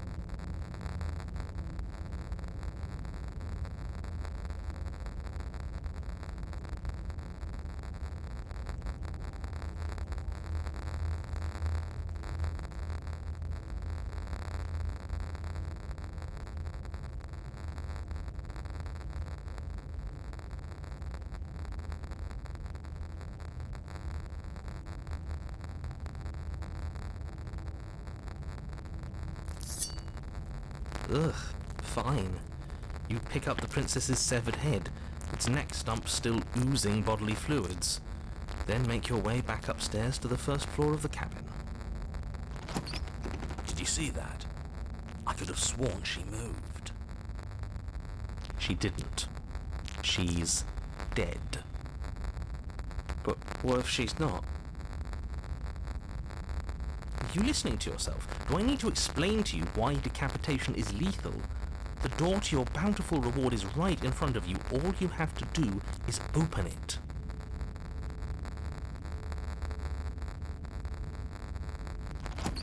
You open the cabin door, ready to return to a world saved from certain doom. Only, a world saved from certain doom isn't what you find. Instead, what you find is... Wait, no, that's not right. Well played.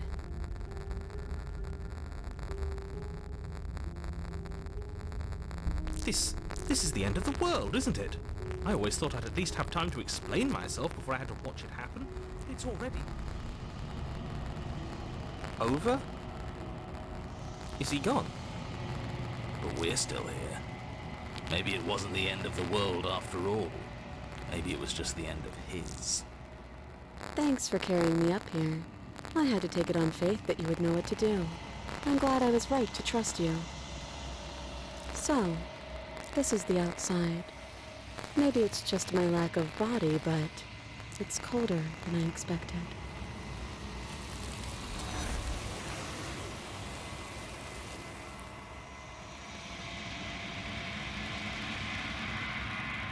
She's gone.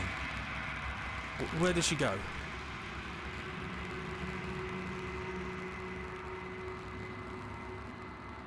This doesn't feel right. It feels... You're right. Part of me wants the truth, but something's...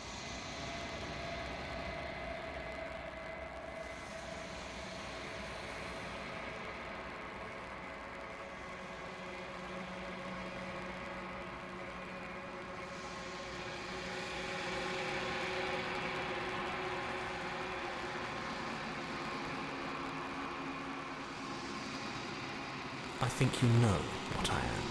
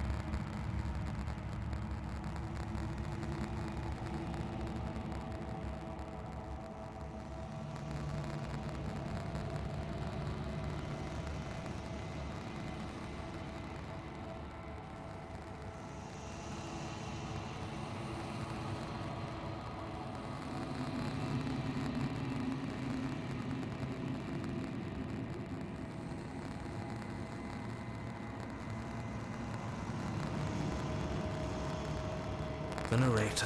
Yes. I suppose that's my job, isn't it? You needed help after all, an objective voice to guide your blade. But you were never supposed to see me. I wonder how many worlds you've damned to extinction to fall this far.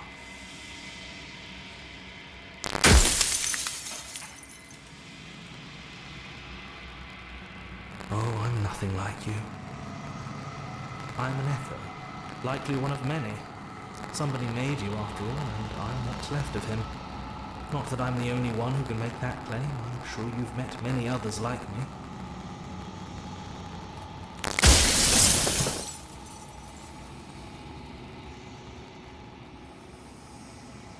Oh, did I? That means nothing in the grand scheme of things. This construct you're in contains every possible world at once. The fact that you managed to find one reality among trillions where I was delusional proves nothing.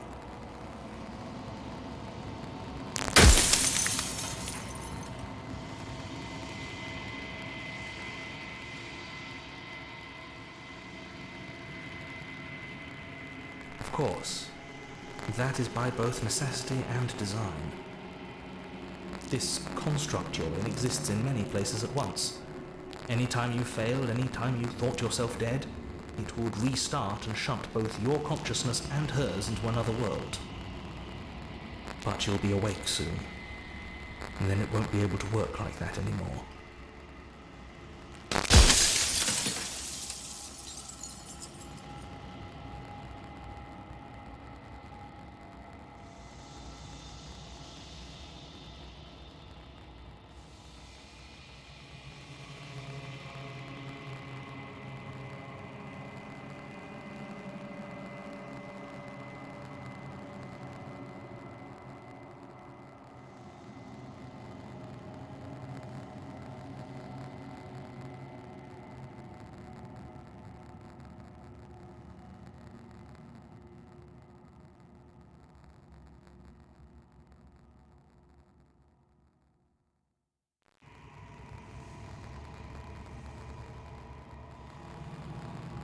She is the shifting mound, the ebb and flow, the capacity to change. She is transformation, or most of it. Her nature is why I had to die, for she becomes that which others perceive her to be. But an echo can't perceive things, not in the way that people can. So I tucked a part of myself into the folds of this construct to guide you. This isn't the end just yet. You can still destroy her and save everyone. You were made to do this single task, and you will still have a chance to fulfill your purpose once I'm gone.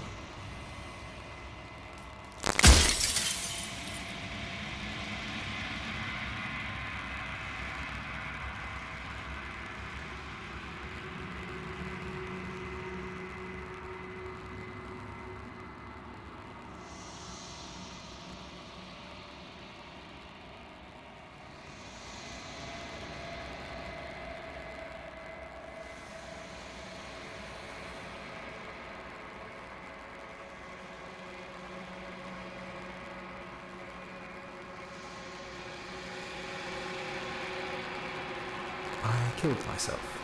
It had to be done, really. None of this would have worked if I was still alive.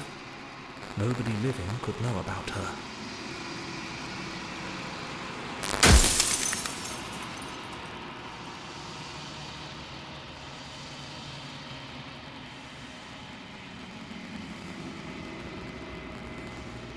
Because among other things, she is death itself.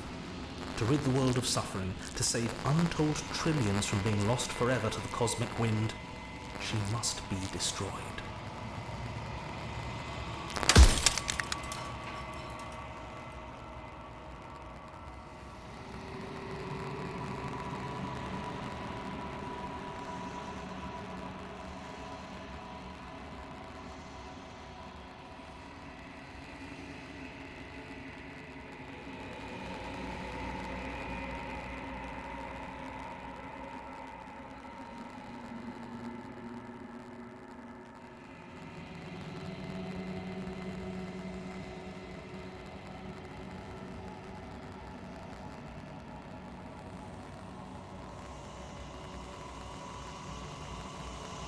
You're the long quiet, the god I made. to rid the world of death.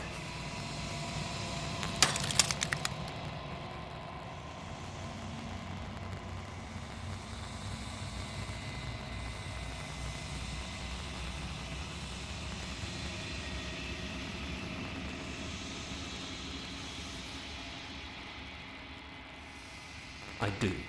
The people out there are real. No matter what you do to them, no matter what you enable, I want you to remember that.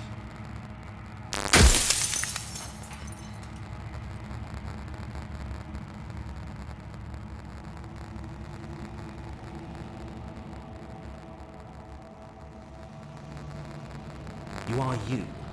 And if you had let everything work the way it was supposed to, you never would have woken up to the reality of your true nature. There's no accounting for free will.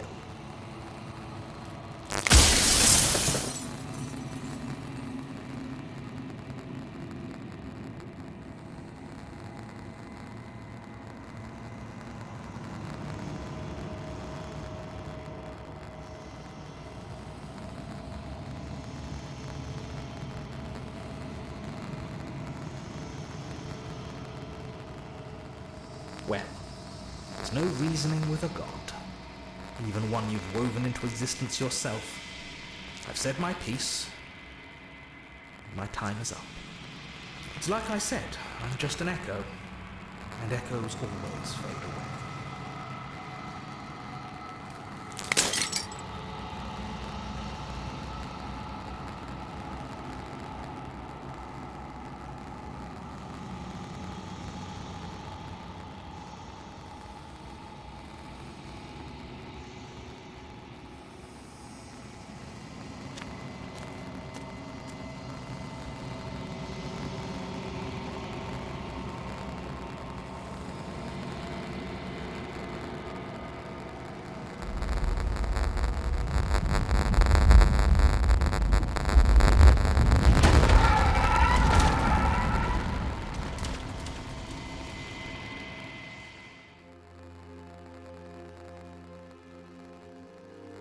I can finally see you, and you can finally see me.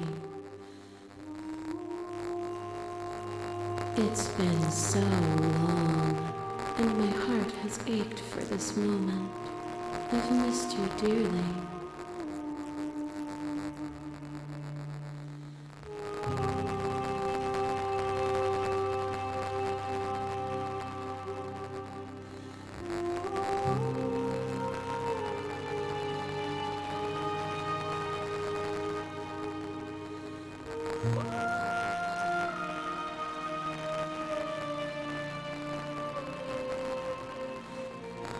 Names are their attempts to capture that which cannot be captured.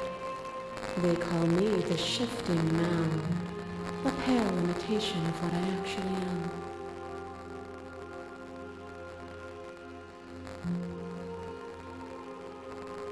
Every word you spoke found its way to me. I know him, and I know his construct. He was deluded by his fear of death. Pay him no mind.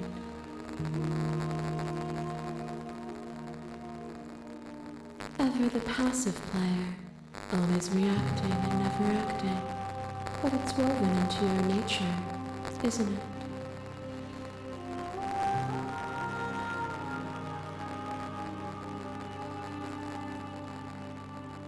When the echo spun us from one into two, he gave you a choice and me a role to play. I am not death, but I contain it in my multitudes.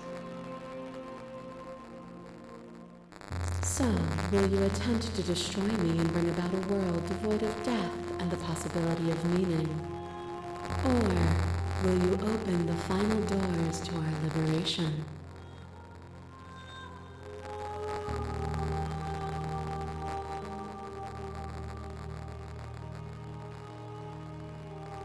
Even as your eyes begin to open, you still hold on to the notions of is and is not, of beginning and end, pitch black islands in the blinding light of the infinite.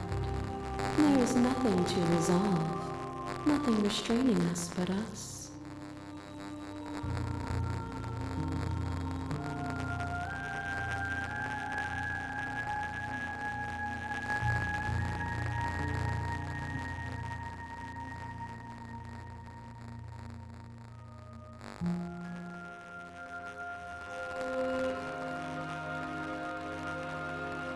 Of course I have a say in all of this.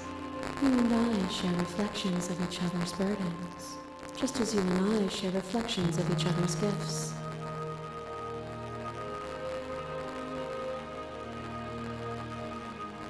If we didn't, the winding paths that brought us here wouldn't have been full of strife and conflict.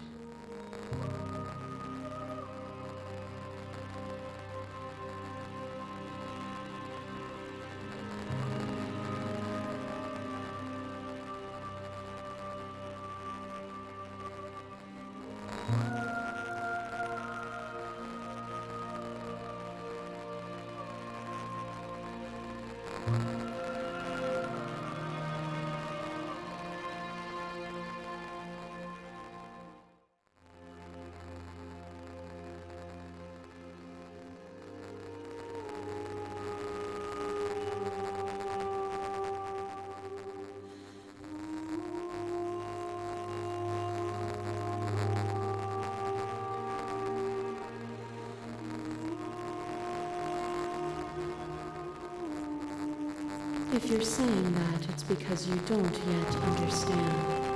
But we cannot use words alone to grasp at things that words cannot express. And you cannot rationalize with logic that which defies it. Violence and passion are dances that both of us know well. If this is what it takes to enlighten you, then so be it.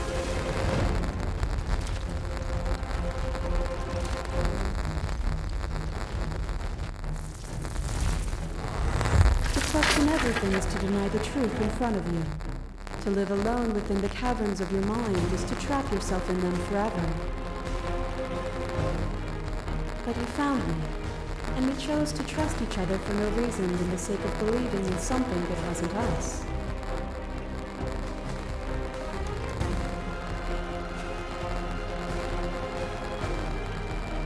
Shared skepticism blossomed into freedom. But we needed to walk a path together to bloom. Would you stop our journey now that you've seen its beginning? What of those in the worlds beyond? Would you erase their paths to stop them from going astray?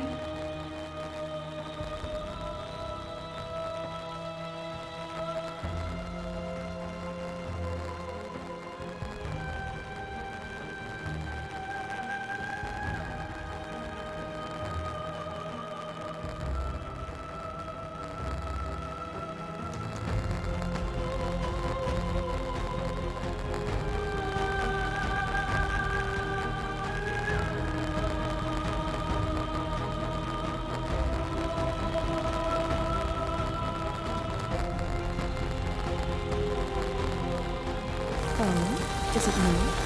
Perhaps you can enlighten me.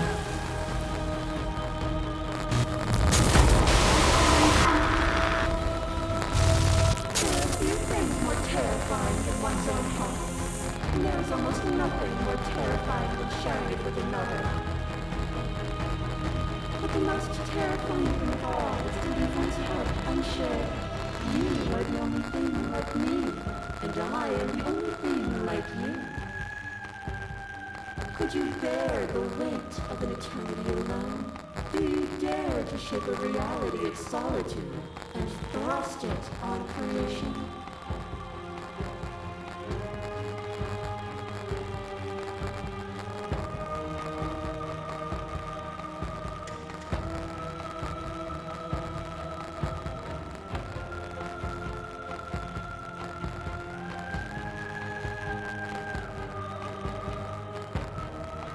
You cling to your notion of pain as suffering.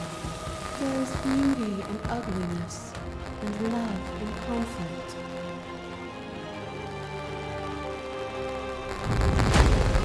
A picture of a life, and a picture of a life, and a picture of a life. How deep must repetition still our movements, until even the air we breathe is still.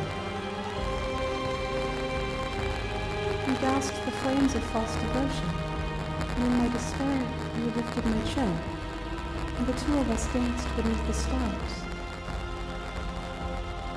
But the stars can't be seen unless the flames go out and the walls come crashing down. Can you not do for all things what you did for us?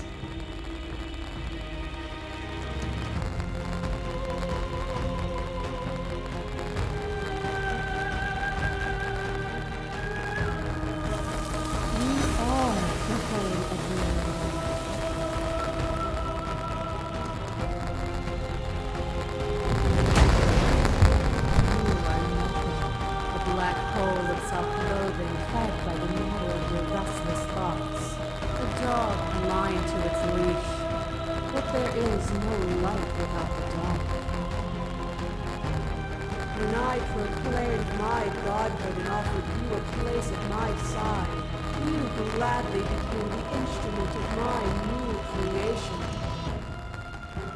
Only with both of us is there a future to look towards. It is hope that carves meaning into being.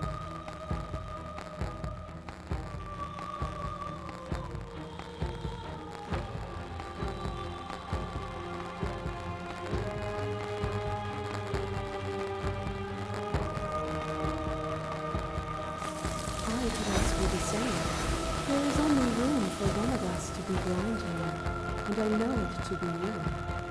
We are each other's mirrors, and are we not divine?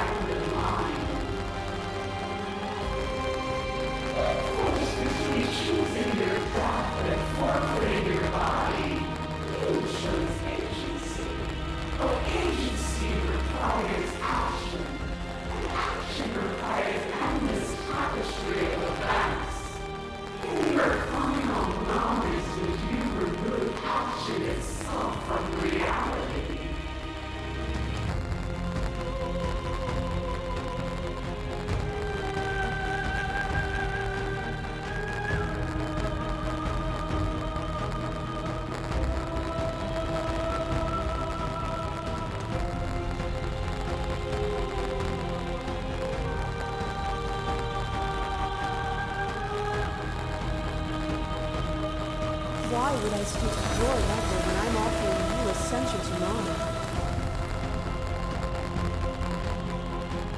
It's so peaceful here. Beautiful. Eternal. But ever-changing.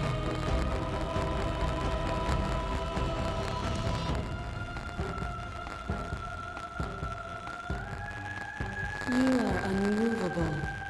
Is it by the design of our conflict that I cannot win? Or are you just that fervent in how you cling to delusion? Nothing is immutable. Everything that is exists only in relation to everything that isn't. There is no constant. There is no center. Open your eyes and accept what we are. We can leave this prison together.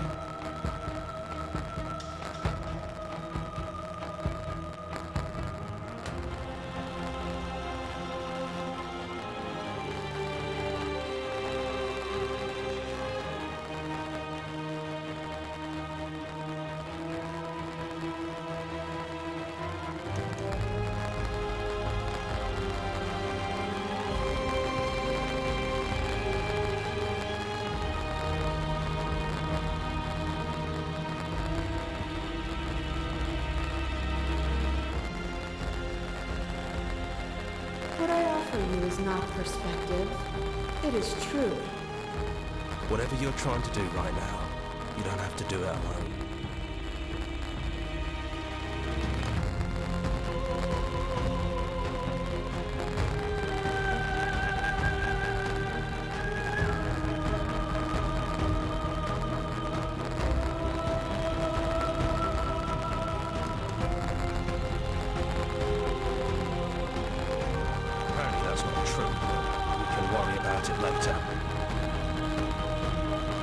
Seems like you've been doing alright on your own, but she's too many things at once out here.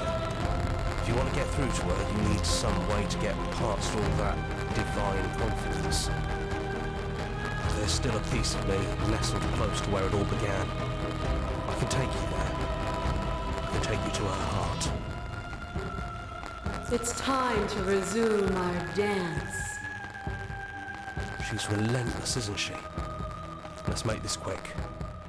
Are you ready? Then let's go.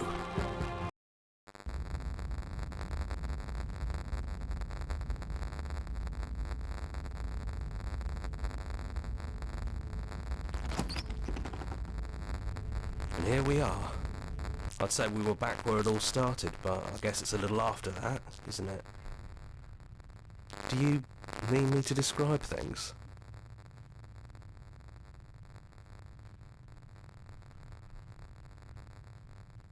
It's just us. I think the rest of them are still out there, jumbled up in the rest of her. Yeah, it's dead silent in here. Whatever it was that was left of him, I don't think it could handle you waking up to godhood. Pretty sure he got obliterated.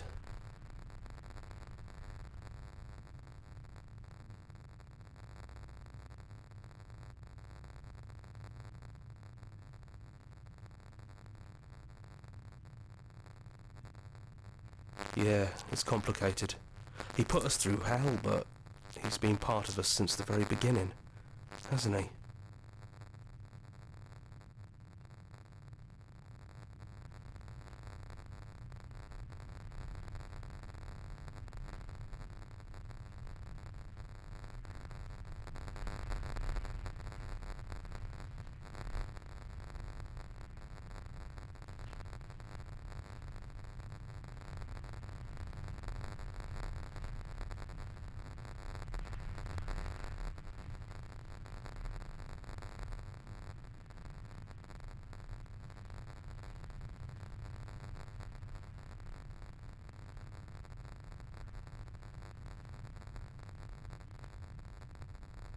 No blade it is.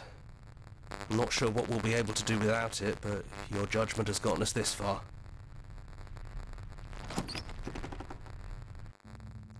The stairs. Do you remember the first time we were here? The first time we heard her voice?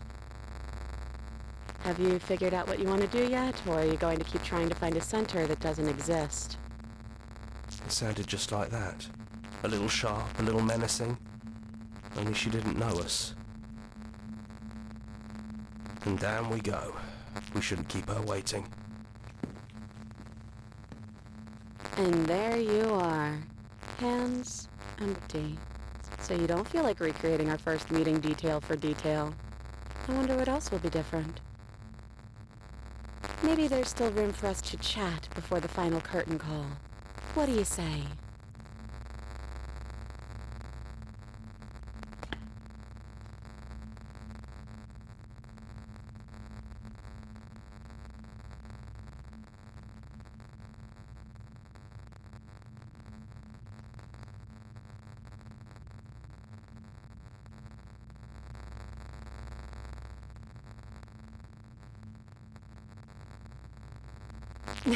Well, you did stab me to death as soon as we met.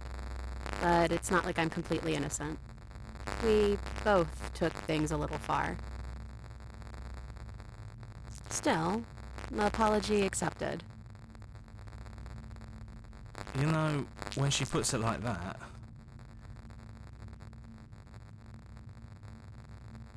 Right back at you. In a way, it hasn't been much time at all, but it feels like it's been forever since I've seen you. Thanks for coming back.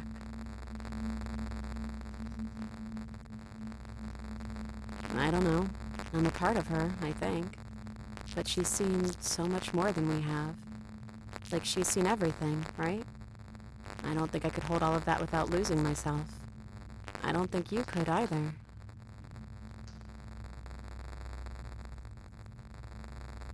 I'm the same princess that's been with you since the beginning. And I feel real. But I also feel like I'm a lot more than I was then. We've been through a lot together. I don't think there's anything more real than that.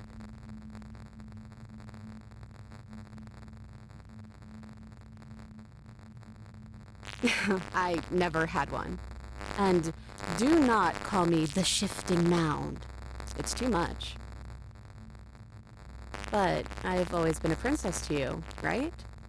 So why don't we stick with that? And as for you, well, hero works for me. But that's me. You know, I think I like that.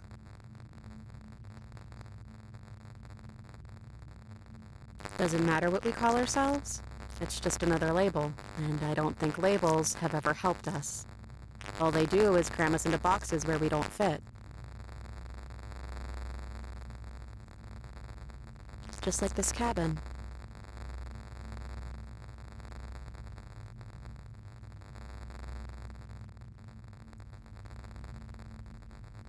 No, it really wasn't. But just because it hasn't been fair doesn't mean that it hasn't been worth it. I'm really glad I got to know you.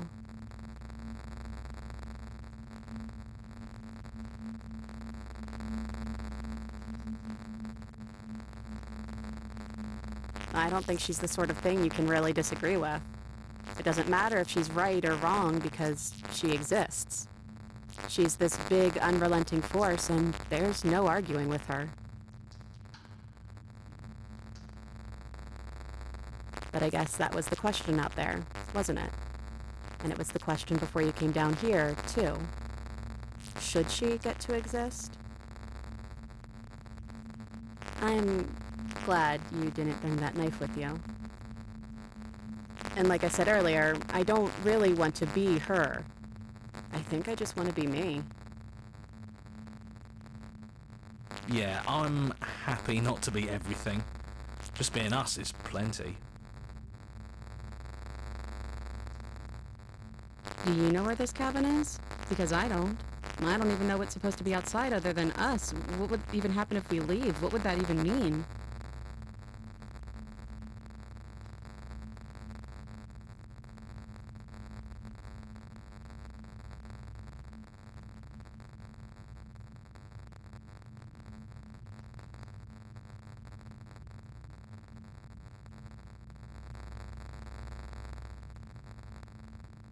You know what? Yeah, I want that too. I think I'm gonna stay right here. Whatever you're doing right now, wherever you're going, it feels like it's for just the two of you.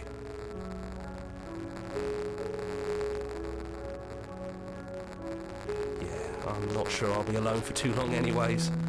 The others are still around here somewhere. I'll find them.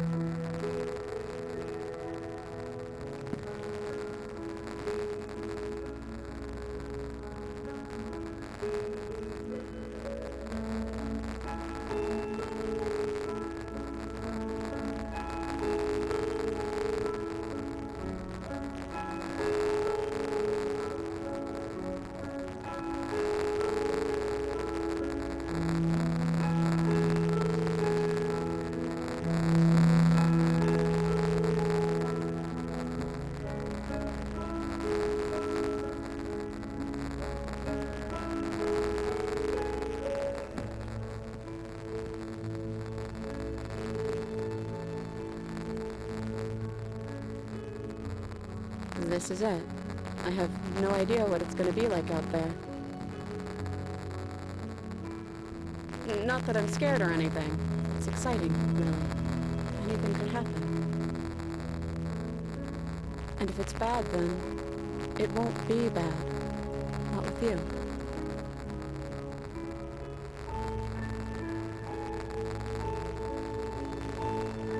I love you too. But I'm trying not to be sappy about it. Don't make me get all emotional.